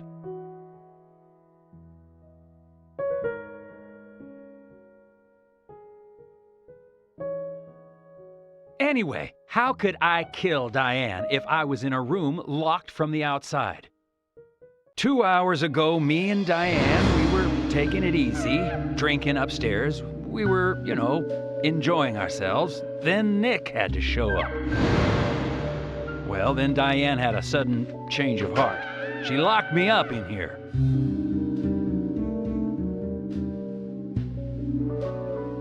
I've just been here, waiting for her to come back, of course, but she didn't. I heard footsteps a couple of times, but they just passed by.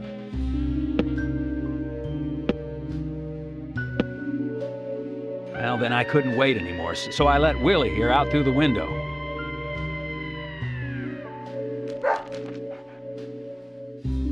Then you showed up instead of Diane.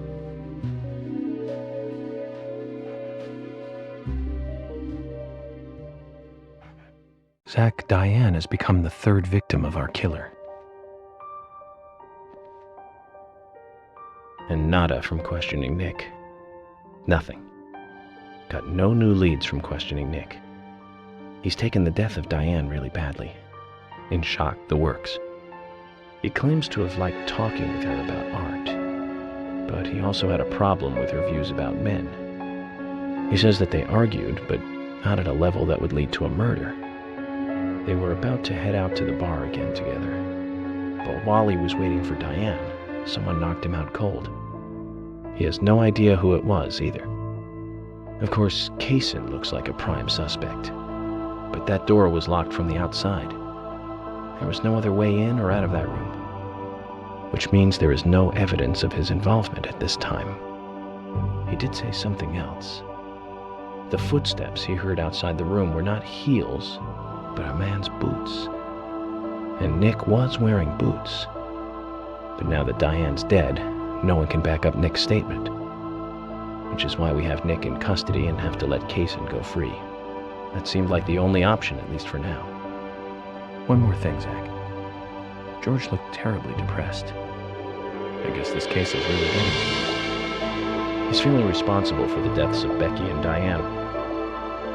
Take his rules and confidence away from him? I wonder what's left. Well, of course, he'd still have muscle.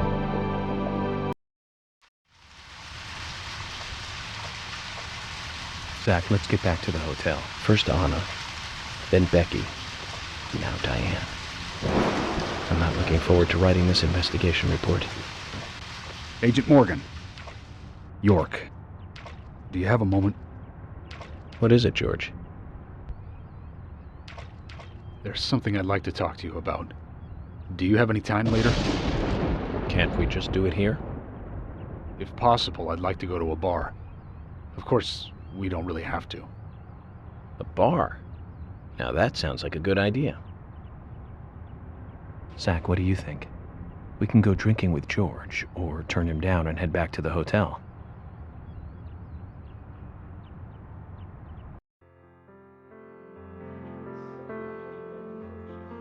George, that scar on your cheek. Where did you get it? This? Didn't I tell you? Well, it's not from work. I got it when I was a kid. A childhood injury. Tree climbing? I used to get a few scrapes myself climbing the big tree in our backyard. I used to climb it a lot, and fall out of it a lot.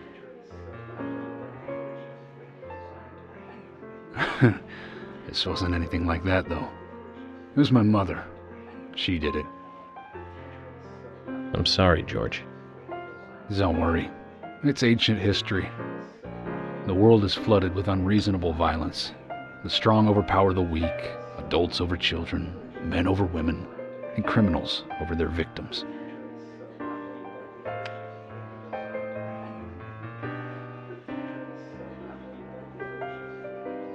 I have no memories of my father. He left before I knew him. My mother would hit me every time I asked why. And it didn't stop there. If I ate too slow, left my shoes scattered around, TV volume too loud, she found reasons to hit me. Hit me bad. The worst was what she called the tree punishment. She'd whip my back with these thin tree branches like a whip. Please, Mama. I won't do it again. That hurts, Mama. I'm sorry, please. I'm sorry. Tree punishment was definitely the worst, I tell you. Just hearing those words used to make me shiver and want to pass out. And that's why I didn't want to show you those scars on my back. Every time after the tree punishment, she'd always say the same thing. This is hurting the tree more than it is hurting you. And me, being a naive, dumb kid, I believed her. I went to the woods to apologize to the trees.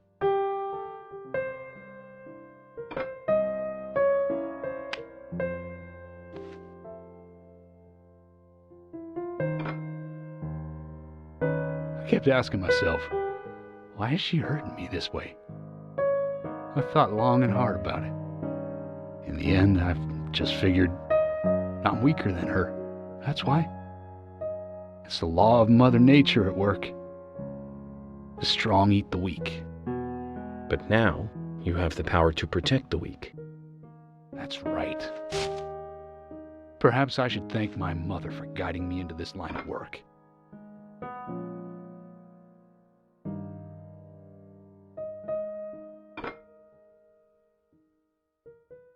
York. I've been an arrogant fool, haven't I? And if it weren't for me, both Becky and Diane would still be alive. I could have saved them both. You know, it's almost like they died because of me. You're out of your mind. I invited you to this bar for a drink, but I guess this bar is my confession chamber, and I wanted you to listen. And to tell you, well, you must already hate me for causing all these problems, not following your orders. York, I'm sorry. I'll follow your orders from now on. You'll have my total cooperation. George, you've been as cooperative as you can be.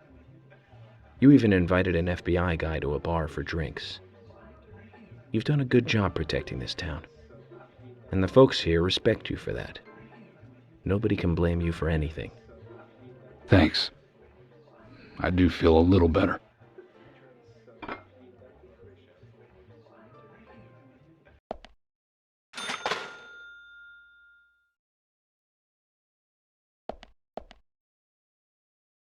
Since we're here, why don't you talk to a few other people? I'll just finish off my drink. Let me know before you leave, okay?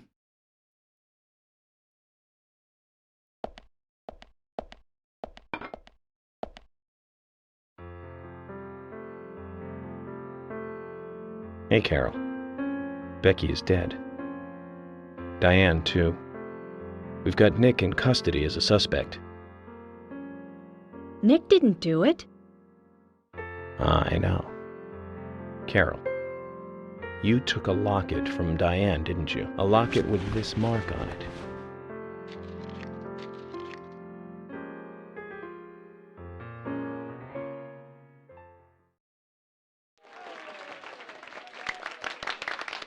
I'm busy, gotta go.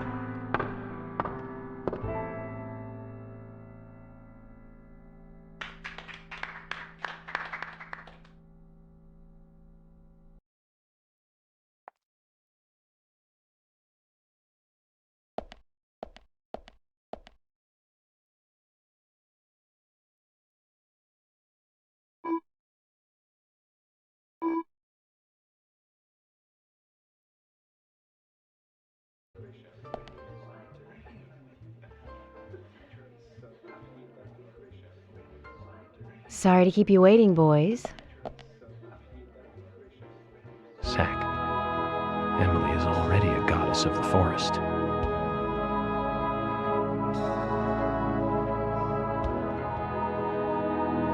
Let's forget work for a bit and drink a little, shall we?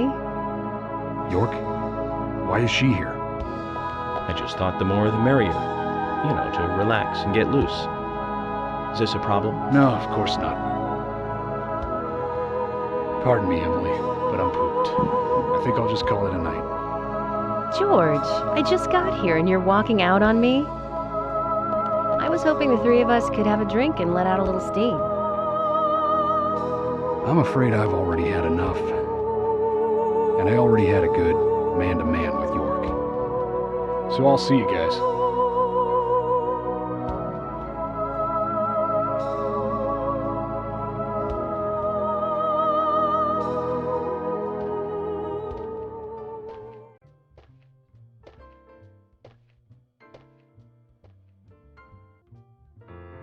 I think George likes you, but he's avoiding you all at the same time. How astute. There's a reason? Nothing worth going into. It's a thing of the past.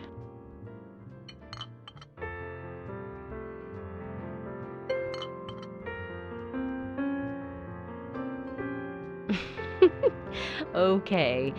He did ask me out when I first came to town. I was still in high school. But I never really considered him my type. And there's the age gap thing, too. I respect him, of course. I wouldn't have taken this job otherwise. So, did you move to this town alone? Of course not. I came with my parents. Tell me about them then. Sure, why not? My dad dealt in stocks in New York. He was hardly at home when I was a kid, always working. Those pieces of paper were far more important to him than I was. Which is no different now, really. I don't see much of him. My mother? Totally different story. A wonderful person that I still respect. She was always kind and understanding. Not only that, but she would always help me find my way. She could be fierce, too, scolding me if I took a wrong step. We had our battles, sure, but all in all, she was a wonderful mother. Past tense? Yeah, she's gone now. Cancer, just before I graduated high school. She gave this to me just before she died. I take it with me wherever I go. It's what I treasure most. I'm sure she's very proud of you.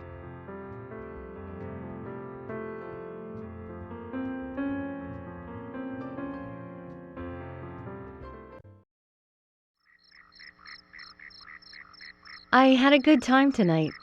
Good night. See you tomorrow. York. Yes?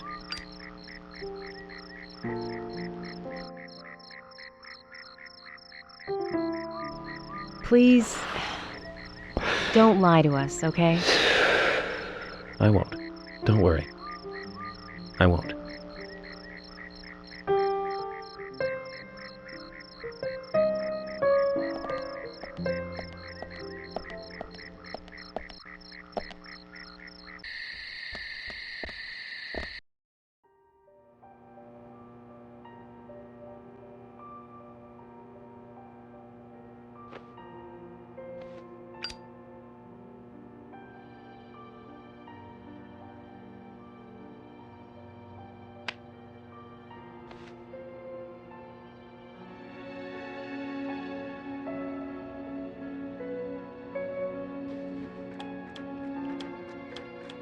Zach, let's go over our progress.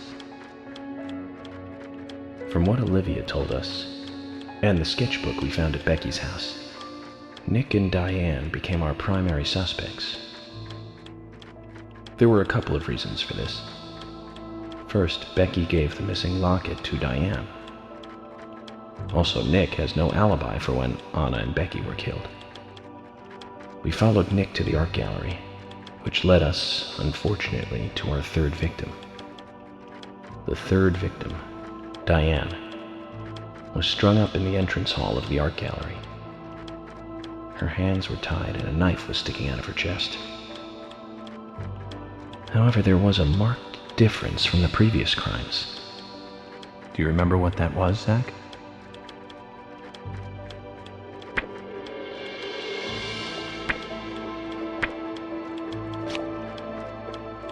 That's right.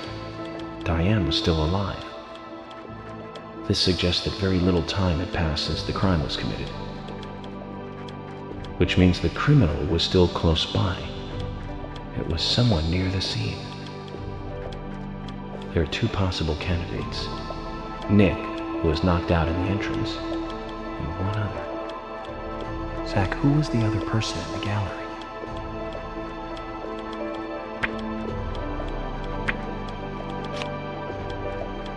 That's right. Kaysen. We followed Willie, good dog, all the way to him.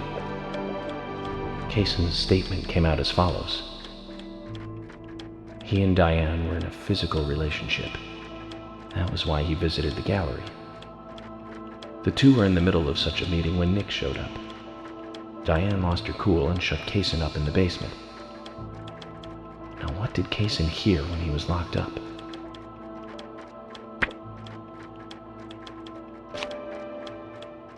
That's it. The sound of boots passing by. Nick was wearing boots that day.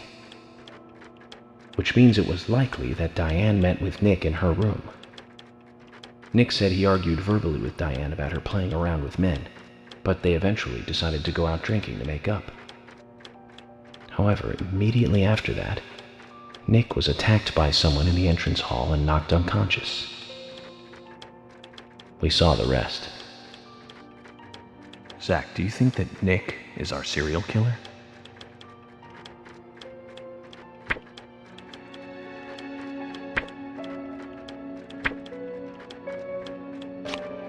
Me too. Usha sent in a report too. He found a large volume of red seeds in Diane's stomach. This confirms her as a victim of the Raincoat killer. Remaining leads.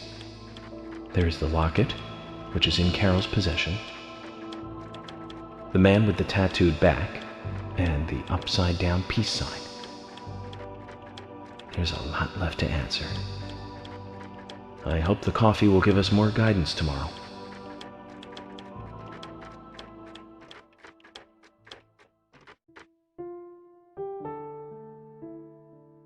Zach, what did you think about George pouring his heart out? I was surprised. It's the end of a monarchy. And he called me York instead of Agent Morgan.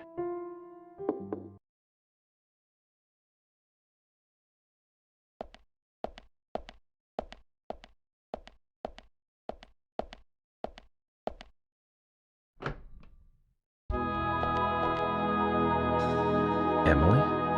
What's going on? Do you know what time it is? I'm sorry. I couldn't sleep, so I was drinking alone.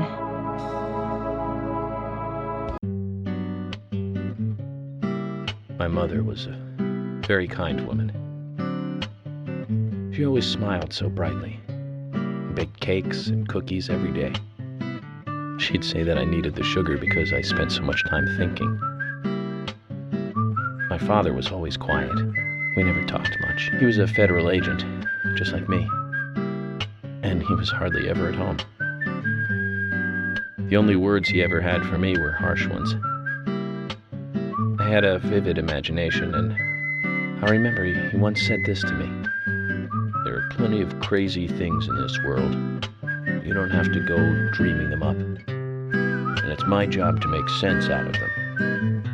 One day you'll understand what I'm saying. I found out later that my father was one of the first to ever use criminal profiling to catch bad guys. And so now I'm doing exactly the same job that he did. Like father, like son. Can I ask you something? Shoot. Mind if it's something personal? Fire away. Who's Zach?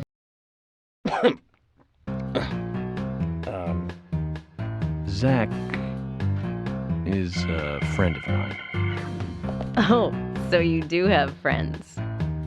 Yeah. He's my only friend. What kind of person is he then? Well, I've never seen his face. But he's always with me, and we discuss everything. When did you become friends? A long time ago. Back when I was a child.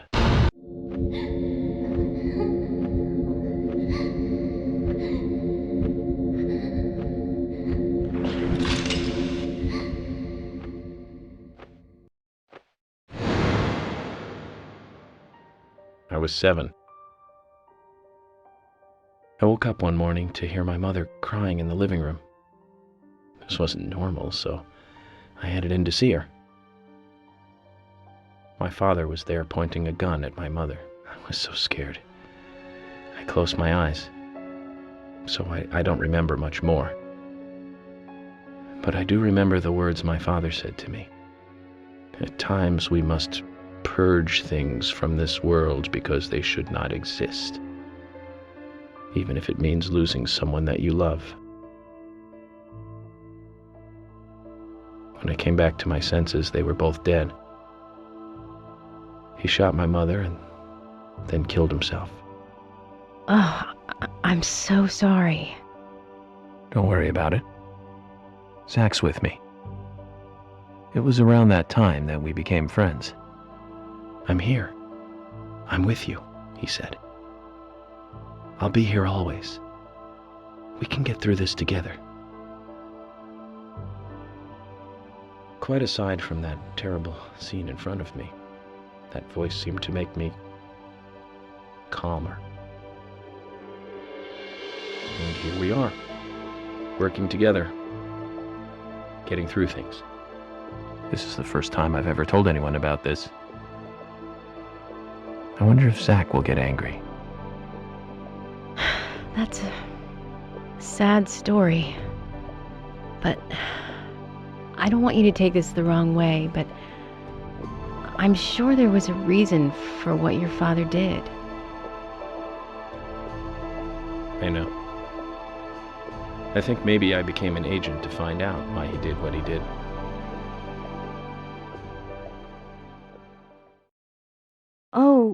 Oh yeah, York, I forgot to thank you. Thank me? For what? You saved my life. If you didn't save me at the gallery, I would have died along with Diane. No need to thank me for that. I'm pretty useless. I couldn't save Becky. I couldn't save Diane. What did you just say? Useless? I was never expecting to hear you say that. Huh. There might be a modest guy in you after all. Finally, you noticed? You're a little slow, aren't you? Maybe hopeless, but not useless.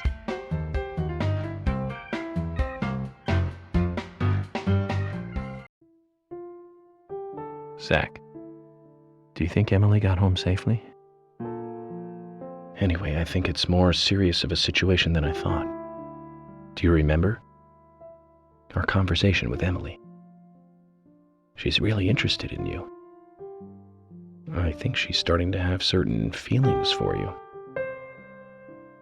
If that's the case, Zach, you and I are rivals. This is a very serious situation indeed.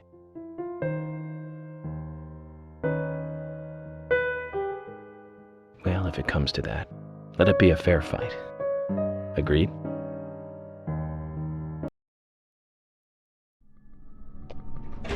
Thomas! Thomas! Let me out of here! Come on, please!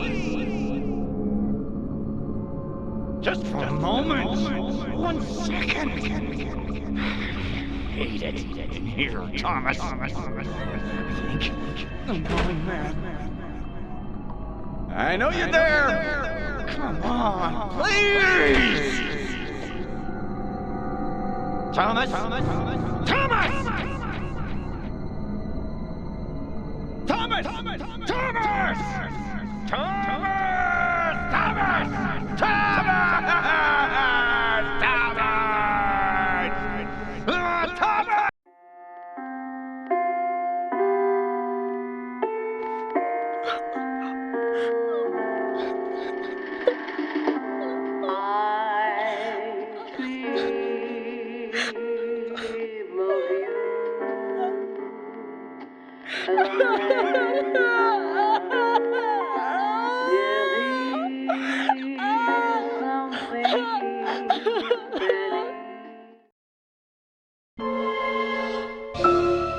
Previously during the investigation. So, you want to find out everything there is to know about Diane? Agent York, Nick is leaving the bar. Wait! She's still alive. Stop right there, Nick. You're under arrest for the attempted murder of Diane Ames. Emily, hurry! You saved my life. No need to thank me for that. I'm pretty useless. I couldn't save Becky. I couldn't save Diane.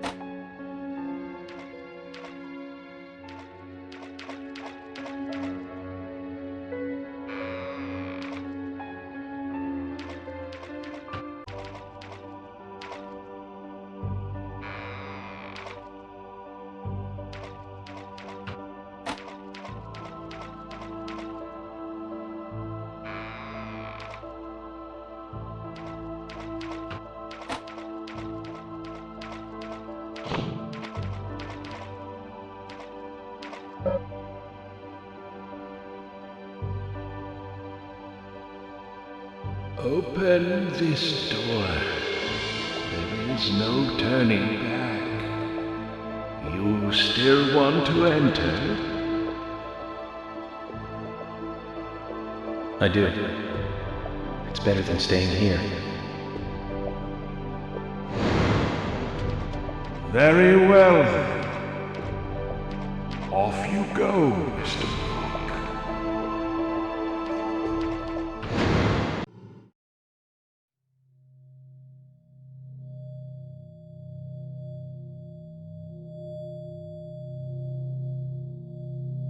Look carefully, boy.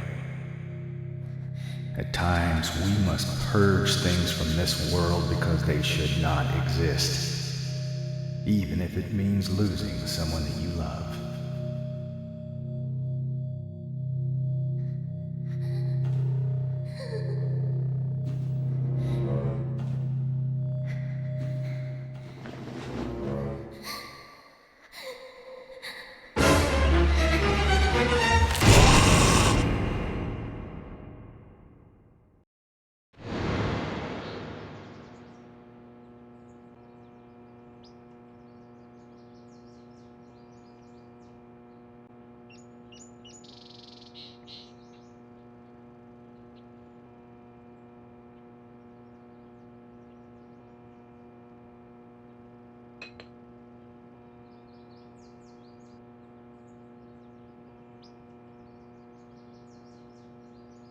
Mr. Morgan, do you want a refill?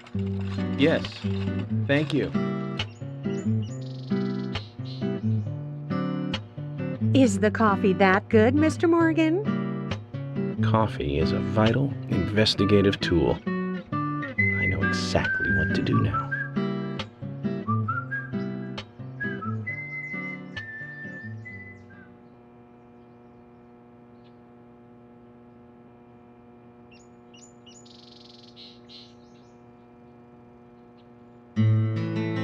it says to hurry. And the first letter of each line is H-A-R-R-Y. Hurry to Harry. Looks like the time that he was talking about has come.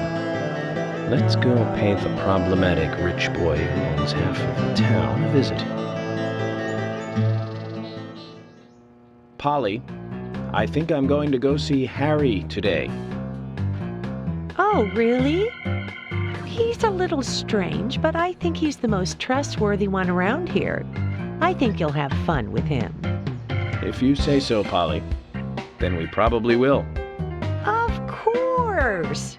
Now, give me your cup, and I'll give you some more coffee.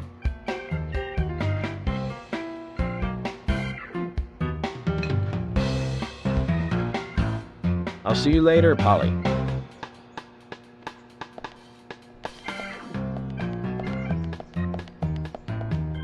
Mr. Morgan, what about the coffee? Don't you want a refill? Your coffee!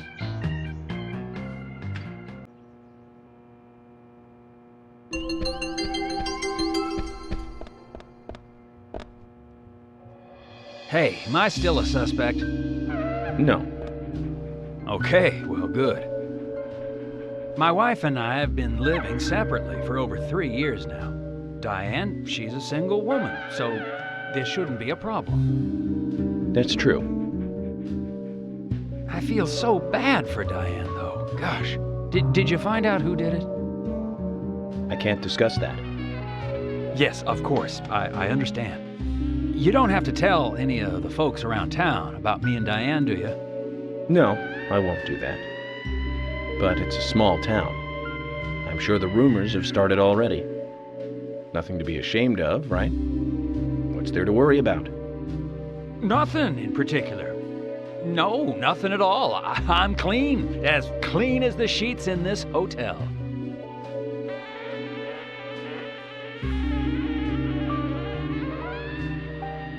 What's with that look? We don't have a problem, right?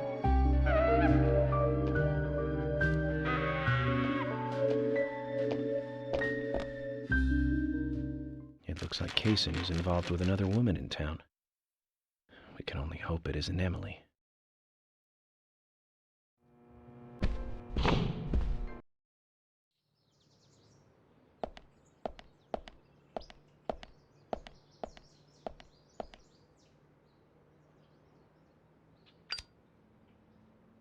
York, I can't find Thomas. Was he here? No, I haven't seen him. Have you tried the radio? I've been trying, but he's not answering. What about Nick? No problem with him. He's calmed down a little. He's still saying he didn't do it. Nick said that Thomas disappeared sometime during the night. He kept calling for him, but Thomas stopped responding. I'm a bit worried. George has asked for permission to search for Thomas. I understand that things have been hard for Thomas, but surely he's just resting at home. But I'm not against looking for him. Tell George that he has my blessing. Okay. As far as I know, Thomas always calls in when he needs a day off. We're human, and so we are limited. As far as you know, there haven't been any serial killings here before, right? That's right, but that's not... Emily, I'm going to see Harry today. What? Why? We have plenty of other leads to follow, don't we? He did invite me over, though. It would be bad manners not to accept. Are you really an FBI agent? I think the FBI would take a more logical approach to investigations. But Emily, a serial killer does not stay within the boundaries of logic. Thus, you can't hope to capture such a killer using only logic. That's why I'm going to see Harry. You go with George and find Thomas. Okay, sounds like a plan. Great. Thanks.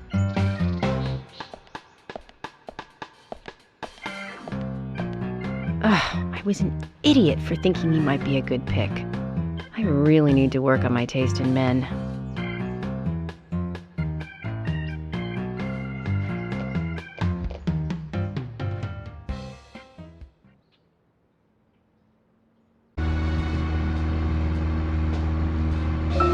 Zach, we've ended up with a third victim.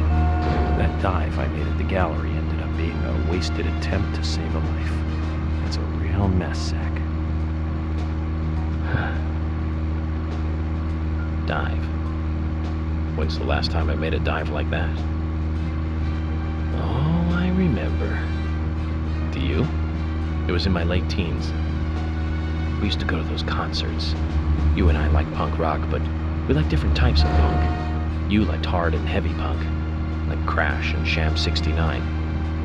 I liked the more twisted ones, like The Damned, Buzzcocks, Iggy Pop, and Joy Division.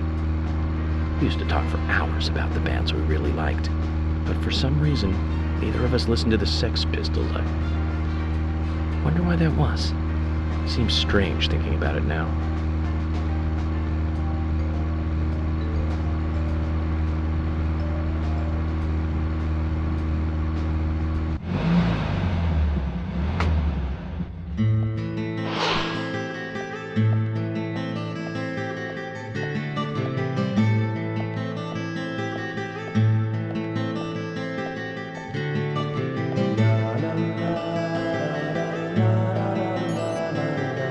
Mr. Francis York Morgan, finally you have arrived. You are welcome to come inside.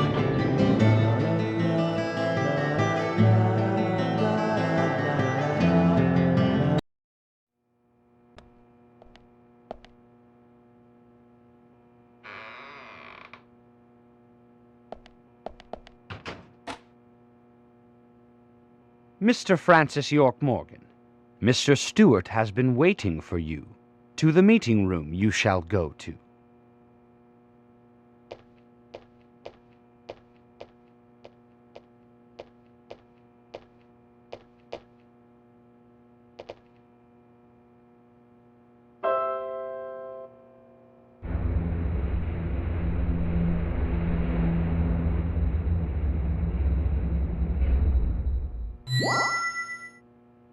The meeting room is through here. Please be kind. Be sincere.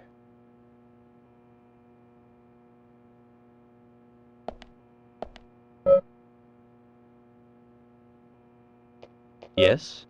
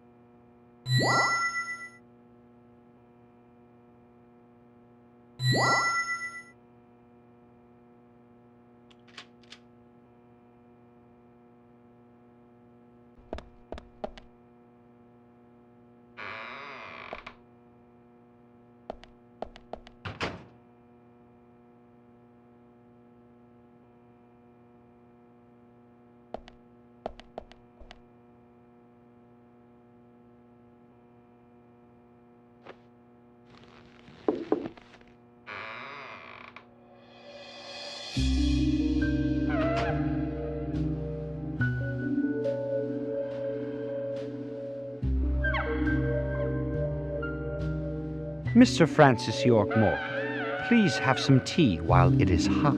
Too much coffee for your body will make it rot. You seem well prepared. Almost as though you knew I would be coming today. Mr. Stewart is particular about the best timing for all things. Now please, drink some tea and enjoy the good health it brings. I'm sorry, Harry, but I just don't like tea.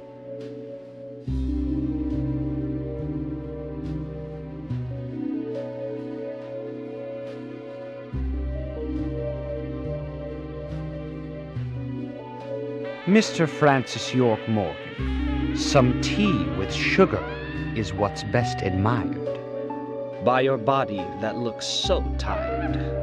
So says Mr. Stewart.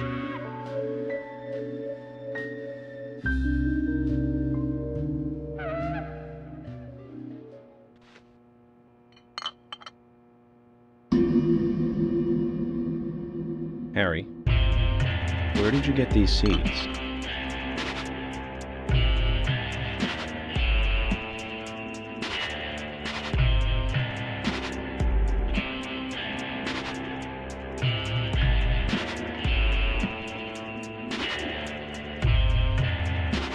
Mr. Francis York Morgan, those seeds were found in our town in a certain specific place. More seeds are there, you will see, when you find that certain space. Come back to me and we shall talk after you find that certain place. So says Mr. Stewart. Harry, so you like to play games?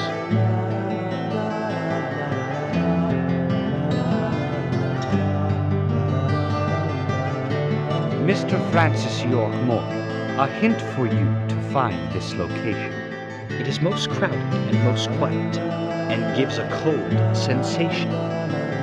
So says Mr. Stewart.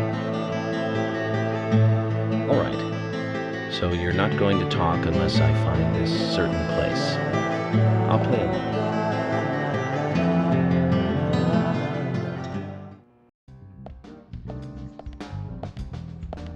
Zach, let the treasure hunt begin. A crowded place, and yet it is very quiet there. Have you figured it out, Zach? Must be the graveyard. There's lots of people there, but none of them can speak. You see? So let's get going to the graveyard.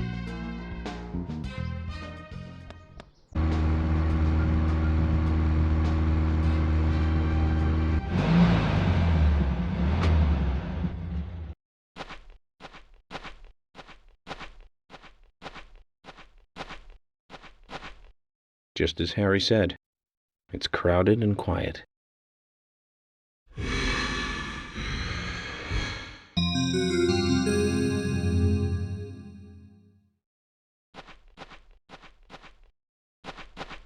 Hey, Brian. Agent! Mr. Agent, how are you? Not bad. I'm, just playing a little game with Harry. Game? A game? Oh, is that fun? We've only just started, Brian. The fun is about to begin. I'd like to ask you something, actually. Is there a tree in the graveyard that drops red seeds? Seeds? Red seeds? That tree does. And that one. And that one too. All red seeds.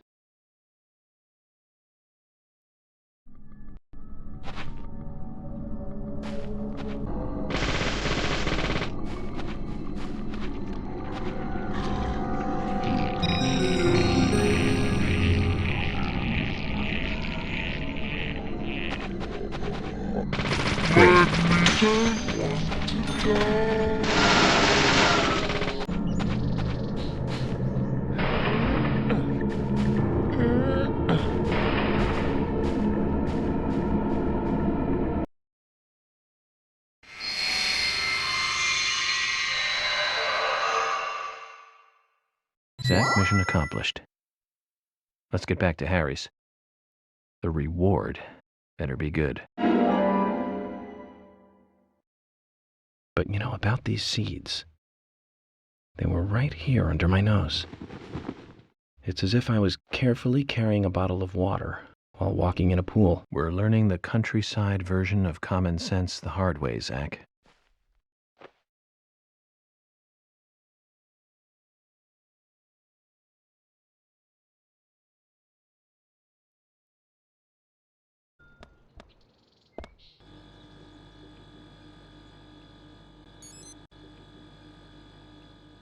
Mr. Francis York Morgan, finally you have arrived. You are welcome to come inside.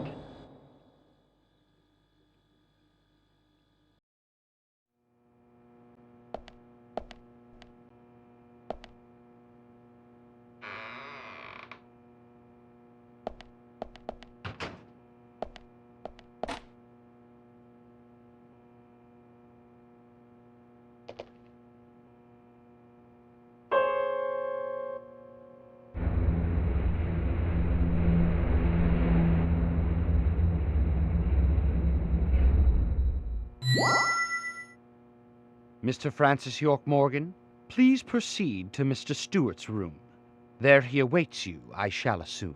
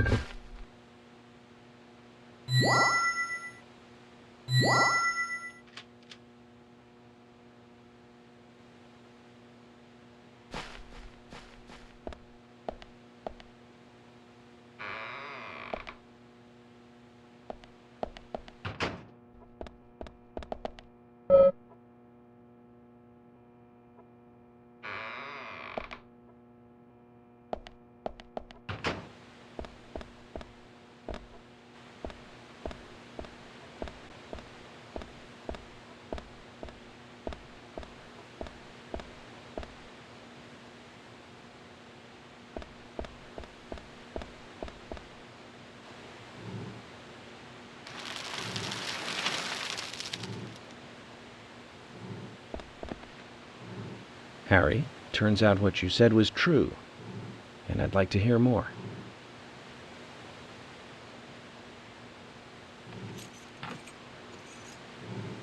York, as you know, there's a powerful mystery surrounding these seeds.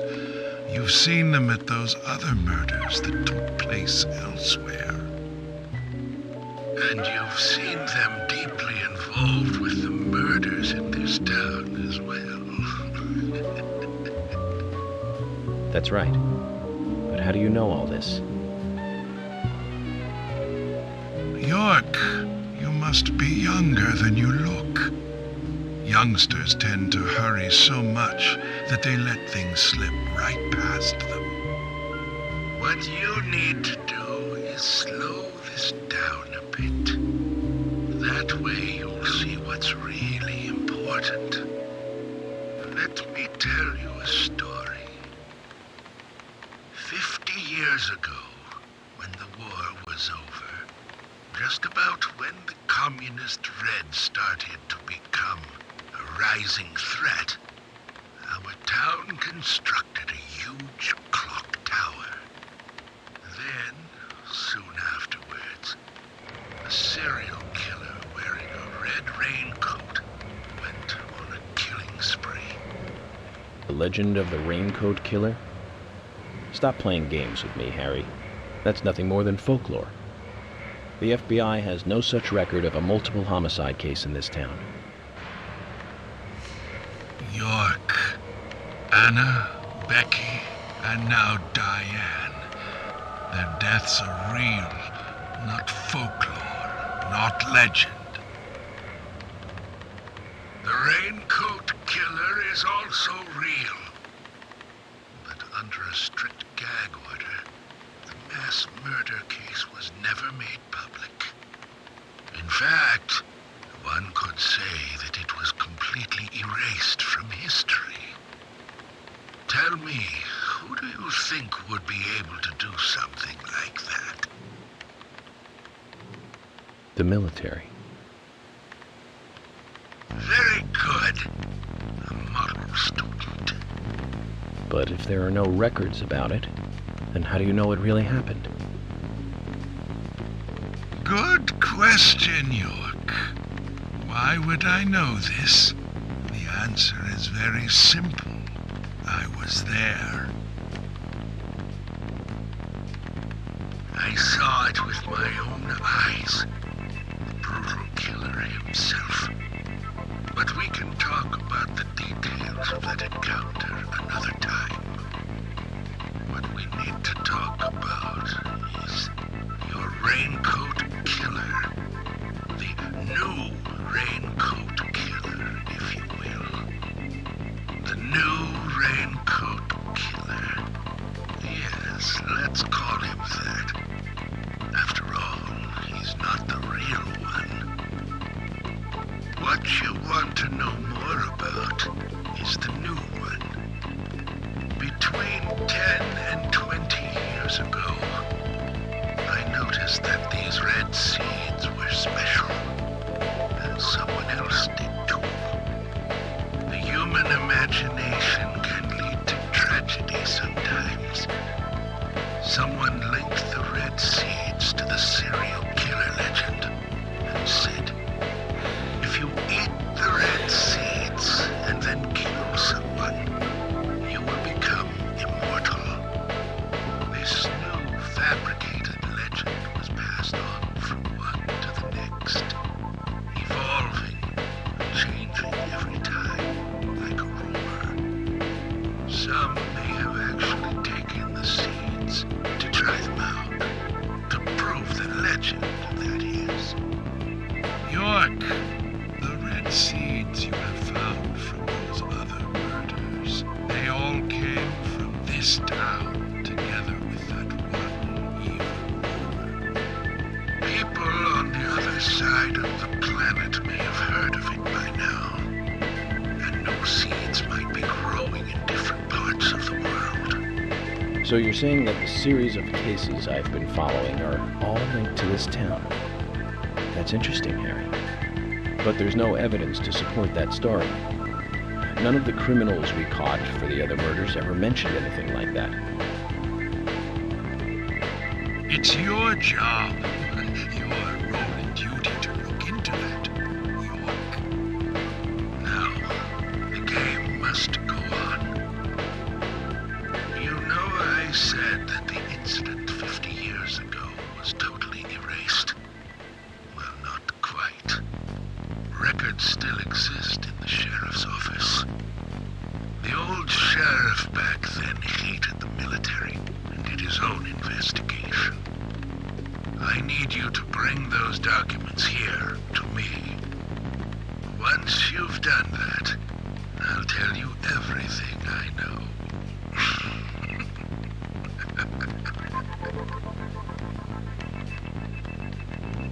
Okay, it's worth a look. And we may as well let the old man have his fun.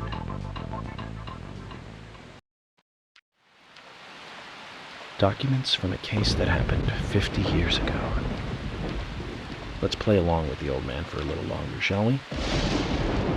Zach, that means we need to head for the sheriff's department.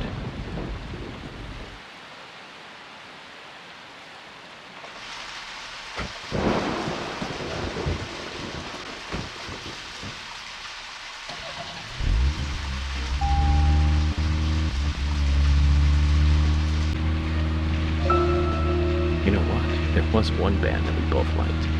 We went all the way to New York to see them play, right, Zach? It took us hours to get to New York by bus.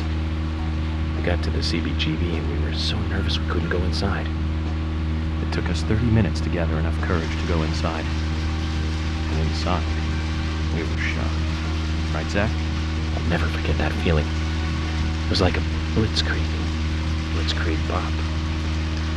The Ramones. That song still makes me feel good. That's a sign of a classic. But it's amazing I got in without being asked for ID. Those were the good old days. Rock and roll high school and Chinese rock. Sheena is a punk rocker and surfing bird. And I was so depressed when I heard the news of the deaths. Original punk is one of the greatest gifts left from the 20th century. Let's hope they're still rocking on wherever they are.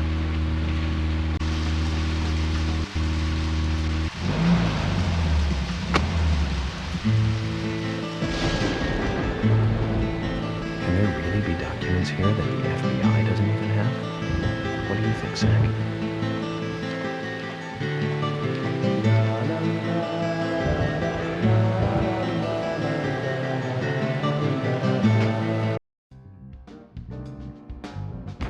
York!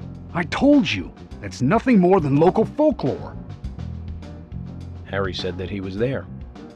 The Raincoat killer is a phantom, made up to scare children long ago. I can't believe you fell for that from Harry, of all people. I agree with George. Harry likes to play with people. Play with their minds, too. George, Emily. Of course I don't believe him word for word. But you won't mind if I at least try to confirm that he's wrong, will you?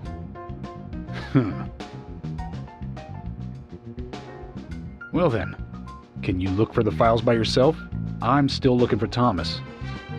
Very well. Emily, open the filing room for him.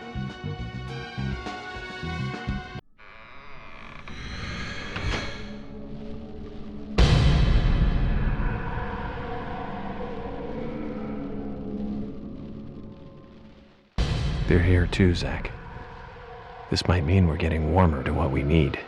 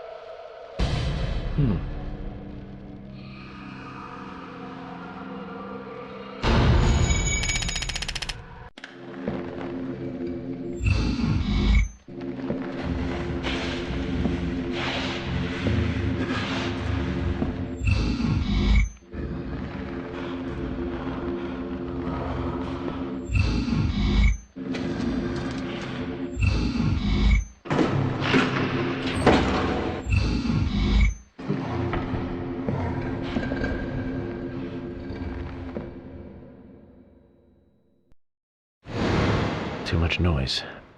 We're still missing a vital piece of the puzzle.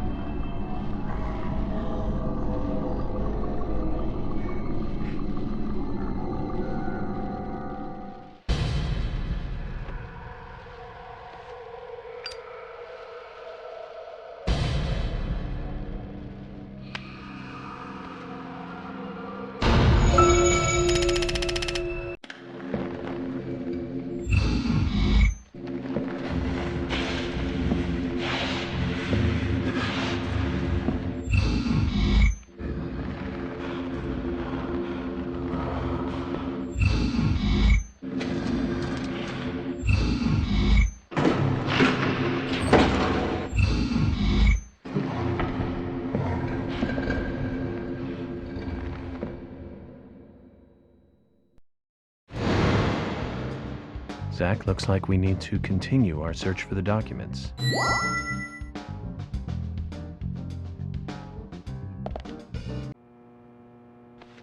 George, I'll get right to the point. It looks like someone else has just removed the documents I'm looking for. Huh? Removed? The cabinet looks like it had been forced open. That's impossible.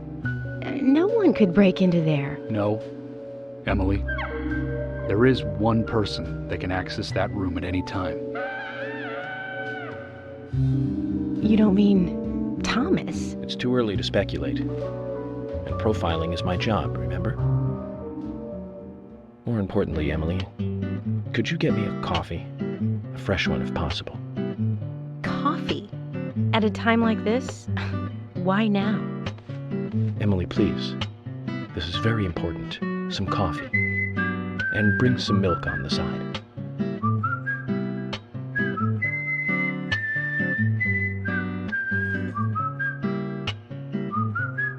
Zach, you know something, don't you? I'm getting us some coffee. So tell me what you know.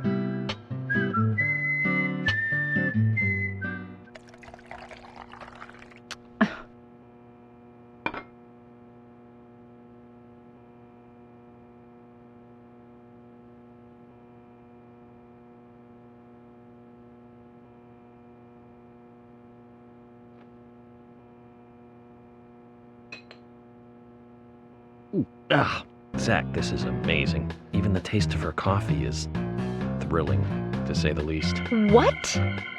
No, nothing. This isn't the cup that Thomas always uses for me, is it? I'm sorry about that too, then. I just used a cup that was nearby. You have a problem with that? A problem? Not at all, my dear Emily. The coffee is perfect. Well, okay, taste aside, this cup certainly is perfect.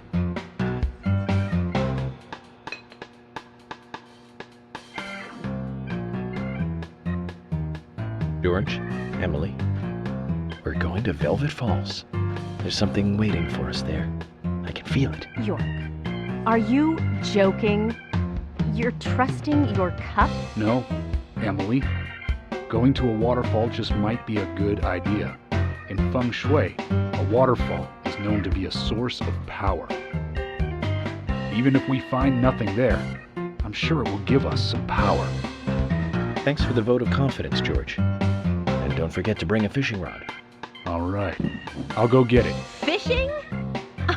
Are you too serious? George, do you have a net?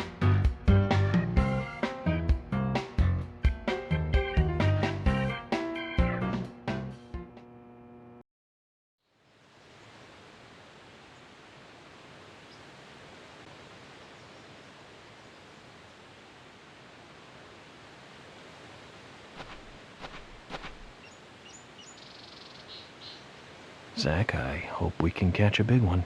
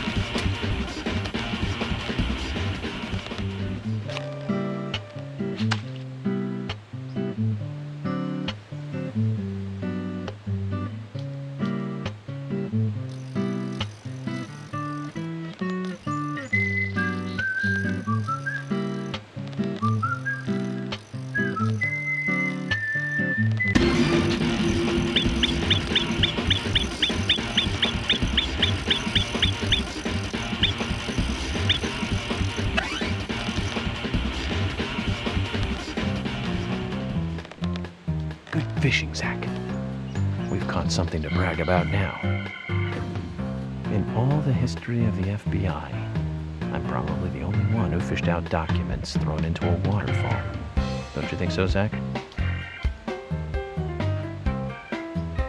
I just don't believe it. Files from a waterfall.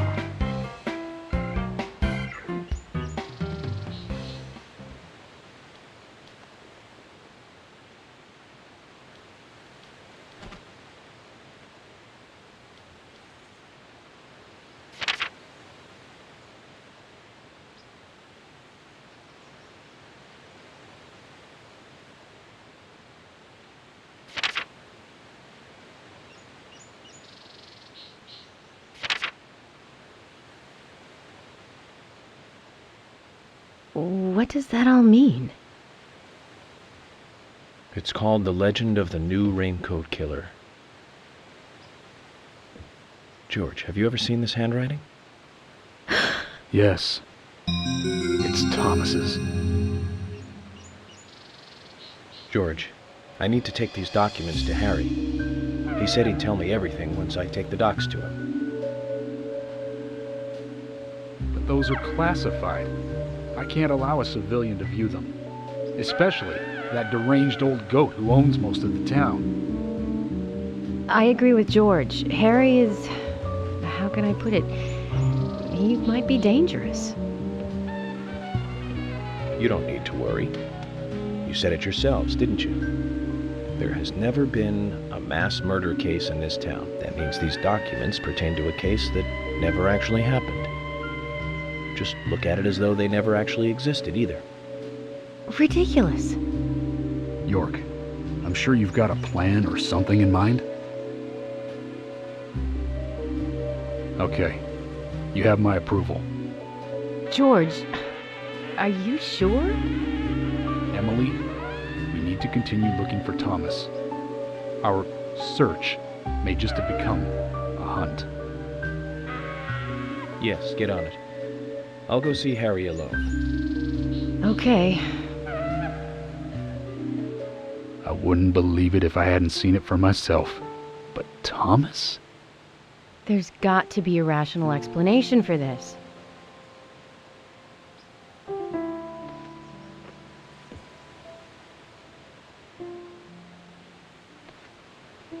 Zach, George has started to change.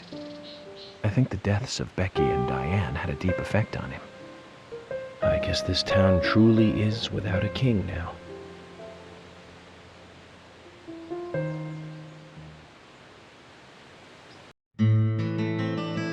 Okay then, Zach. Let's pay Harry another visit and get to the bottom of all this. I have to admit, I do like spending a bit of time investigating alone. I'm getting a bit sick of being told that I'm either too slow or too fast. You agree with me, right, Zach?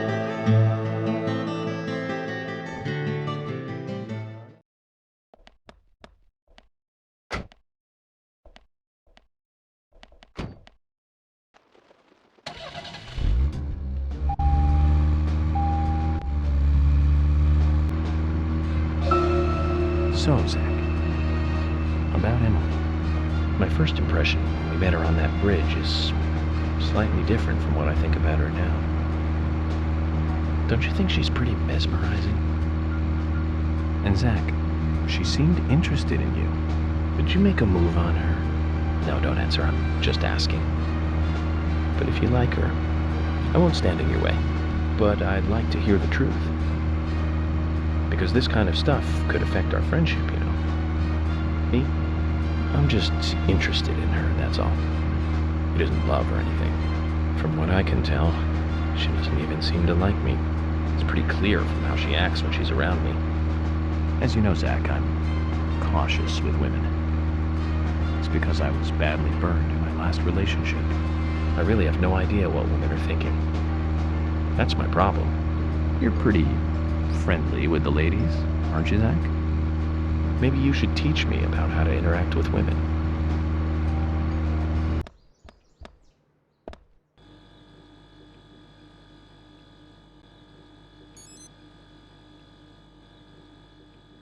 Mr. Francis York Morgan, finally you have arrived. You are welcome to come inside.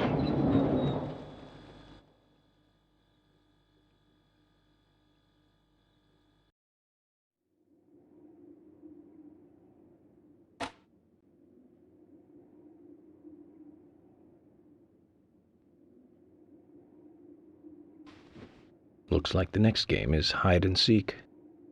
Huh?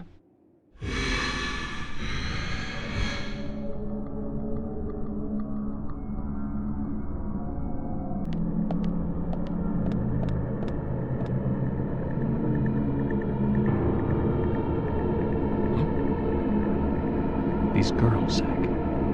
Do you see the resemblance? Anna, Becky. She looks like Diane. And Carol. Zach, look. Emily.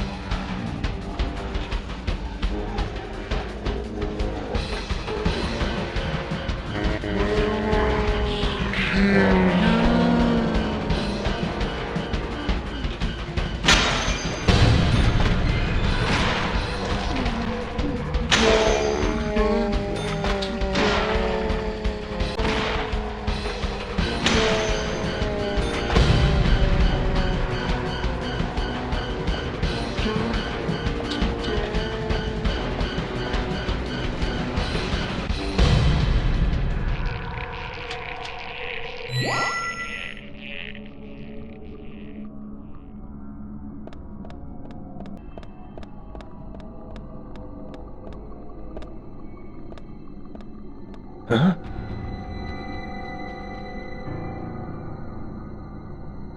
Emily! At times we must purge things from this world because they should not exist, even if it means losing someone that you love. Stop!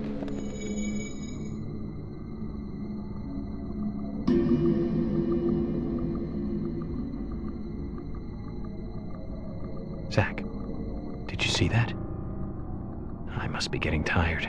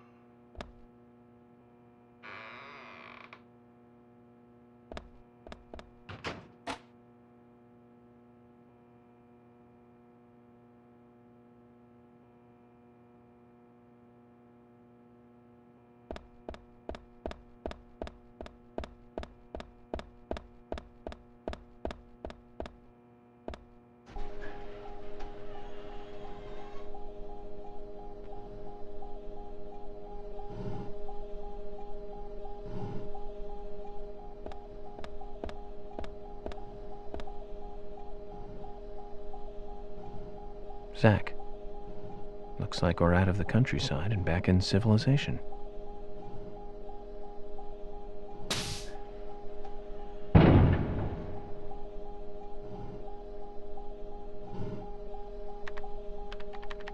Welcome, York.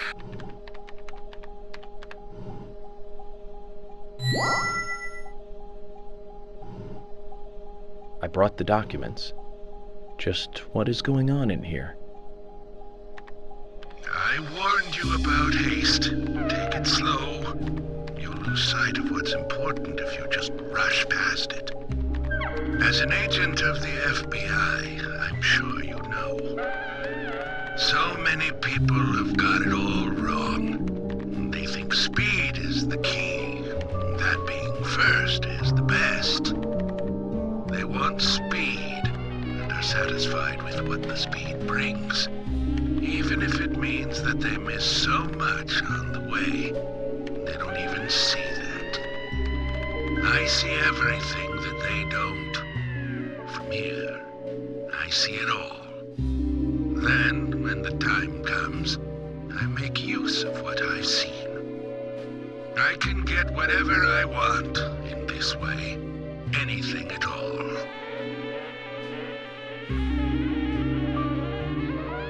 You're certainly talkative today, Harry. But I didn't come here for a business lecture. Tell me everything you know. Speed is not important. Timing is what is important. Timing. York, you have a natural gift for waiting for the correct timing. Just be careful that your haste does not ruin everything. That will be vital to solving the current case at hand. York, I know more than you think, but less than what you hope. 1, you have Nick in custody. 2, Thomas is missing. 3, Carol has a locket that belongs to the murderer. I also know that this case revolves around the red seeds. But that's about it. So you've got an inside line on police information. That reminds me. The victims' tongues were cut out, weren't they? But that's only a minor point. Don't let the shocks blind you to what's more important. That's another business tip. Harry, I'm impressed. You gather information really well. You hacked into the FBI network, too. Amazing. But I didn't come here to hear this. Then let us close the business seminar. It's time for a history lesson instead.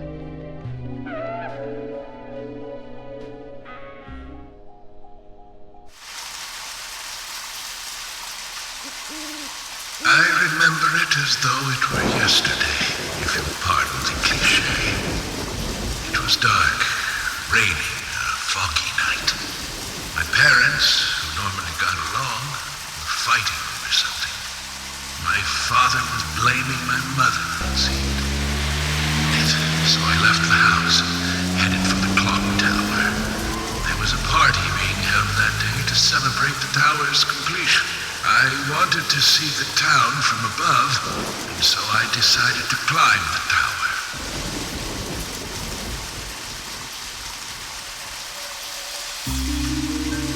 Curious child, and saw it being constructed day after day. I'm not sure why, but I was really drawn to the tower in some way, and that's why I knew. From the pit in the theater, there's a path to the clock tower. They were just cleaning up after the party, so it was easy to get into the theater. I used the secret passage to sneak into the tower.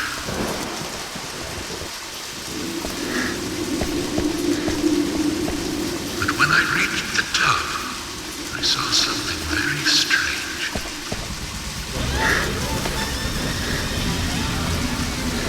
There were soldiers there, all wearing gas masks.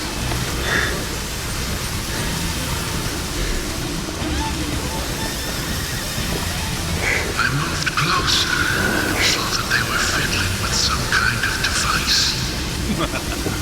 The device was emitting purple smoke outside. Just then, for the first time, the bell rang throughout the town. I reacted with fear, left the tower as fast as I could.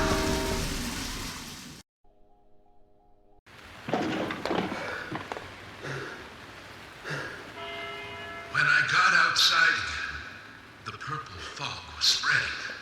I covered my nose and mouth and ran home. I unconsciously counted the number of times the bell rang. After the 12th time, the bell did not stop ringing. It rang a loud 13th time.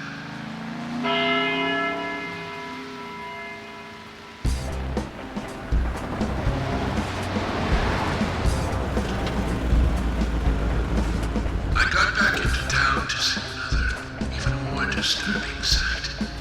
The people were attacking and killing each other, rampaging as though insane.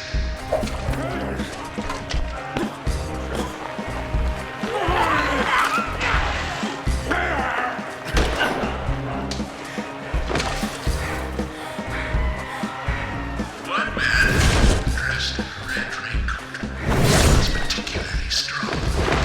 Anyone who attacked him was killed in an instant. I, too, started to feel violent hate boiling up inside me. I tried, but was unable to suppress it. One word resonated through my head. Kill! Kill! Kill! Without thinking, I took a branch and attacked the man in the raincoat. For a moment, I didn't know what was occurring. The face beneath the hood was that of my father, painted with an expression I had never seen before. Hatred and angst. He clearly saw me, but that did not stop him from attacking me.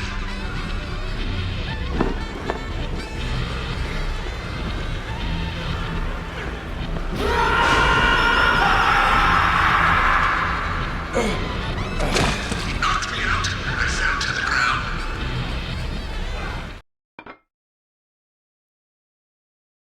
The following morning, I awoke surrounded by dead bodies. It wasn't raining anymore, and the purple fog was gone. I couldn't believe what I saw and what I myself had done. But even worse things were waiting for me when I got home. My mother was dead, killed, presumably also by my father.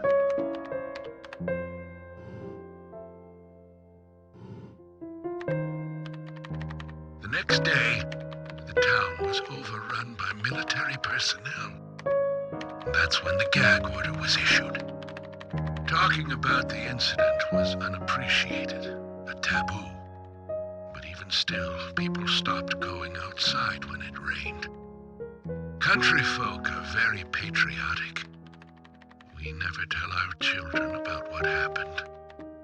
But these things find a way out of even the tightest of lips, in parts. People only speak of the killer in the red raincoat, which is where the legend of the Raincoat Killer comes from. Quite a story.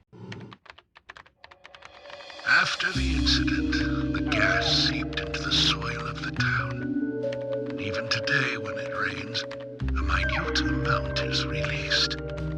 That's why I never take my mask off when I'm outside. This town is dirty, York. If what you say is true, then the killer is someone who is badly affected when it rains. You need to draw the conclusions, not I. I have no conclusions. Is there a connection between the red seeds and the gas, then? This is just my own presumption. The seeds and the gas have a similar effect on our nervous systems. I believe someone figured that out and decided to use it. Or it could just be nature's way of getting back at us humans.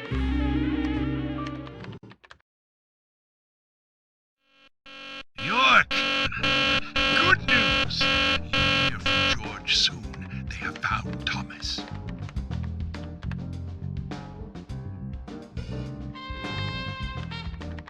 I'll tell you one last and very important thing. Just as you suspected, everything I have told you is gibberish. I never hacked into the FBI server, and I certainly know nothing about the red seeds.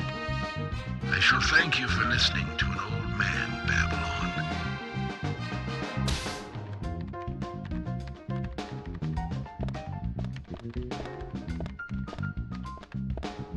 Let me ask you one thing then, Harry. You're a businessman. You must be after something in return for giving me this information.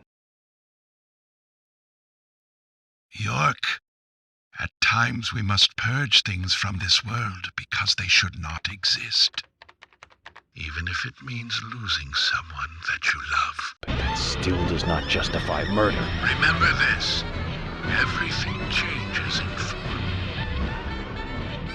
There isn't a single thing that can maintain its shape for eternity. Overlook this fact. You'll be making a big, big mistake.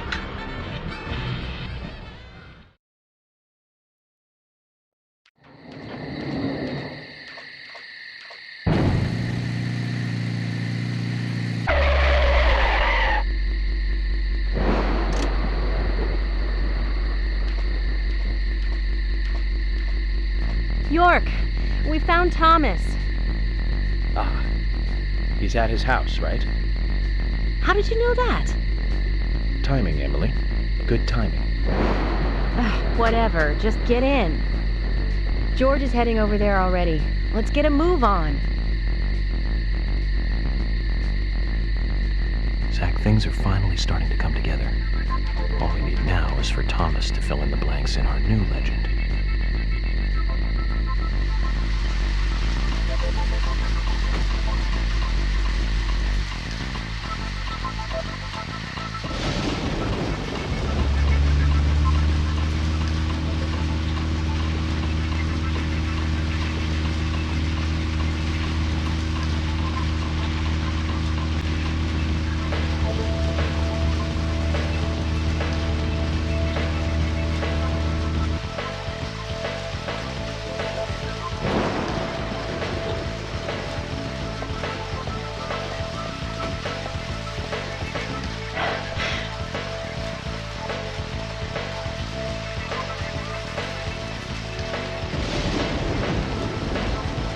George, what's happened?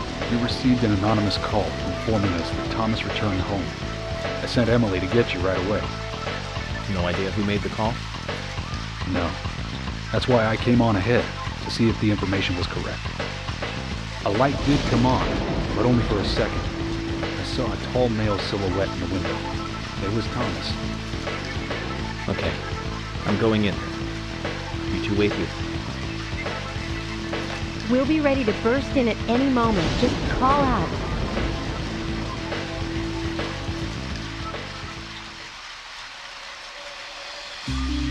Zach, it's the same in the countryside after all. The climax of an investigation is always in an apartment.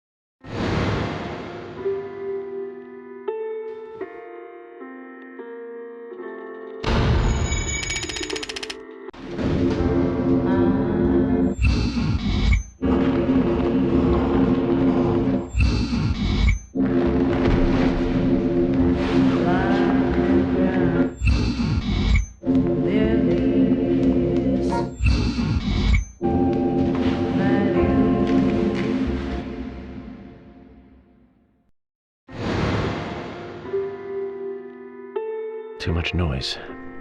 We're still missing a vital piece of the puzzle.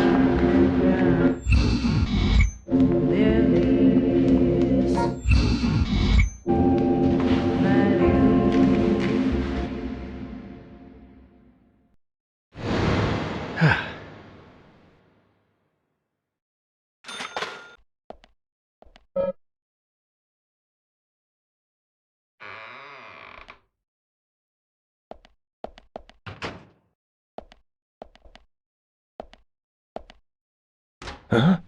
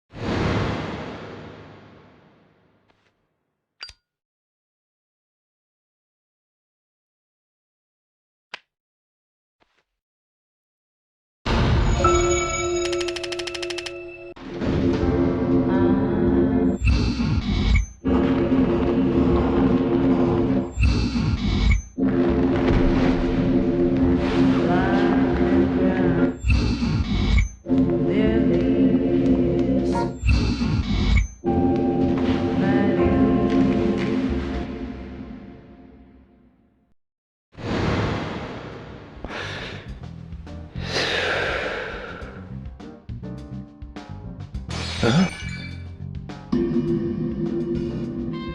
So, Thomas wants us to look around for him a bit more. So there's more to it. Kind of like the bonus footage on a DVD. I hope it's worth watching.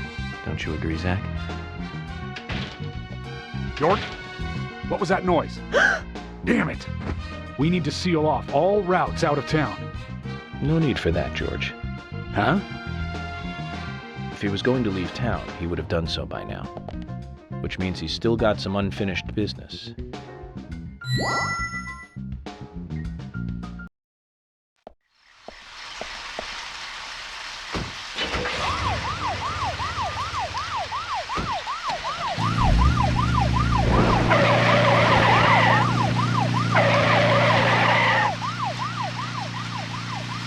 Zach, do you think they heard what I said?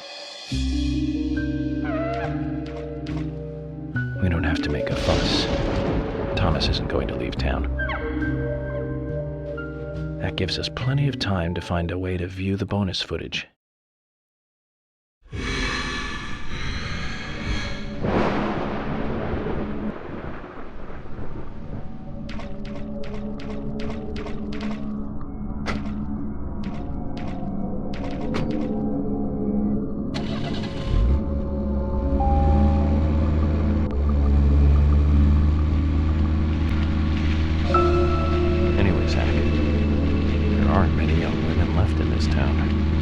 Even Emily could be targeted next. We can't rule that out. All the more reason to catch the Raincoat killer ASAP. And that means working closely together. We can work out the Emily situation later. Go.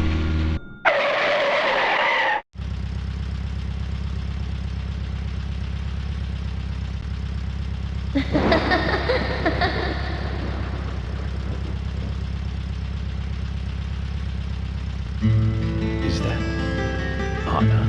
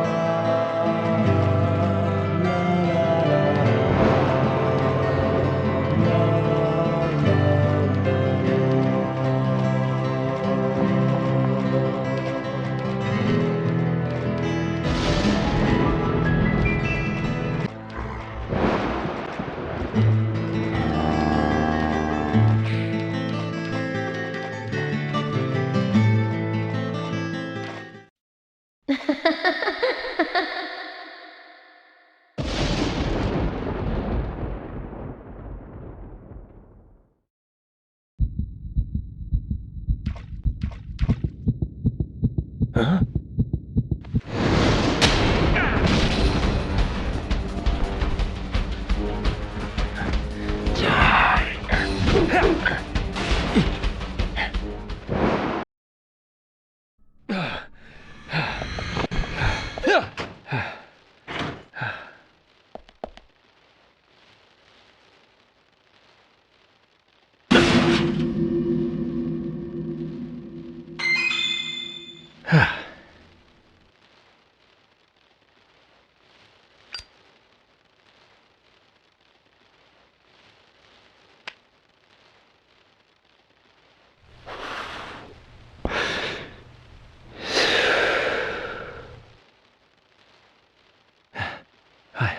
I almost became a goddess of the forest myself. Although I think the look might suit me. What do you think, Zach?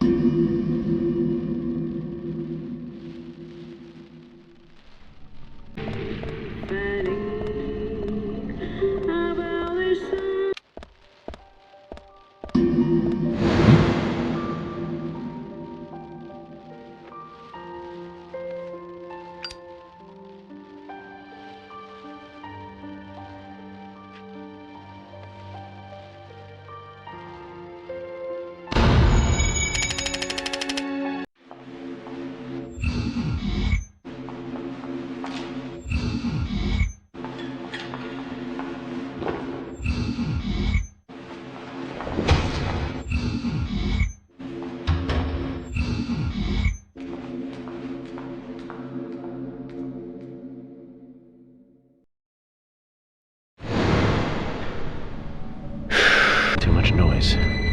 You're still missing a vital piece of the puzzle.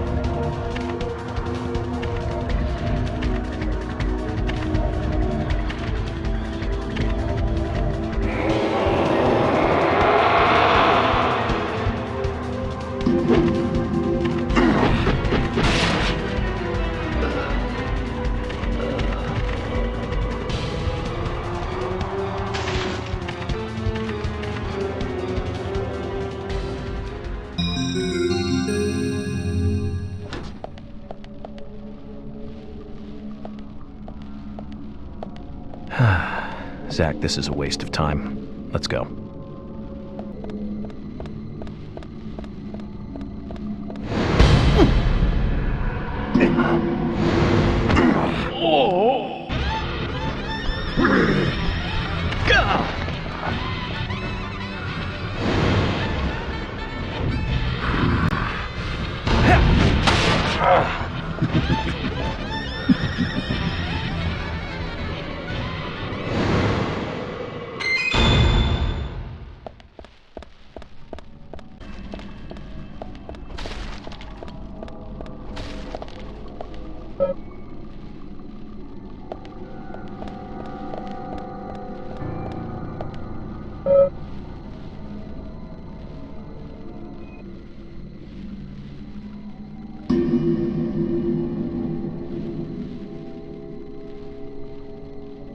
Huh?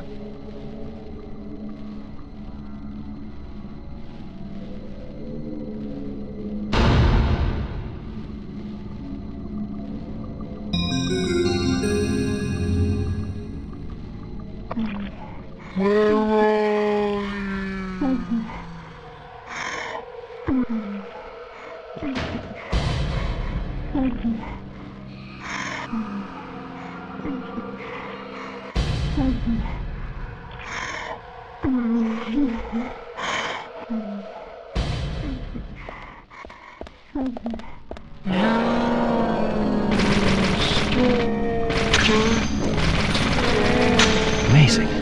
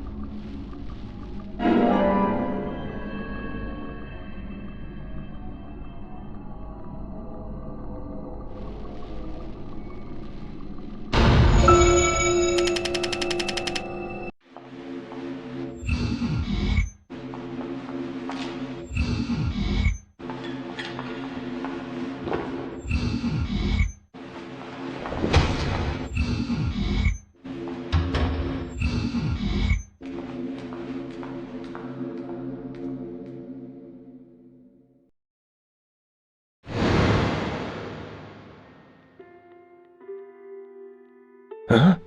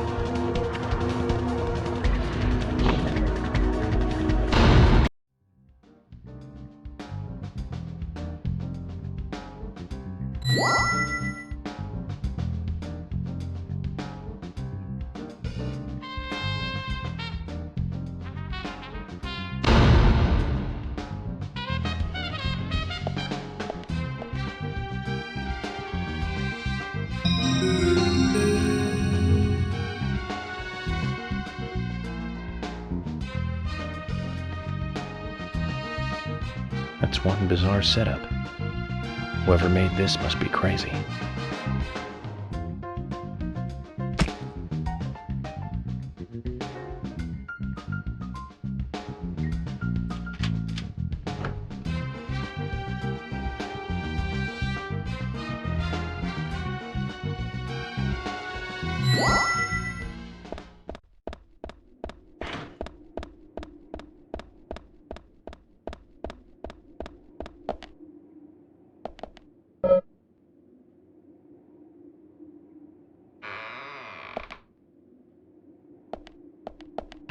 Hmm?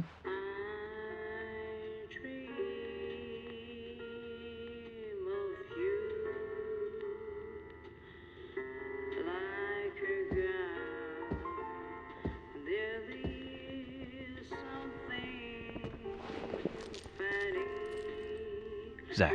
Okay, so it's not bonus footage. It's still part of the main feature. The perpetrator is exactly who I thought it was. First things first. We'd better let poor Nick go.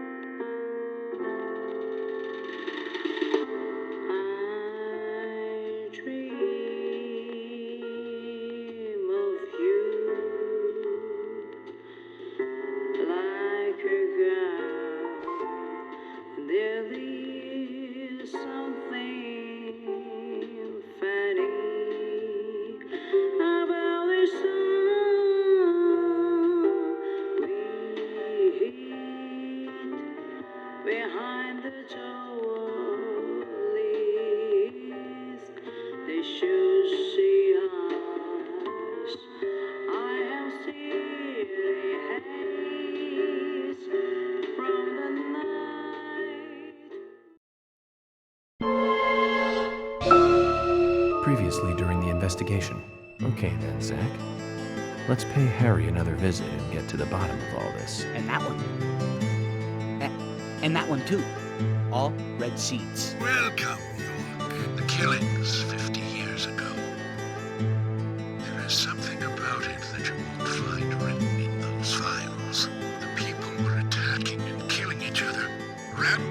as though insane.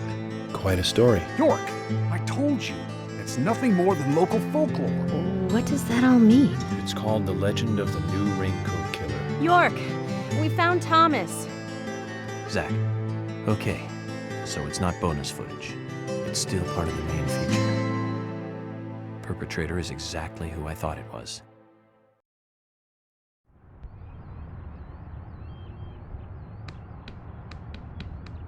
Dad? Dad? Come on, boy, or it'll be too late.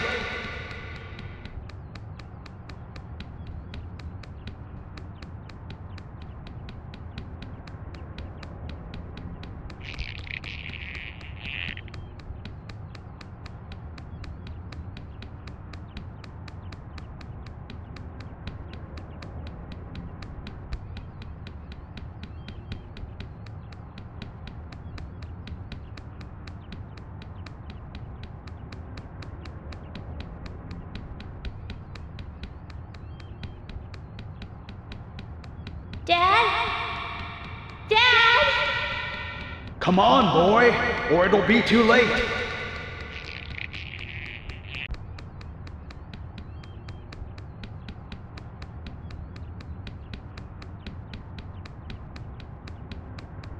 Dad?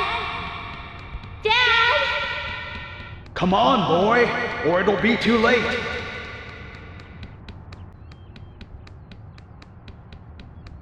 Dad? Dad? Come on, boy, or it'll be too late.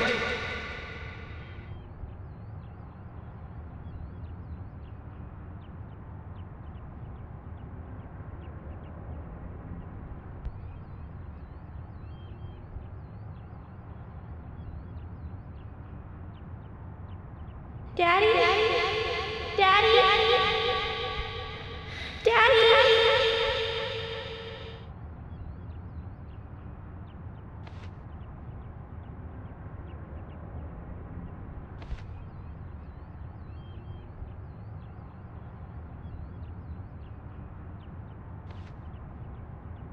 Are you okay?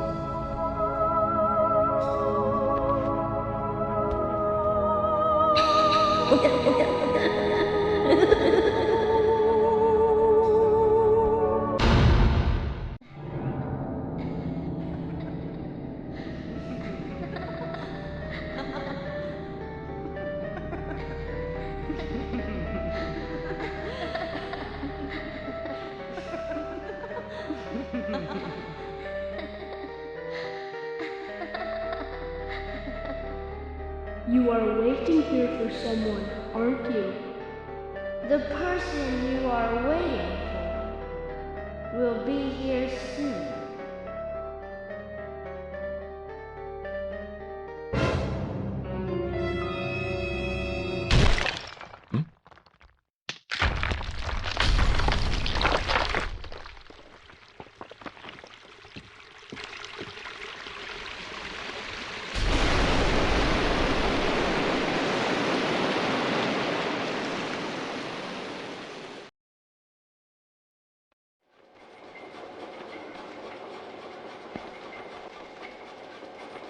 We come toward the climax.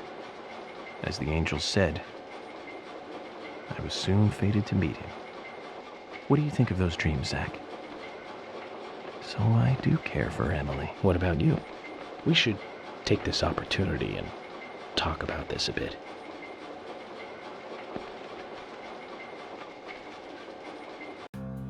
If I hadn't seen Yor come into the bar, well, you wouldn't have found this place, would you?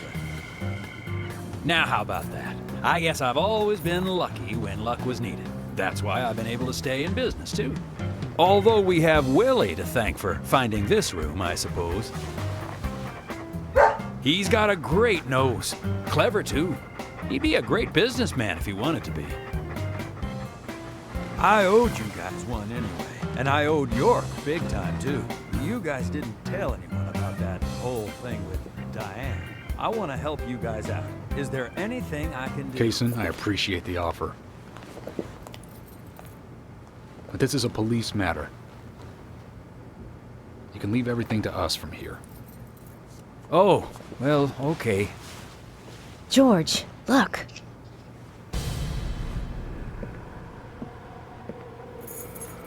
These cigarettes. They're the same brand that York smokes. He's definitely been here. Carol's been missing since the bar closed last night. This town will be deserted if this keeps up.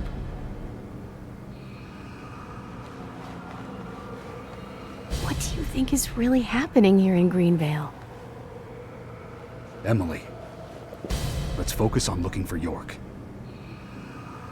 I just hope there are more leads than a cigarette butt around here.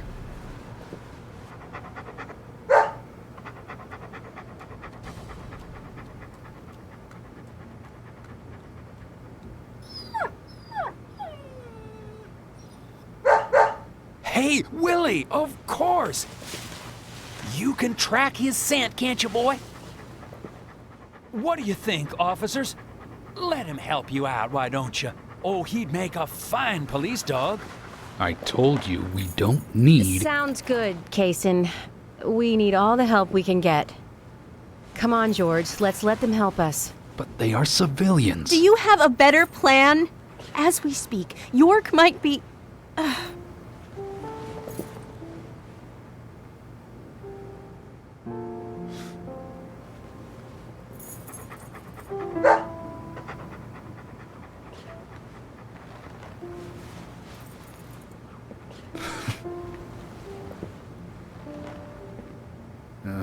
All right. Let's have them help. Thank you, George. But one thing. With York missing in action, I'm back in charge. And York would give me hell if something bad happened to you guys. So promise me you'll call for backup at the first sign of danger. Yes, of course. I think we're missing something here. So I'm going to look around a bit longer. You go with Kaysen and follow York's trail. Thank you, George. We're counting on you, boy. Welcome to the force, Deputy Willie.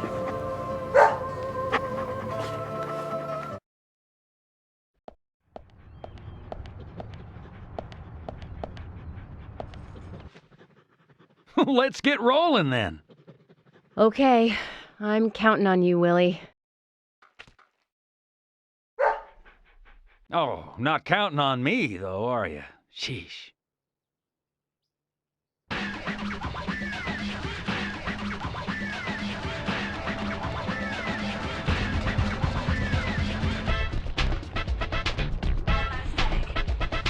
Studiato, testato, sperimentato.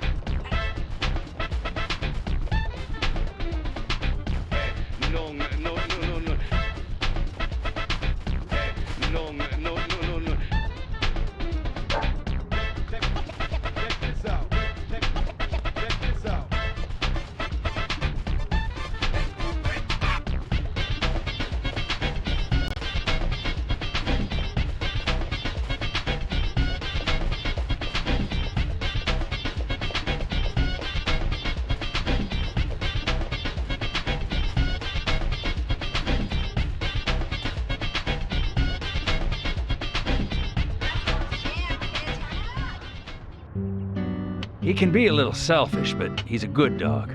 He stayed with me all this time, through all the good and the bad. How long have you been together? Oh, we go back a long time. I can't even remember a time when he wasn't around. I had a dog when I was small, too. He was a beagle, so we named him B. Stupid name, I know. He hated being left alone and always followed me around. I could tell him anything, even things I couldn't tell my parents. He'd look into my eyes and listen intently to anything I had to say. It's like he sympathized, and he didn't make fun of me. He would just listen. When I was done talking, he'd put a paw on my thigh. My worries just faded away when he did that. Made me feel like I was just a fool for worrying so much. Dogs are great that way. Oh, yeah. Sometimes I think they got a lot more wisdom than us humans. Even if they are betrayed, well, they don't see it that way. Sure sounds foolish, but you know dogs, why, they're always happy. I'm positive that even if man perishes off the face of the earth, dogs, why, they'll just carry on, regardless. They see everything, you know. From their dog houses, they look out and they see what humans do. Kaysen. Oh, look, Deputy Willie's calling for us. He's always like that. Let's get back to the chase.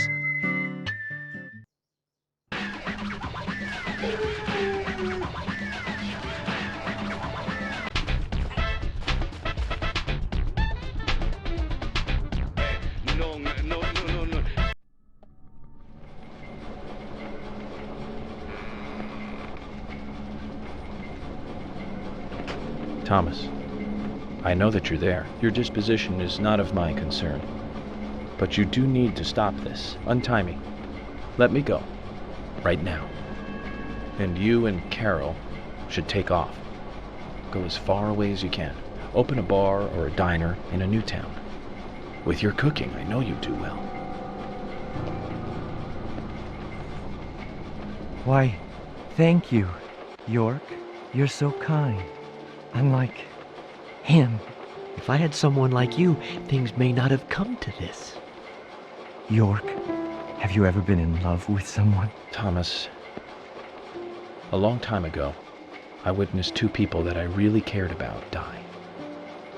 Both pretty much at the same time. And since then, I've tried not to care about anyone so deeply, but recently that way of thinking has changed. Emily, right? She's a nice girl. But I must warn you, York, you'd be better off not falling in love with her. Thomas, considering the circumstances, whatever I say might not be important to you, but I'll say it anyways. Don't you dare touch Emily. York, I think I've said too much. It's natural to respond when someone talks to you, I guess.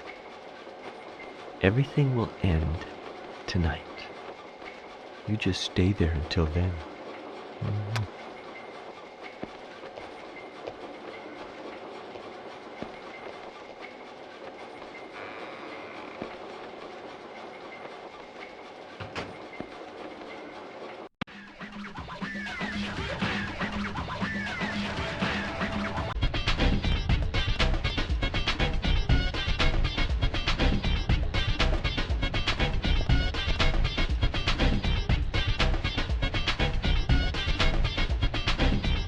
What's wrong?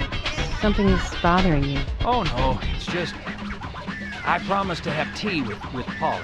I just remembered. What's that got to do with anything? Yep, you're right. This just isn't the time, I know. But it's... well, she reminds me of my mother who passed away. Kaysen. I've been a salesman for a long, long time. I never had time to talk with my mother, you know. Sales, they were the thing for me. No matter what happened, this was more important. So even when she was sick, I put more energy into my work, which I regret now. And you know, when I heard she died, I was on my way home, all happy. I closed a big deal in Jersey. Just when you want to give something back, you got no one to give it back to. Well, that's when I met her, Polly. I thought heaven had given me another chance. I really did. So I always stay in that hotel whenever I come up here. Oh, sure, the rooms are great, but in all honesty, I go there because I want to talk with Polly. Does Polly know all this? No way. I'd never say anything so embarrassing to her. She'd think I've got some crazy mother complex or something.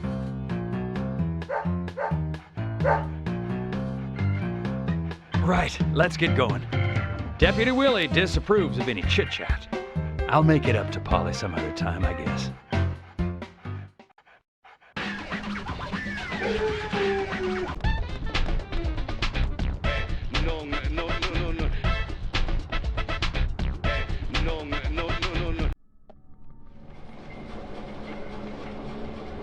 Zach, I'm hungry, but I can't do much about that at the moment. Thomas is certainly a great cook.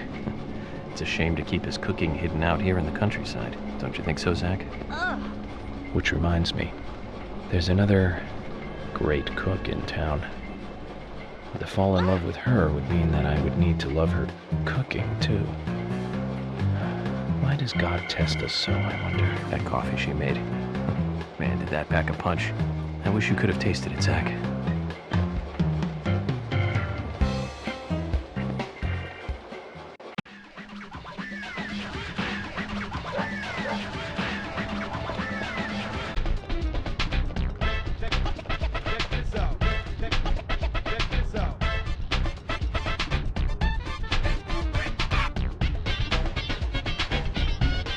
It's only a hunch now, but I don't think Nick killed Diane. What do you mean? Me and Diane, we were, pretty close. Sure, some people might have moral issues about it all, but I'd like to think that I knew her pretty well. Every time we finished talking, she'd bring up art. I'd make a face, boring. And she'd always say, "You're so different from Nick. He's so much more intelligent." Sounds like something she'd say. Nick was one of the few people who she could talk to, And vice versa for Nick, I suppose. Diane also told me that she was best friends with Nick. He'd have nothing at all to gain by killing her. I can't believe that one would try to kill the other. I just can't. But even the best of friends can end up in the worst fights. Still, the voices and footsteps I heard that night, they were something else. Much more violent, more horrifying. Diane's voice sounded different, too. Different. Hard to explain. Of course, I couldn't make out what she was saying. You told York all this? Of course I did. What did he say? I know, that's fine. Something like that.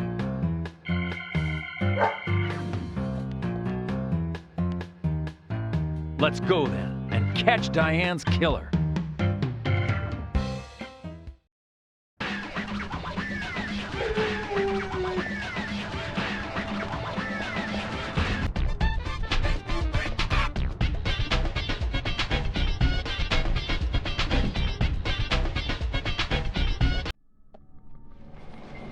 Zach, about Emily. Don't you feel almost nostalgic looking at her? I don't think I've ever felt that way looking at a woman before. No, I'm wrong. It's a long time ago now, though. Do you remember that incident, Zach? Anyways, I was very surprised when she came to my hotel room. Not in a funny way, don't get me wrong. It was really exciting, though. I thought I heard my heart thumping inside, It's inappropriate during an investigation. Right, Zach?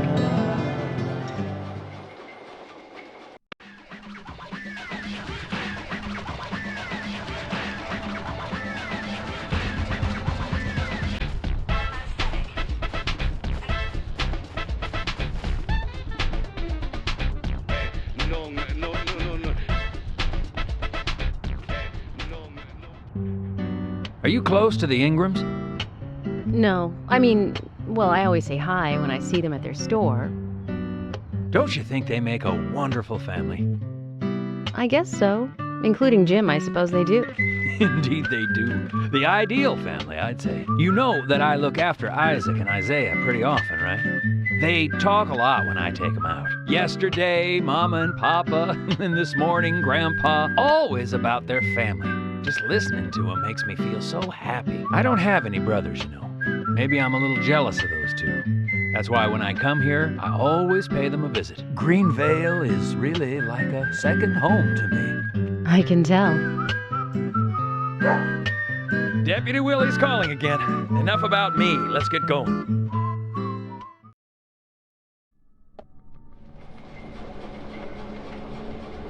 For some reason in the darkness, I see Emily's face. When I first met her on the bridge, she looked so dignified. And that glimmer in her eyes when she argues every word I say. Her blonde hair lit by the dawn. Eating steak at the diner. Giving me directions in the car. Horror on her face in the gallery. And that coffee she made. And it's like she's a goddess in a tight dress. Zach, let's pray that she doesn't become a real goddess.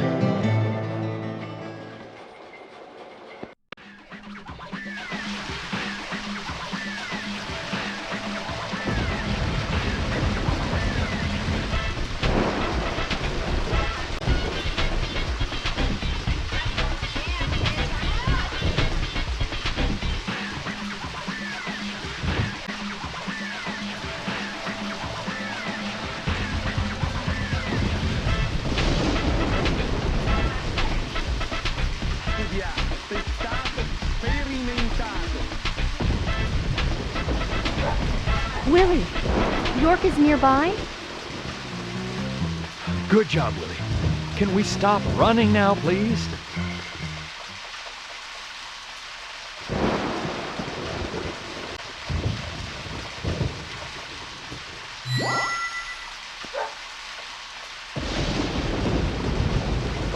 Hey, so we took the long route here. You weren't playing with us, were you? George, we found out where York is. George? George! Kason, I'm going in alone. Hey, you didn't forget what George said. No, I haven't. And that's why you get to stay out here and keep trying to contact him. I'm just going to check things out. I'll stay out of danger. Trust me. Okay, if you say so. I'll take care of this here.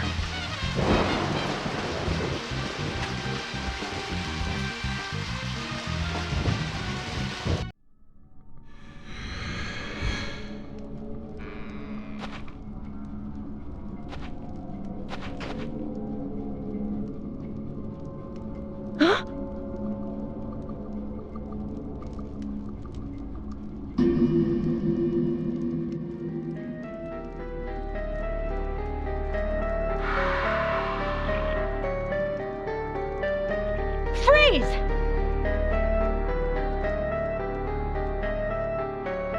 Stop right there! Stop!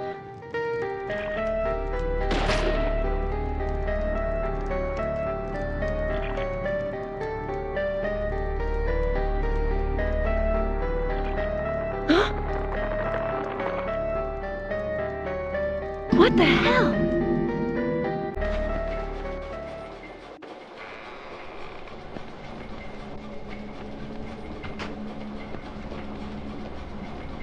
York?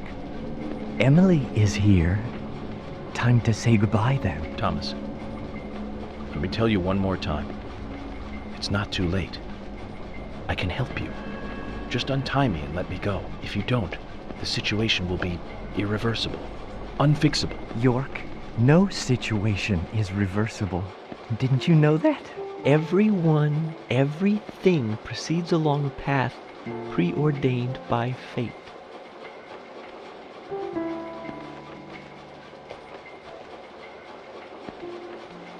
Goodbye then. I wonder who'll be the next person to open this door. Well, whoever that person is will be the one to decide your fate. Zach, what was I supposed to say? All I can do now is wait.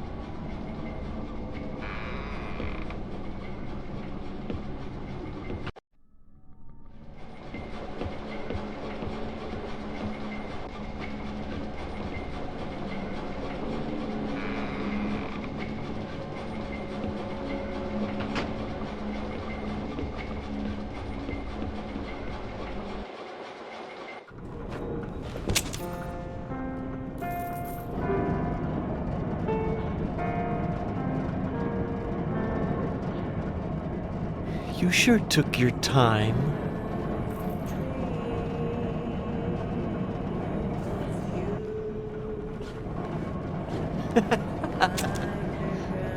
Thomas, you've got nowhere to run now. Just surrender yourself. Emily, I've been waiting for you. Where's York? Is he okay?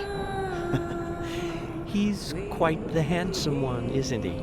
I liked him the moment I saw him. He likes someone else, of course. Who do you think that is? I'm asking you if he is okay. Answer me. Oh, yes. He is handsome.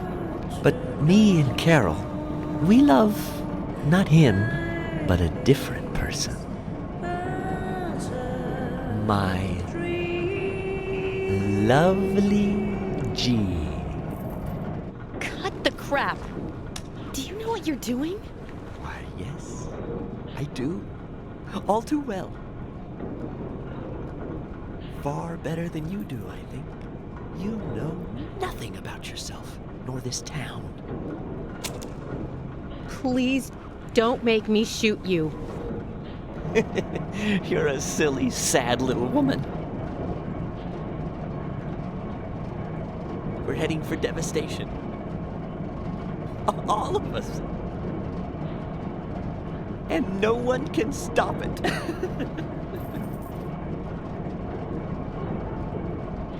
Oh, Thomas, you're sick. But there's still time. We can get you help. I'll help you. You're too kind, Emily. As kind as a goddess. That's why he likes you. This town is soiled, and only you are shining in it.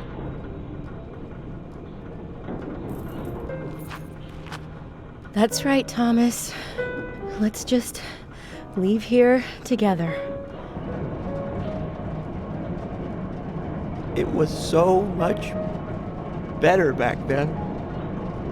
We had so much fun. Emily,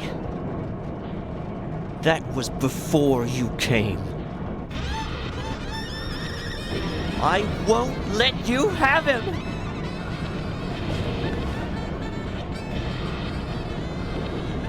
You filthy pig!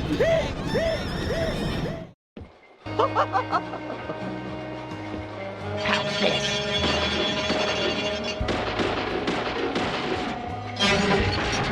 Dodge this! You pig!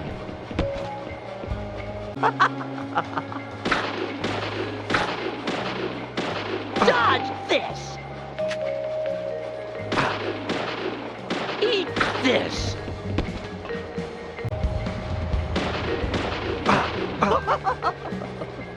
You won't have it your way! I won't let you take him! I'll show you how serious I am! I'll turn you into hamburger meat!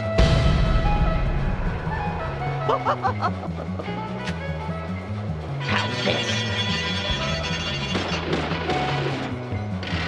Dodge this!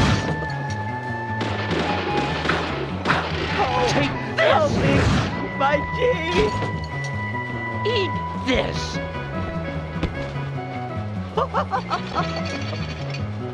Eat this! You're gonna die, Emily.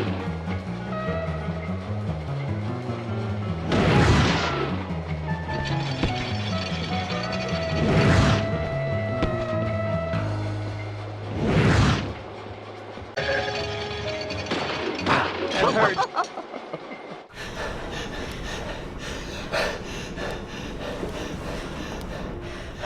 Thomas, don't make me shoot again. Surrender and turn yourself in. Emily. Emily, Thomas.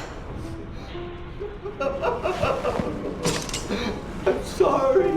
I'm so sorry. That's enough, Thomas. Just come over here.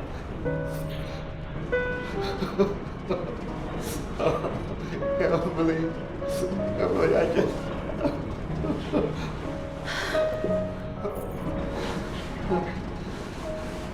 I hate you so much. Die, you skanky swine! You stinky mutt! Get away! Get away from me! Get off!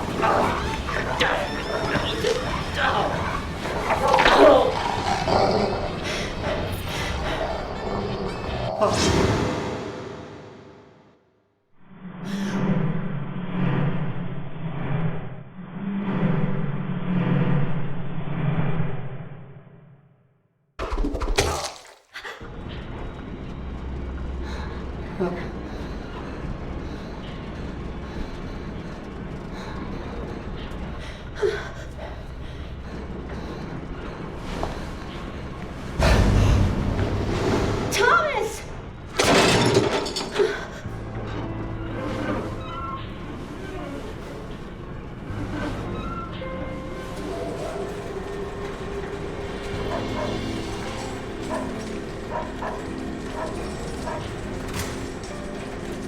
Oh! Is that Thomas hanging there? Oh my god.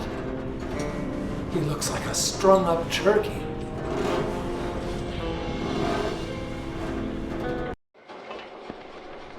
Zach, was that a gunshot? I hope nothing terrible has happened.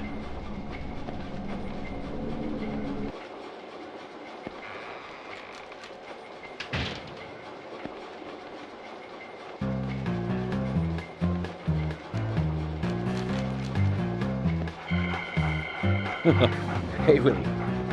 Are you here with your owner?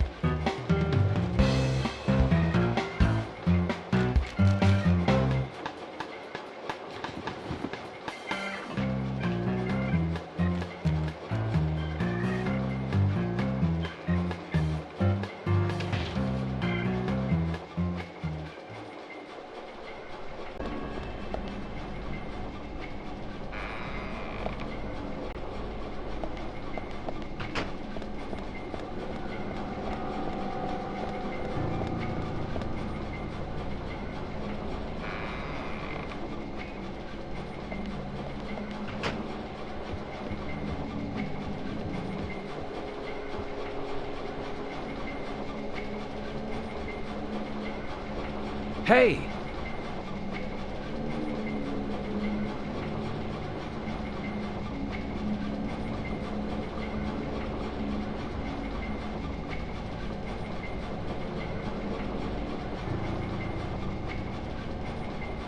York! Are you okay? I'm fine. Got to spend some quality time with Zach. I heard gunshots. Did you get our man?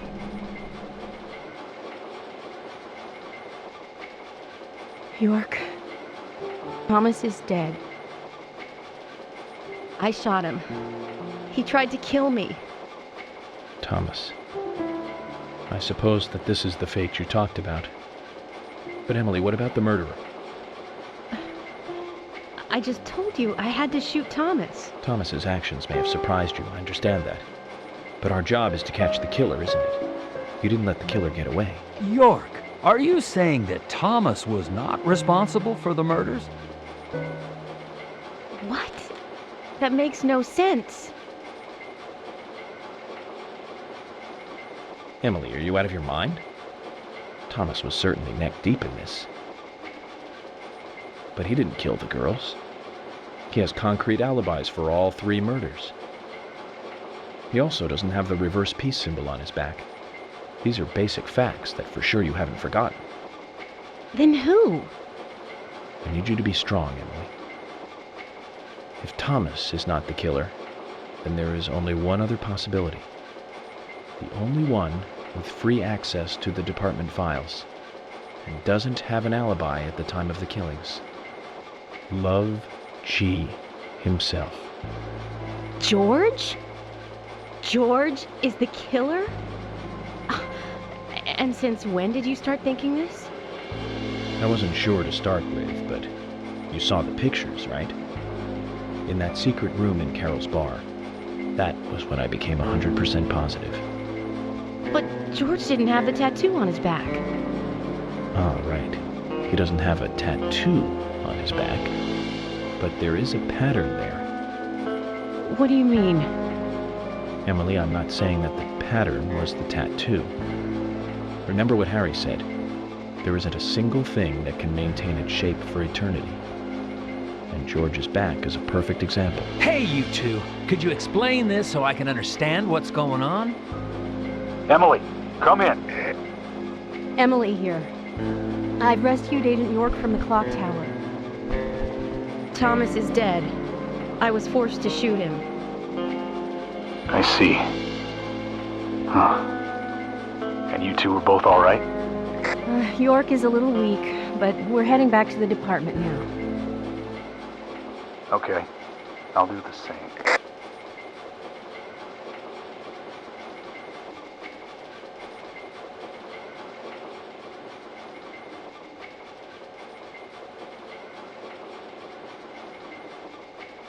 Emily, George is a friend of yours, isn't he? Yes. Then what we are about to do is going to be tough to deal with. Are you willing to go through with this? York, I'm deputy sheriff. This might be a small town, but I take pride in that. It's my duty to make sure that we catch all the bad guys in Greenville. Even if it means facing an end that I would never have hoped for. Okay. Then let's get moving. This case is going to end at the sheriff's department.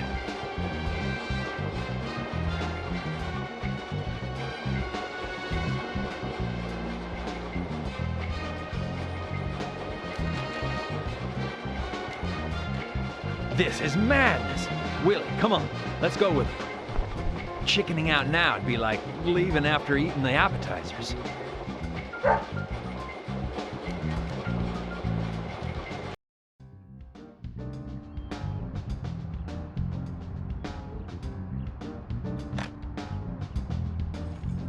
Emily, I'm going in from the front. You secure the back. Okay. What should I do? Kaysen, stay at the entrance. No, don't cut me out now. If this was a movie, I'd be some minor nameless character. And I thought I was the cheerful sidekick that helps solve the case.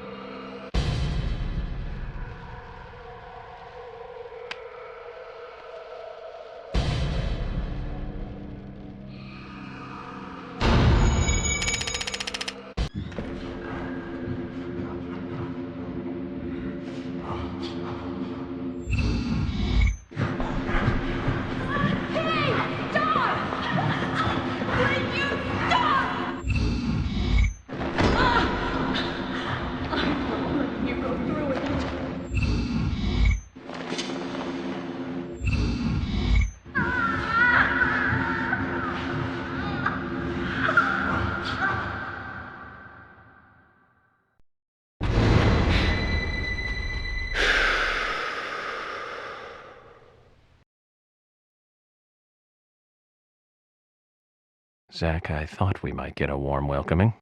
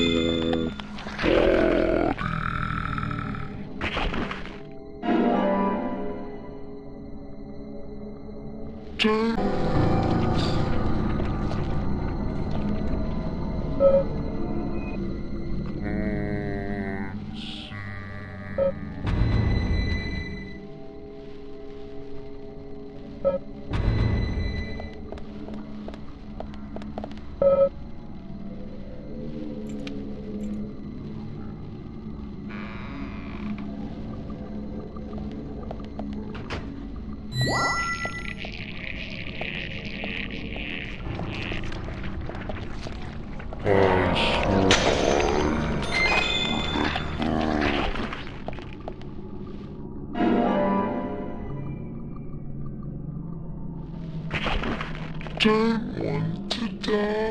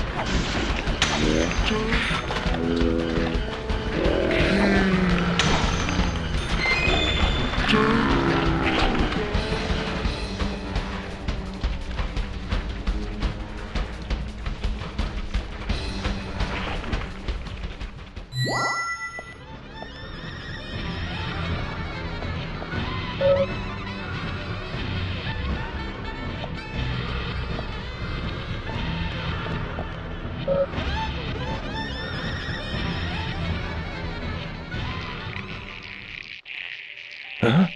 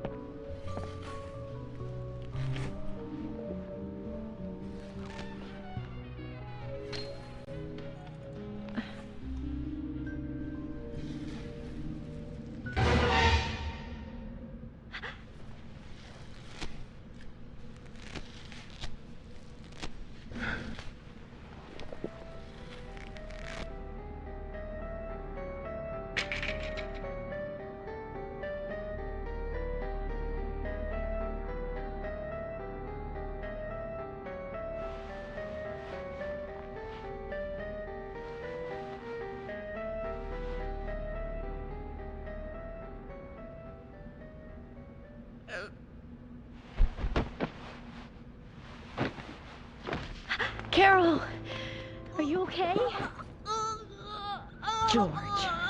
George did this to you.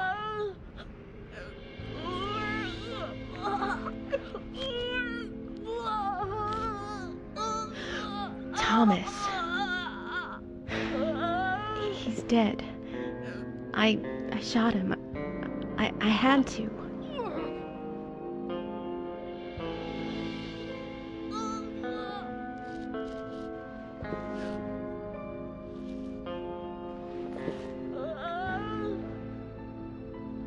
Carol?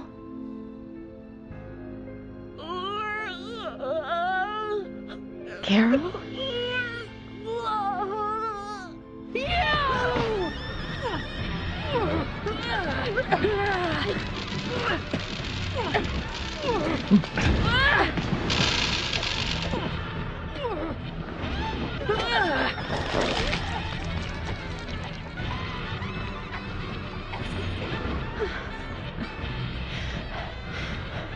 Kaysen! Kaysen, quick! Rush to the hospital. She needs a full stomach and liver cleansing. York, you need to come too. She needs... No, I have to take care of something here. But I can't take her alone. Please, Kaysen. Okay, I'll do it. Fast. But if something happens, don't blame me, okay? Just go!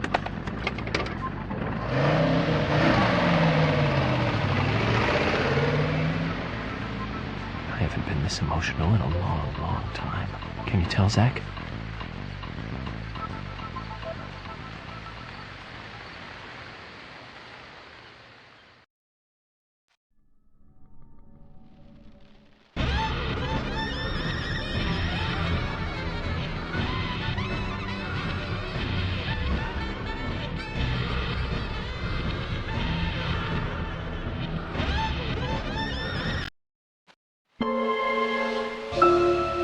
Previously during the investigation. Thomas, you've got nowhere to run now. Just surrender yourself. You won't have it your way. I won't let you take him. Die, you skanky swine. Carol, are you okay? No! York, are you saying that Thomas was not responsible for the murders? Love G himself.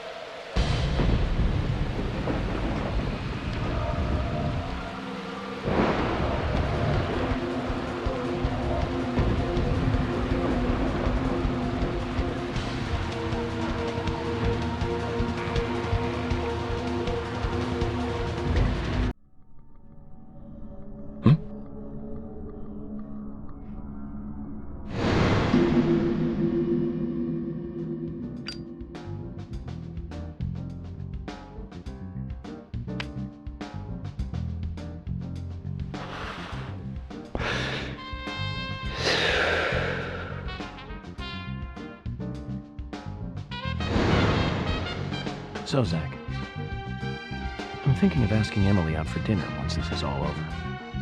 Nothing too fancy. Just somewhere where we can relax. You know what? Nick's Diner might be a good idea. I think I owe him a nice big tip, too.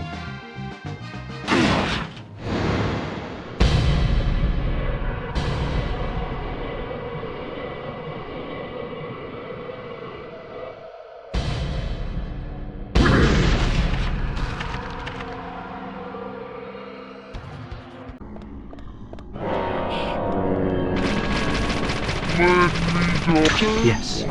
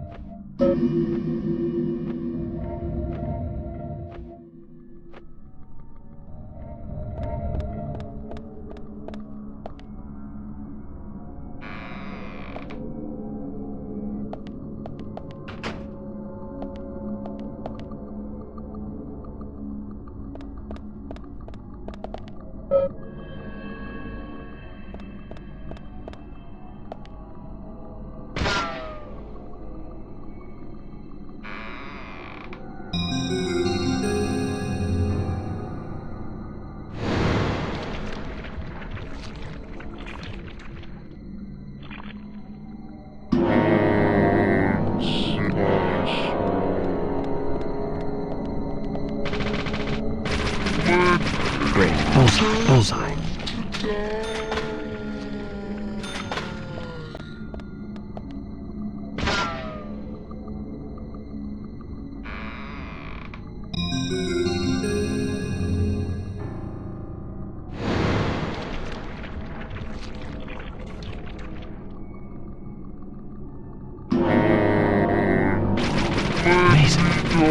Amazing.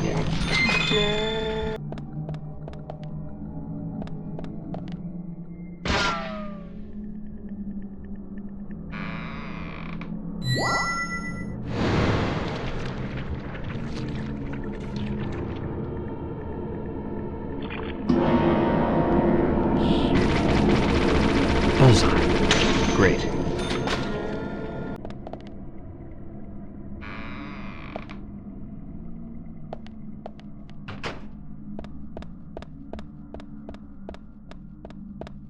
Huh?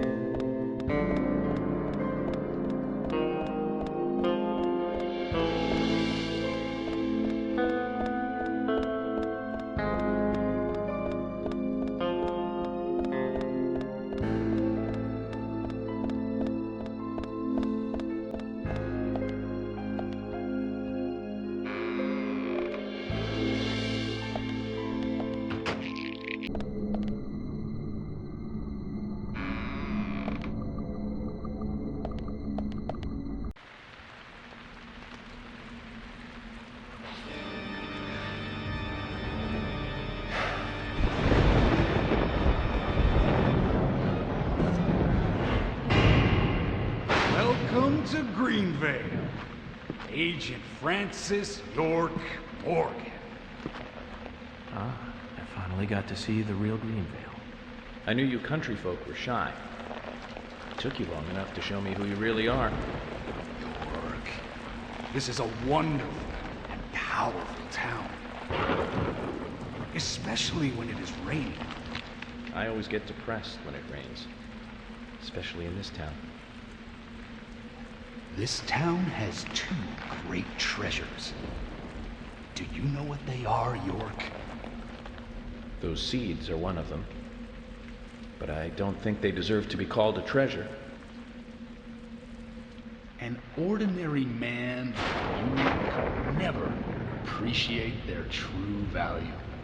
But you'll agree with my selection on the second treasure anyway. I don't disagree with treasure number 2. Emily sparkles like a precious gem. This town changed since she came here. The goddess from the city gave us the fruit of knowledge and gave us sin. When I first saw her, I realized I was such a fool. A fool for being satisfied by the petty girls from this countryside town. George, I agree you were a fool, and you are a fool, even now. Shut it, York! You're the fool here. Becky, Diane, and Carol. They all died right in front of you. You couldn't save even one of them. Not even one. You're the worthless fool here, and that's what proves it. But me, unlike you, I am strong. I have power. My mother taught me, the strong, who can overpower others, is always correct and right. My mother stepped on my face with her stiletto heels because she had power. And when her heel pierced my cheek, I learned to respect her. Since then, I attained power of my own and found my own disciples. I became divine. All I need now is that goddess of fate. And grab her with my hands. I want Emily in her stiletto heels. You're out of your mind. The goddess won't smile for you anymore, George.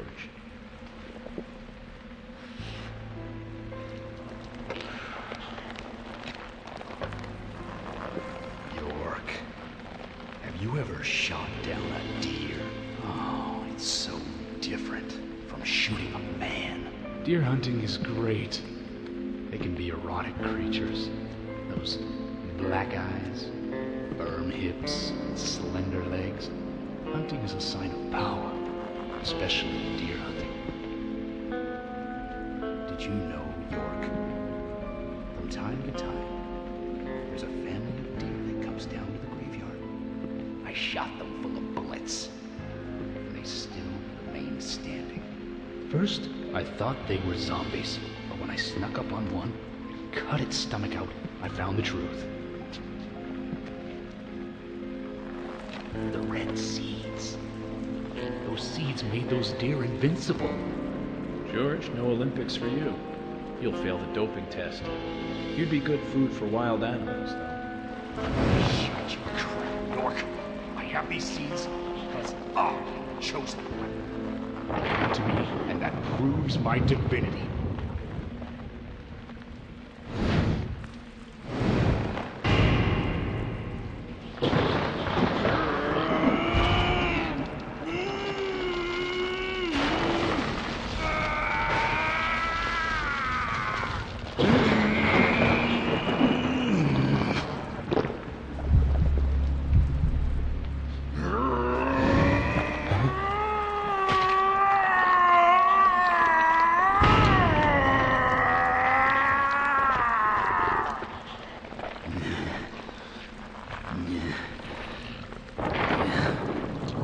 This is the mark my mother gave me. Proof of power. The red tree. The red tree? You've got that all wrong, George. That's the mark of child abuse.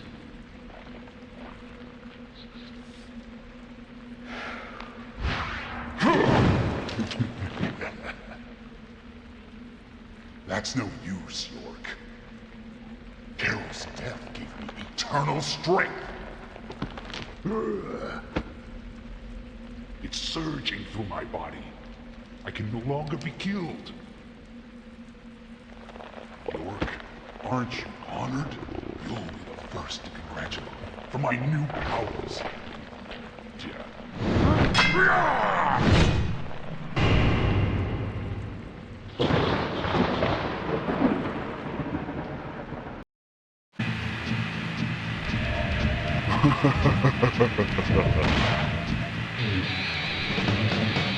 I'm the chosen one.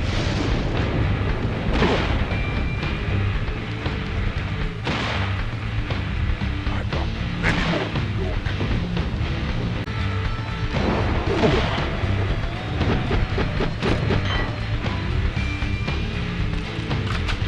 I'm the chosen one.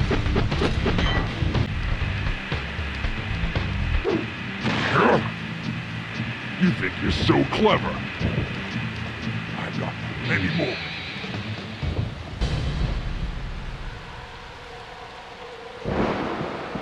Getting Anna and Becky involved was all too easy. Carol and Thomas built a secret club for me. All we had to do was tell them about it, and they were giddy to join us immediately. That's where I used the seeds on Anna and Becky. Amazing results, let me tell you. They went berserk, like cats. Anna, especially, enjoyed the seeds. So I made my decision. She would be the first sacrifice for my immortality.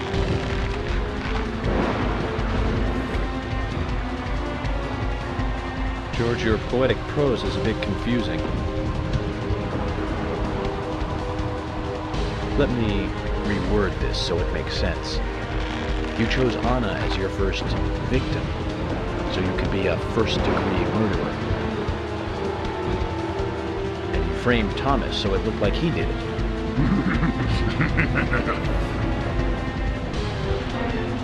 You saw him, didn't you? All made up. Poor fellow. He knew that he was only being treated as a substitute for Emily. He knew that. Carol knew too. But they played along with your sick games.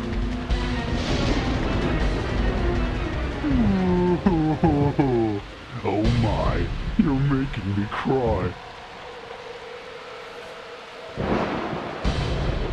Here's the one who told me about the Raincoat Killer. About how to become divine, too.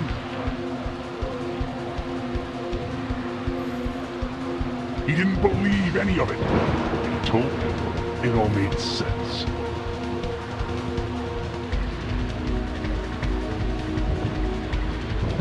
Why was I born in such a run-down dump? Why did my mother beat me every day? Why didn't Emily want me?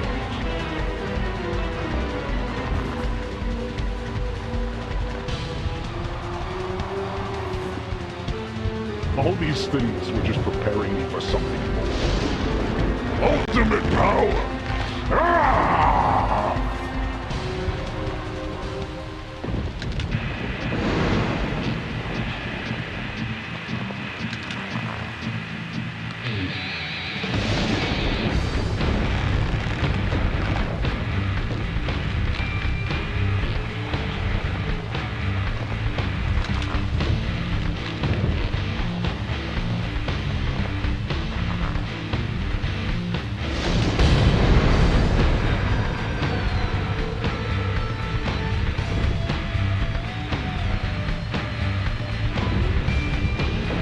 Imagination like that, you belong in the zoo.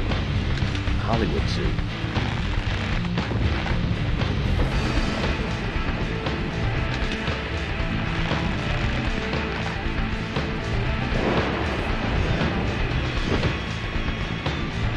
Time to get serious, York. Why? Why?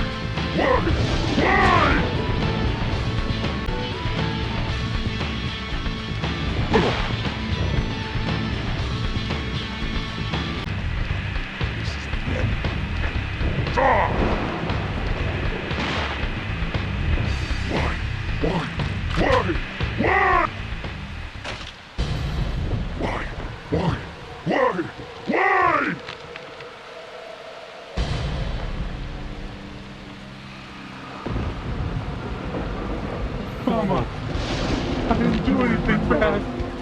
Why? Why are you doing this to me? It wasn't me. I didn't do anything. I know to apologize to Palana tonight. I know I didn't forgive, but still, I didn't do anything wrong. You know who it was. He's the one who made me do all this.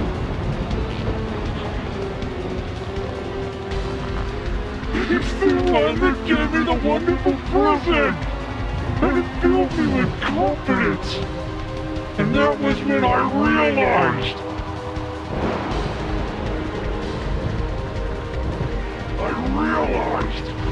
That I am blessed.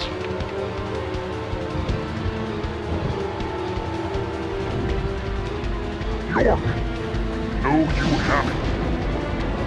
Right to hold on to it.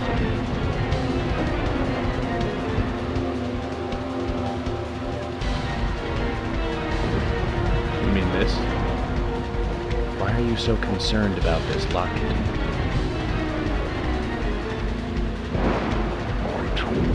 I'm the chosen one. Only the chosen one can own that locket. That's what he told me.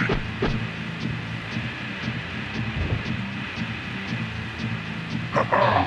I am special. I am the chosen one.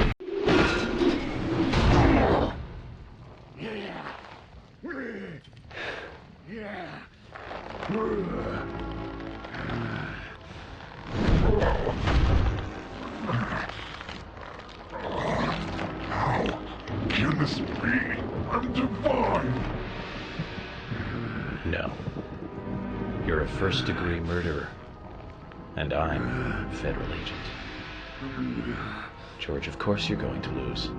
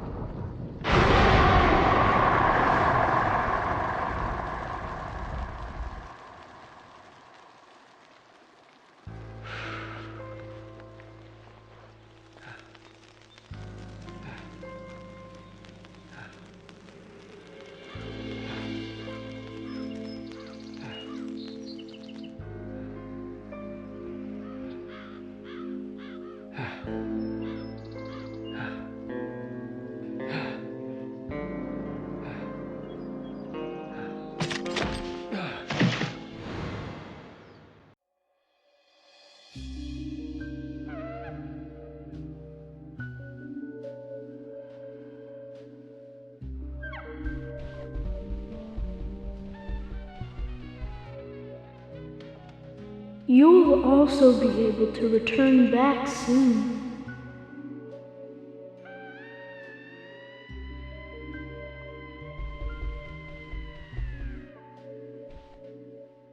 Very soon, you'll be able to go back to where you came from.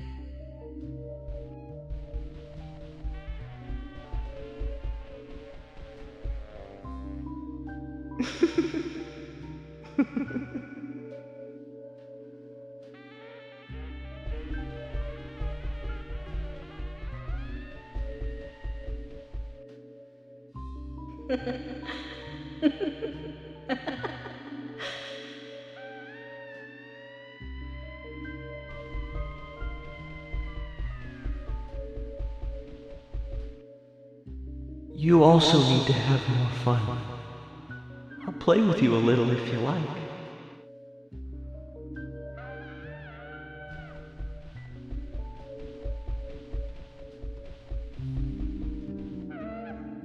Expect no praise. You did nothing but your duty.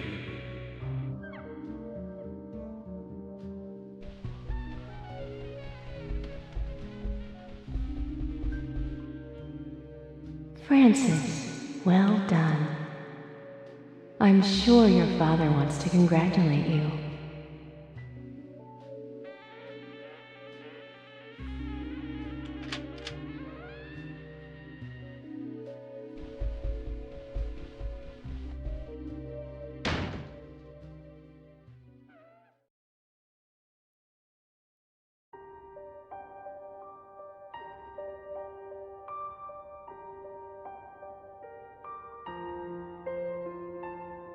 I'm sorry, but I can't allow you to go with your parents yet. There is still something you need to do. Open that envelope.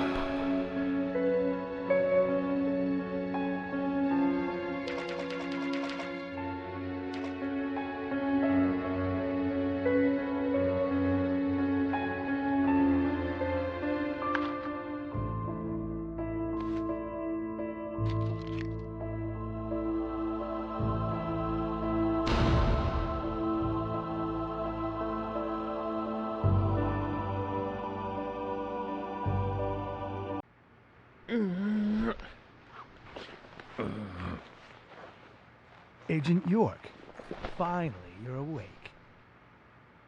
How long have I been out? A whole day, plus 10 hours or so. I wanted to challenge you to a game, but you were asleep. Emily. Which room is Emily in? Emily? What, she hurt too? She hasn't come into the hospital. What? I told Kaysen to bring her here. Kaysen? Well, Kaysen came. He's the one who brought you here. Which reminds me, he asked me to give you this.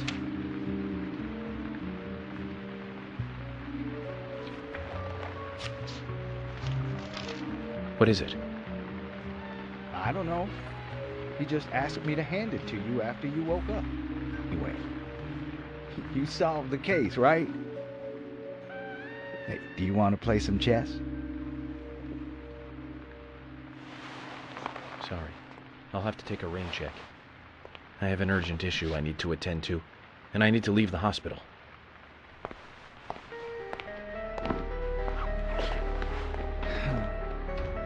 Zach, I have a bad feeling about this.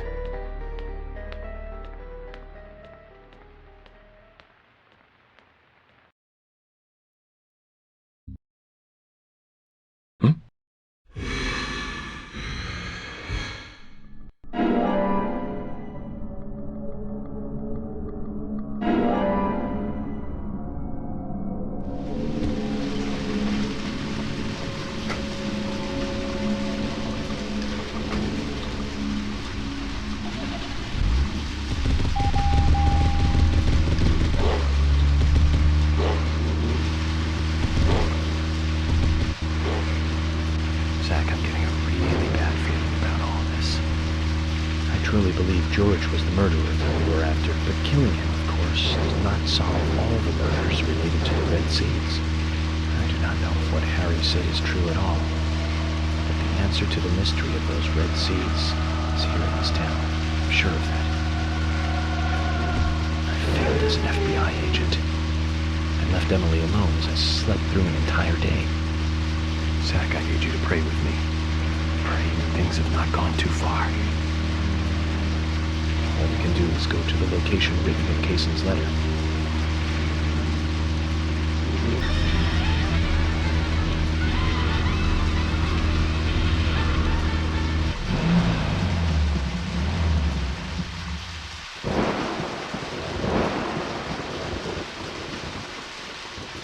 George's house.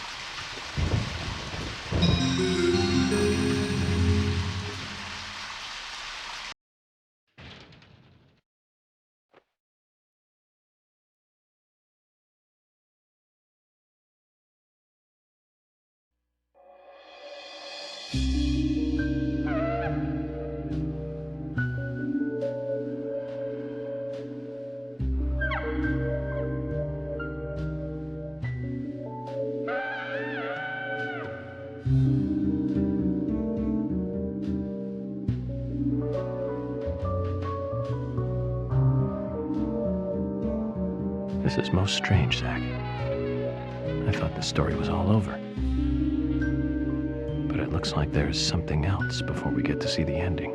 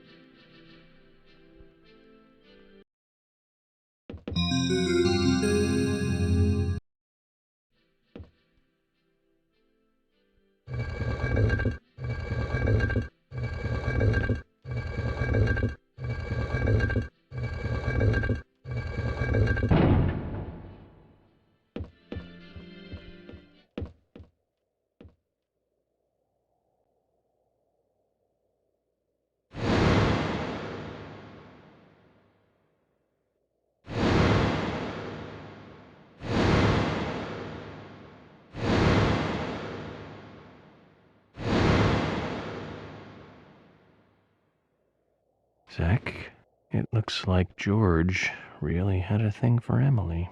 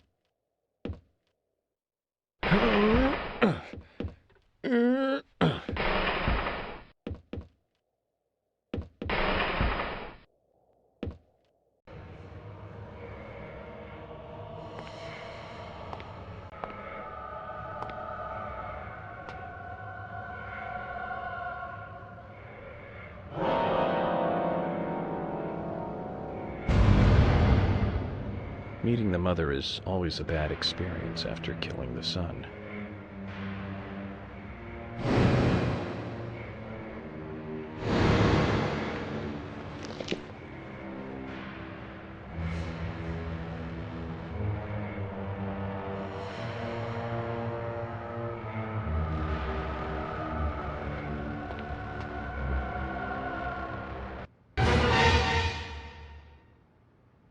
Zach, look.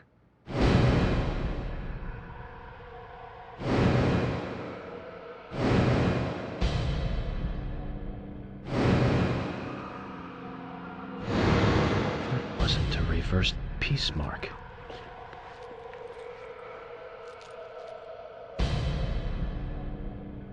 It's a tree.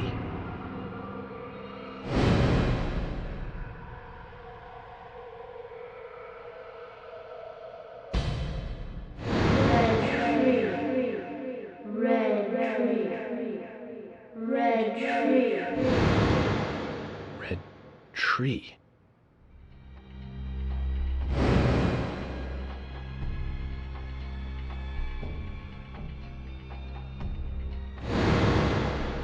F.K. Kaysen. Forrest Kaysen. He's the one.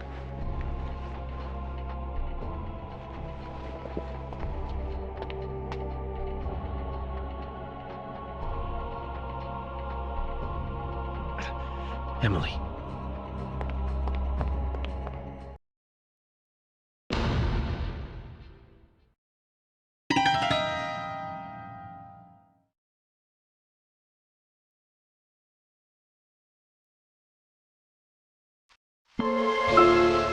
Previously during the investigation.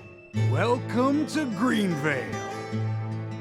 Agent Francis York Morgan. You're out of your mind. The goddess won't smile for you anymore, George. Emily. Which room is Emily in? That wasn't a reversed peace mark. Red tree. Zach, I need you to pray with me. Pray that things have not gone too far.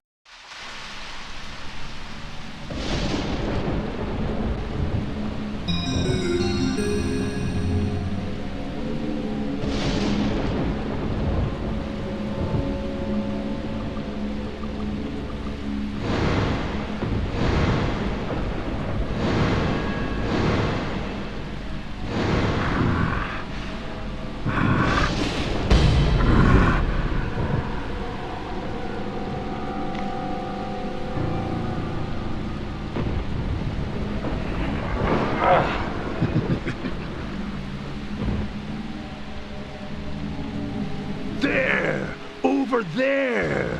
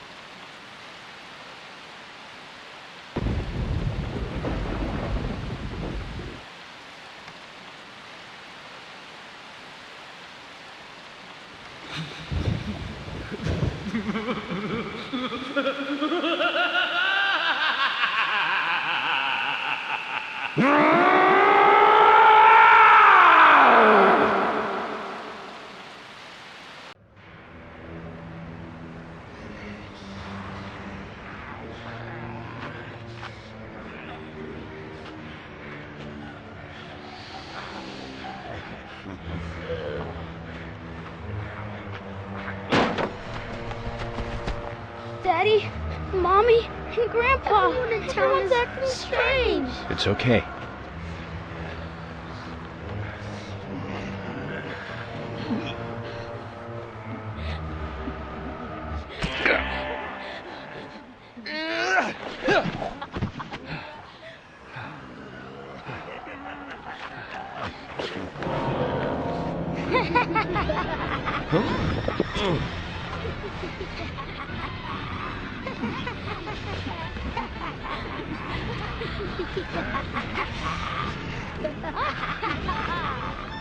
Zach, the situation has gone way out of control.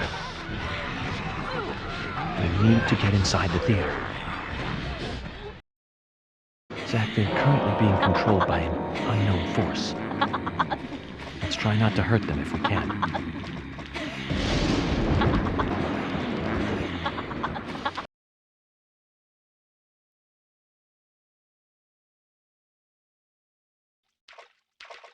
Open this door. There is no turning back. You still want to enter? Very well, then. Off you go, Mr. York.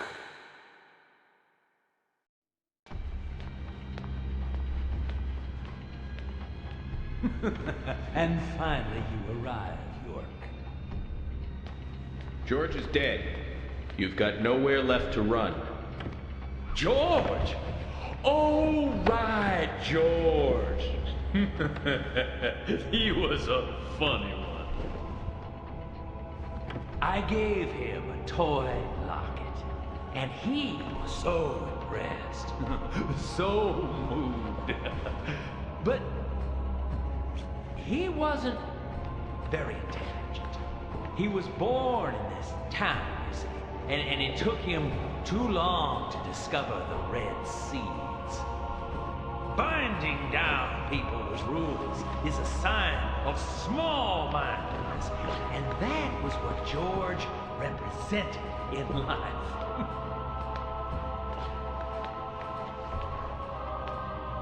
I'm taking Emily. Oh, but I can't allow that now, can I? York, you left her to me, in my care, remember? I told you to come with us, didn't I? Must remember that. But you didn't come. You chose your job over the woman that you love. Casey, this chit-chat is over. Over? Indeed it is. My fun with Emily ended just a moment ago. It was a fantastic moment. Like eating a full-course dinner that ends with the ultimate dessert. I fed her a fake story about my past, and she took in every word. Cut out your nonsense. I told you, no more talk. There you go, York. That's right. Feel the hate boiling from the bottom of your stomach. That's what makes little men create such great and amazing history. Just like tiny ants that make giant ant hills.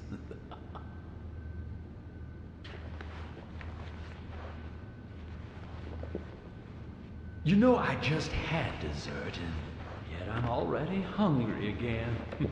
No wonder why I keep failing at keeping a diet. Kaysen, stop! The next one will pierce you between your eyes.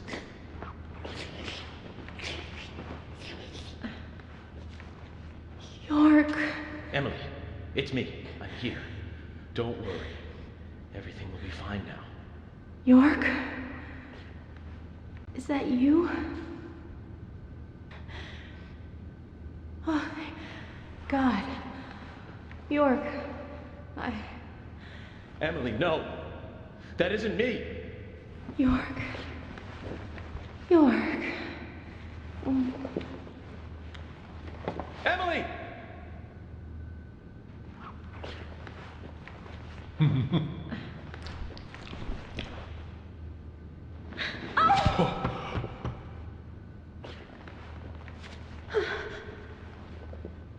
York, I'm sorry. It's okay, Emily. Hurry, come over here. We need to get you to the hospital. I can't. I can't go to you.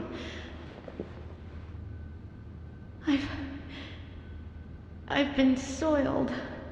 No, that's not true. You have a heart that can't be soiled. No matter what happens to your body, you are still yourself. York,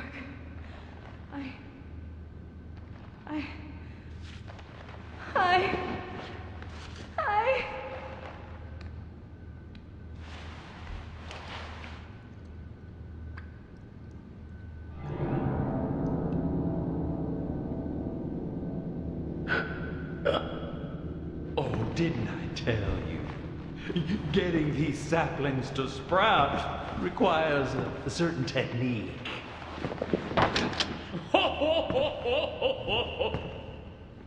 What do you think? Artistic, isn't it? It's like a surrealistic painting.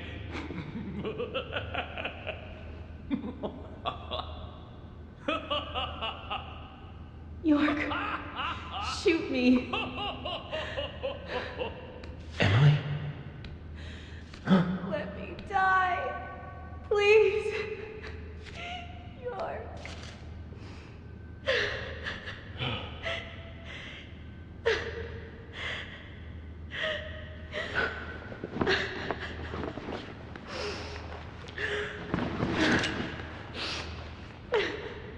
Zach, what should I do?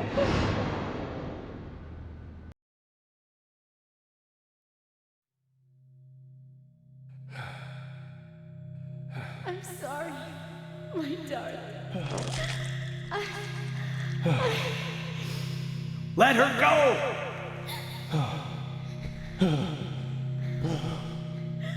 Remove that sapling from her body, Kaysen. Xander, it's too late. Once it's like this, I can't do anything to stop it. Please, darling. Shoot me. I'd rather die. If you love me, let me die.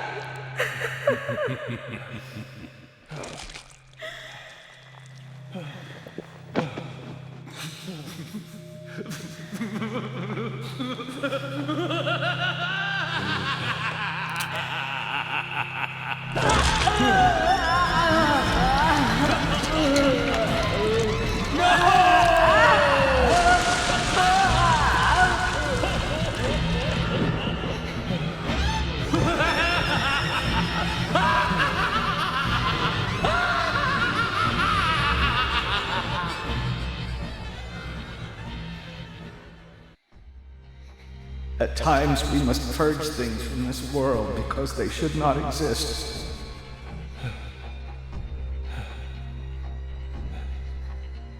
Even if it means losing someone that you love.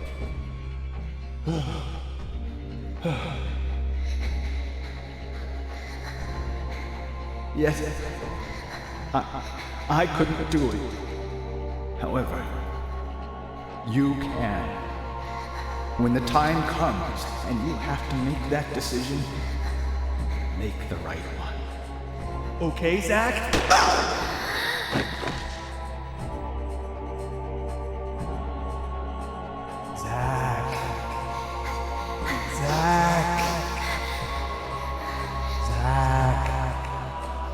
Morgan, Francis, Zach, Morgan,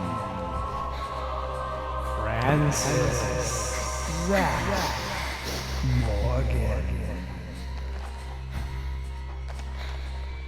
I saw you, Zach.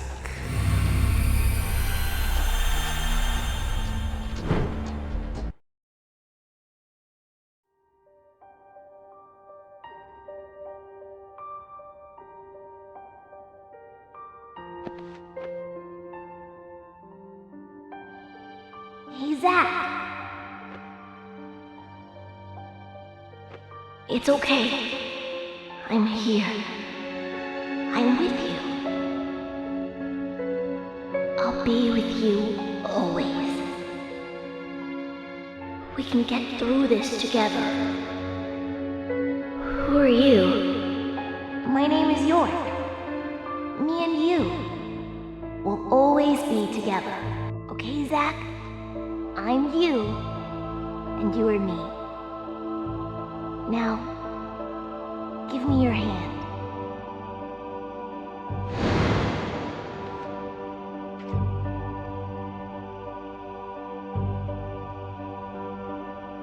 I remember. I traded places with York. York, the other me, my other personality. Zach, please shoot. Kill.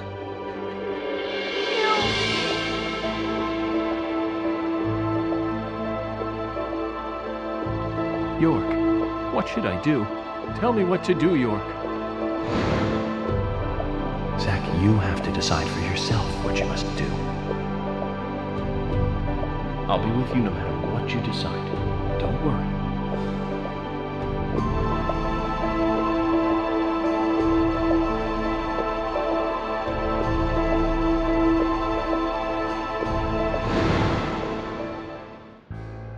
There are some things in this world that must be extracted, no matter what. Even if that means losing someone that you love.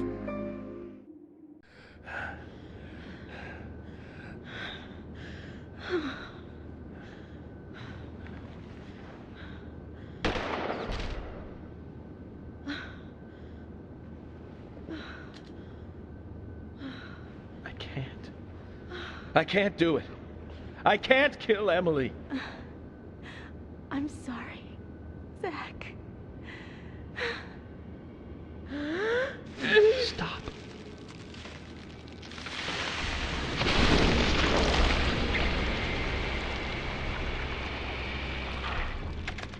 Emily! Ladies and gentlemen, and now the grand finale.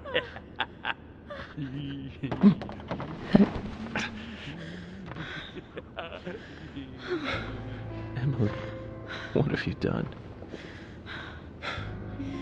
Zach, I wasn't used as soil at all.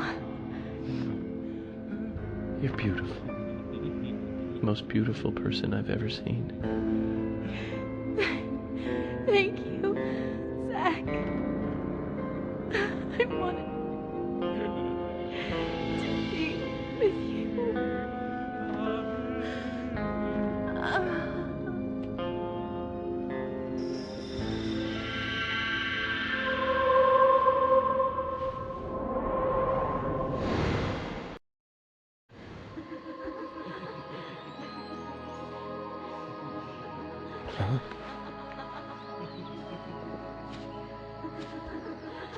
Emily, no. You aren't supposed to go over there.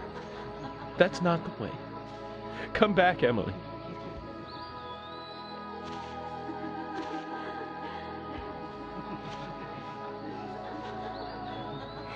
York and Zach. Finally, I understand. You two really are best friends. I'm a little jealous.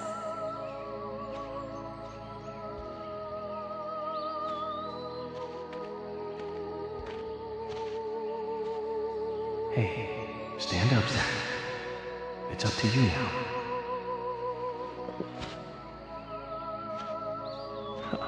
Emily, I finally got to meet you face to face. But you had to go with York, didn't you? He always gets the girl. He's a good guy. You see that too, right? He kept talking to me and ended up pulling me back out of that room.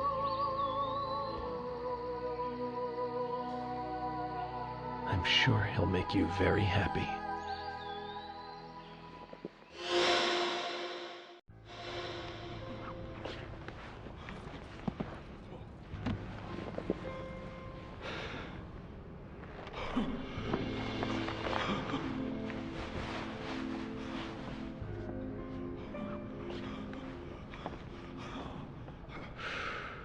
Why did you bring Zach back? Who the hell are you two? How did you get out of the Red Room?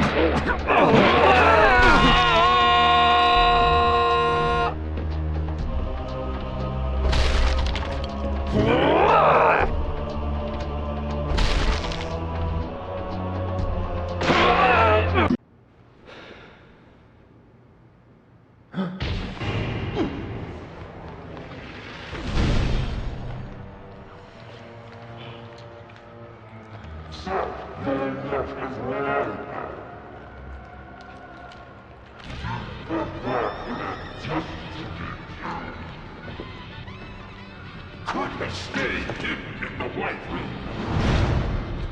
Just like that senile old man. Humans are so foolish. So foolish. There's nothing to compare. With one whiff of that gas I made from the seeds, they happily kill each other. Even their neighbors, even the ones they love. Not much compared to the full effects of the seeds themselves, but I still got a really good laugh out of it. Anyway, I think we've had enough fun for today. But I really don't like having to exercise.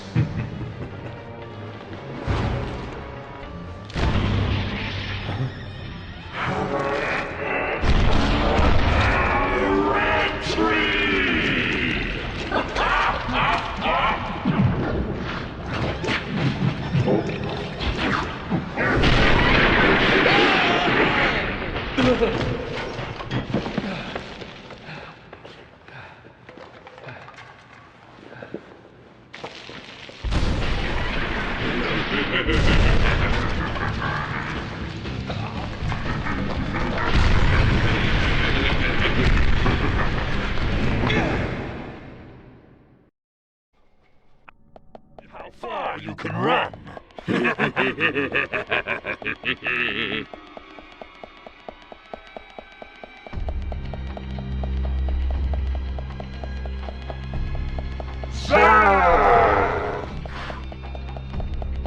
I'll squash you like a frog!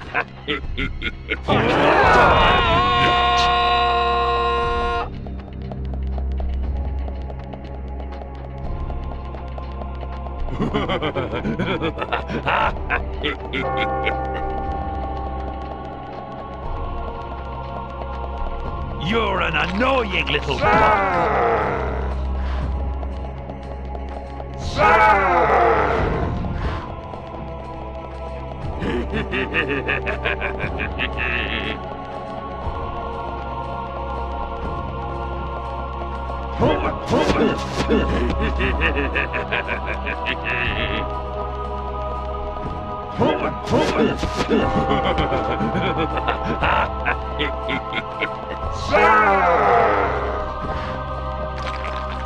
I'll squash you like a frog!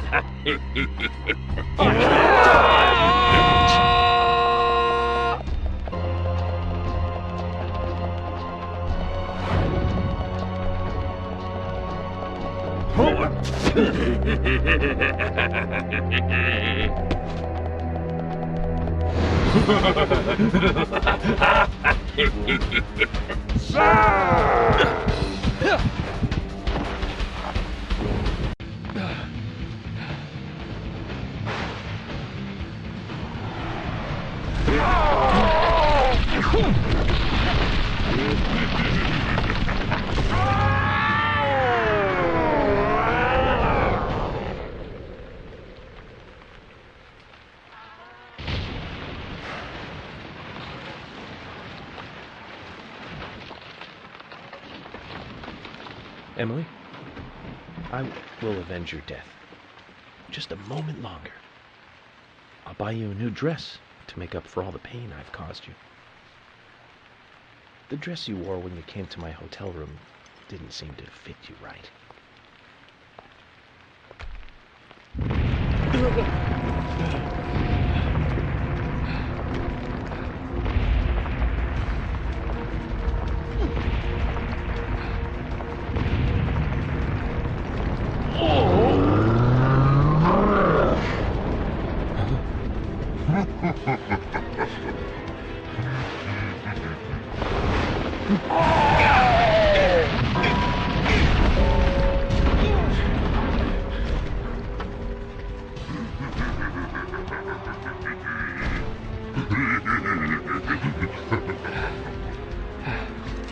Kason, I've been meaning to tell you this. You're one crazy guy.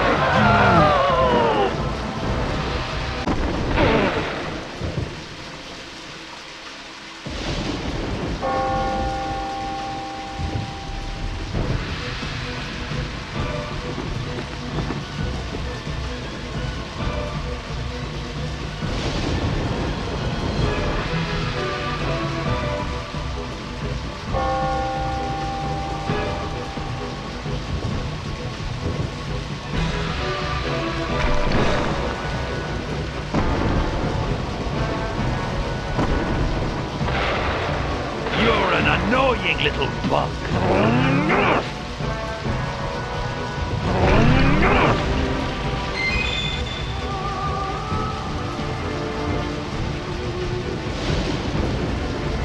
What the?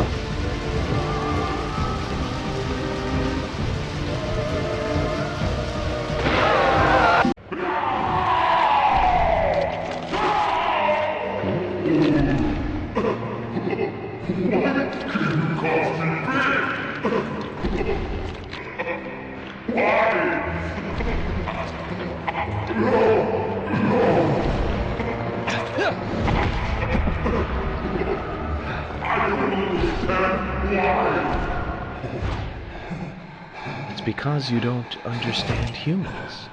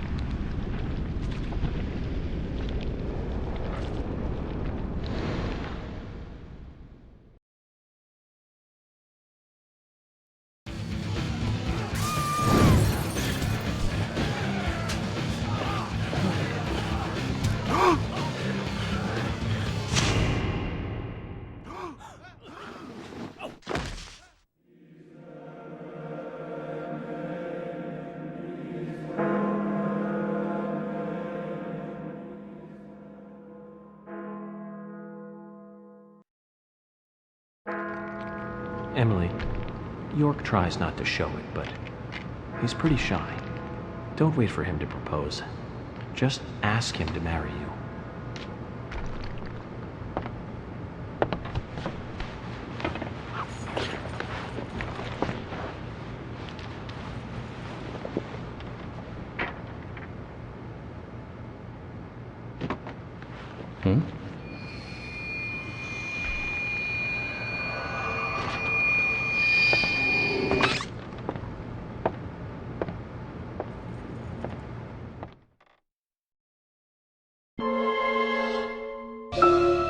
Previously during the investigation, York, the other me, my other personality.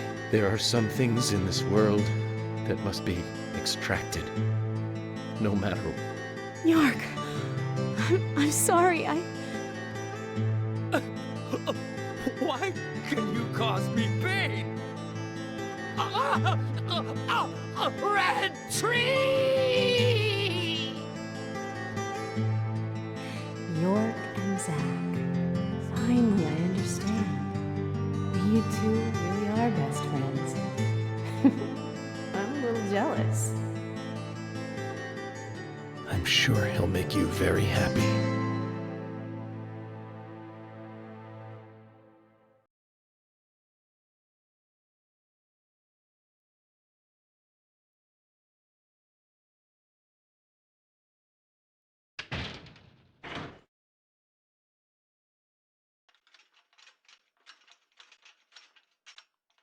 Are you leaving today? Maybe. Zach, that story I told you the other day, did you believe any of it? The fact of the matter is that I couldn't save Emily. So it really doesn't matter whether I believed you or not. I'm very sorry about her.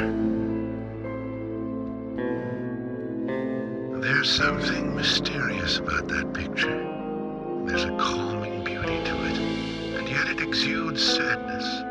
Harry, I have a few questions for you. About what, Zach? Your last name isn't really Stewart, is it?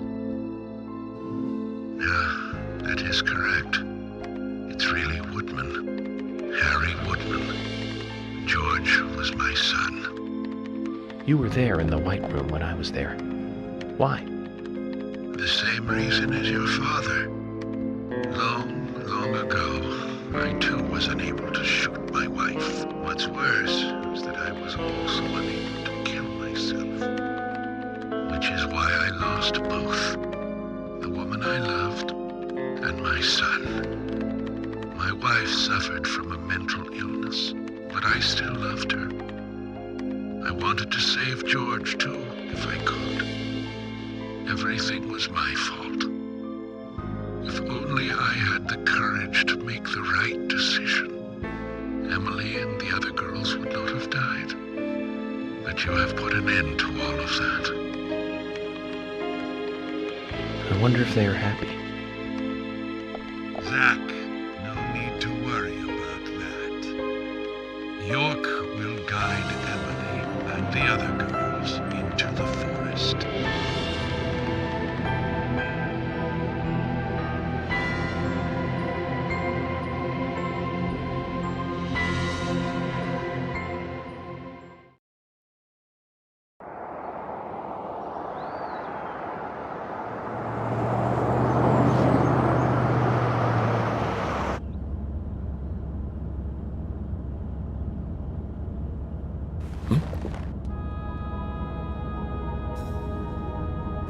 Hey, Michael.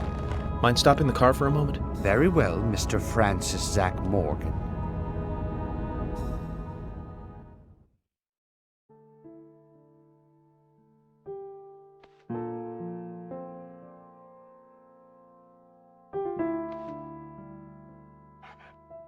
I heard you're leaving.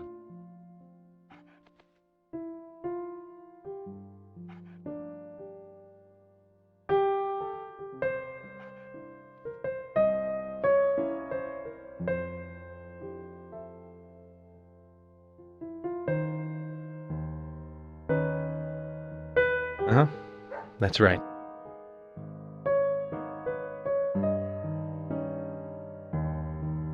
It's a shame about Emily, and the other girls, too.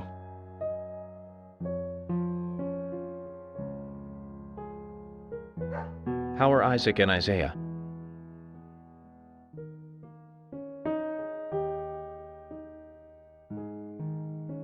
Oh, they're fine. They still don't think the girls are dead.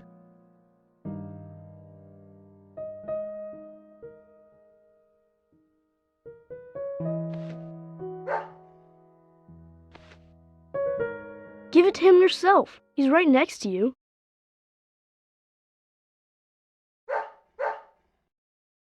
Oh, okay. I understand. We'll do it for you.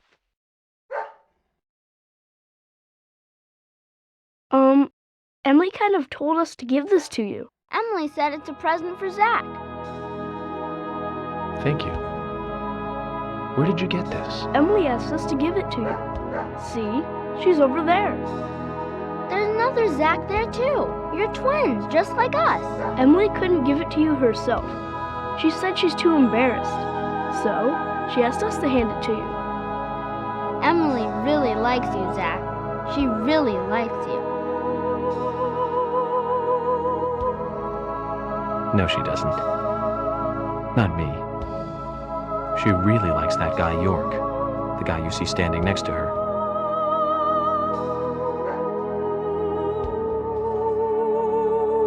Anyways, you two. Be nice to the girls, okay? And they'll be nice to you. We don't like girls. Girls are boring.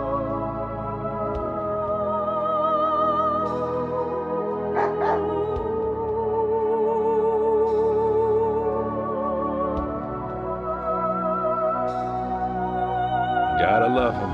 Just full of energy.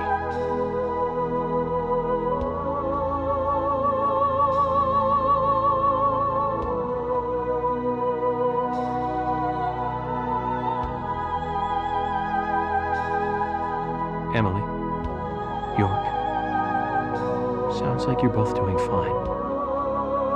I feel better about you two now. And hey, York,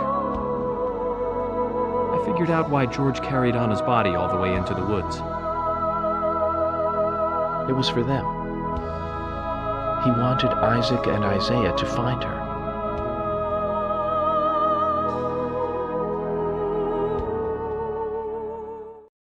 Mr. Francis Zach Morgan, if you are finished, if you are, please, let us return to the car.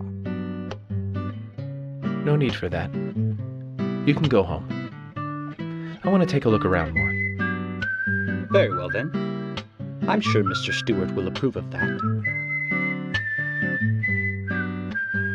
Ah, thank you, Michael.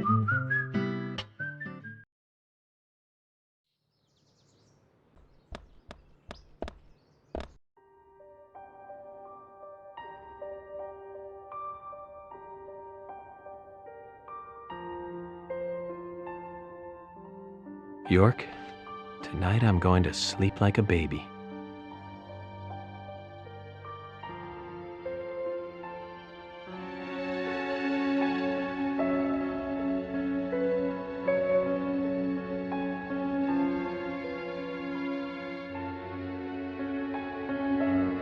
Zach, it's over. All finished. It's time for you to leave town. Are you ready to go?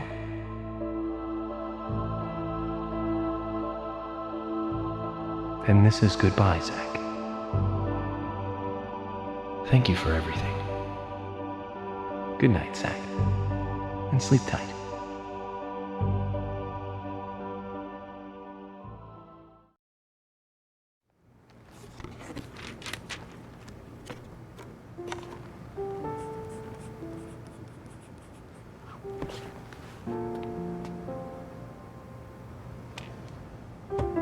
Polly, what's that picture? Oh, that. We took it when the clock tower was built. 50 years ago? That's right. That's me in the middle. I was pretty popular back then. Men were always around me. Sorry to keep you waiting. Just sign here, please. Mr. Morgan? Mr. Morgan! Oh, I'm sorry, Polly. I was just thinking of a friend. Someone who was with me for a long, long time. He must have been a really good friend then. Otherwise, why else would you remember him at a time like this? Indeed. We used to fight, but he really was a good person. He's gone now, though. Gone away to a place where we can't meet again. I'm sorry to hear that, but if he's a friend of yours, I'm sure he's getting on just fine. Thank you, Polly. You know what? I think so, too.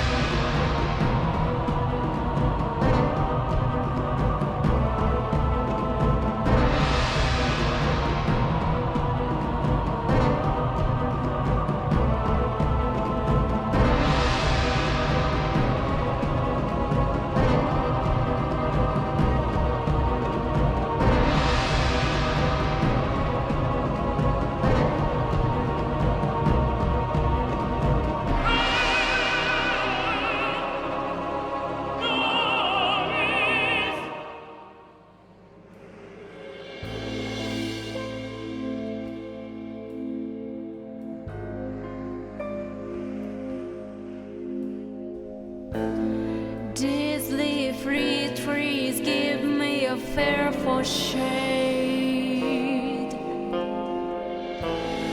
Nobody can tell me a rainbow appeared after the rain.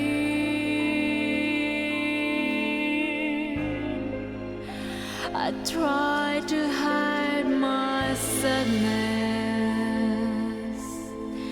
I try to hide my sadness. These gentry words come from the sea of disease. Nobody can tell me a horizon appeared after the sorrow.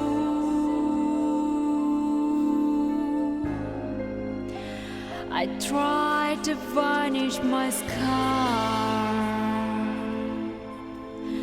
I try to varnish my scar. Paint the dark.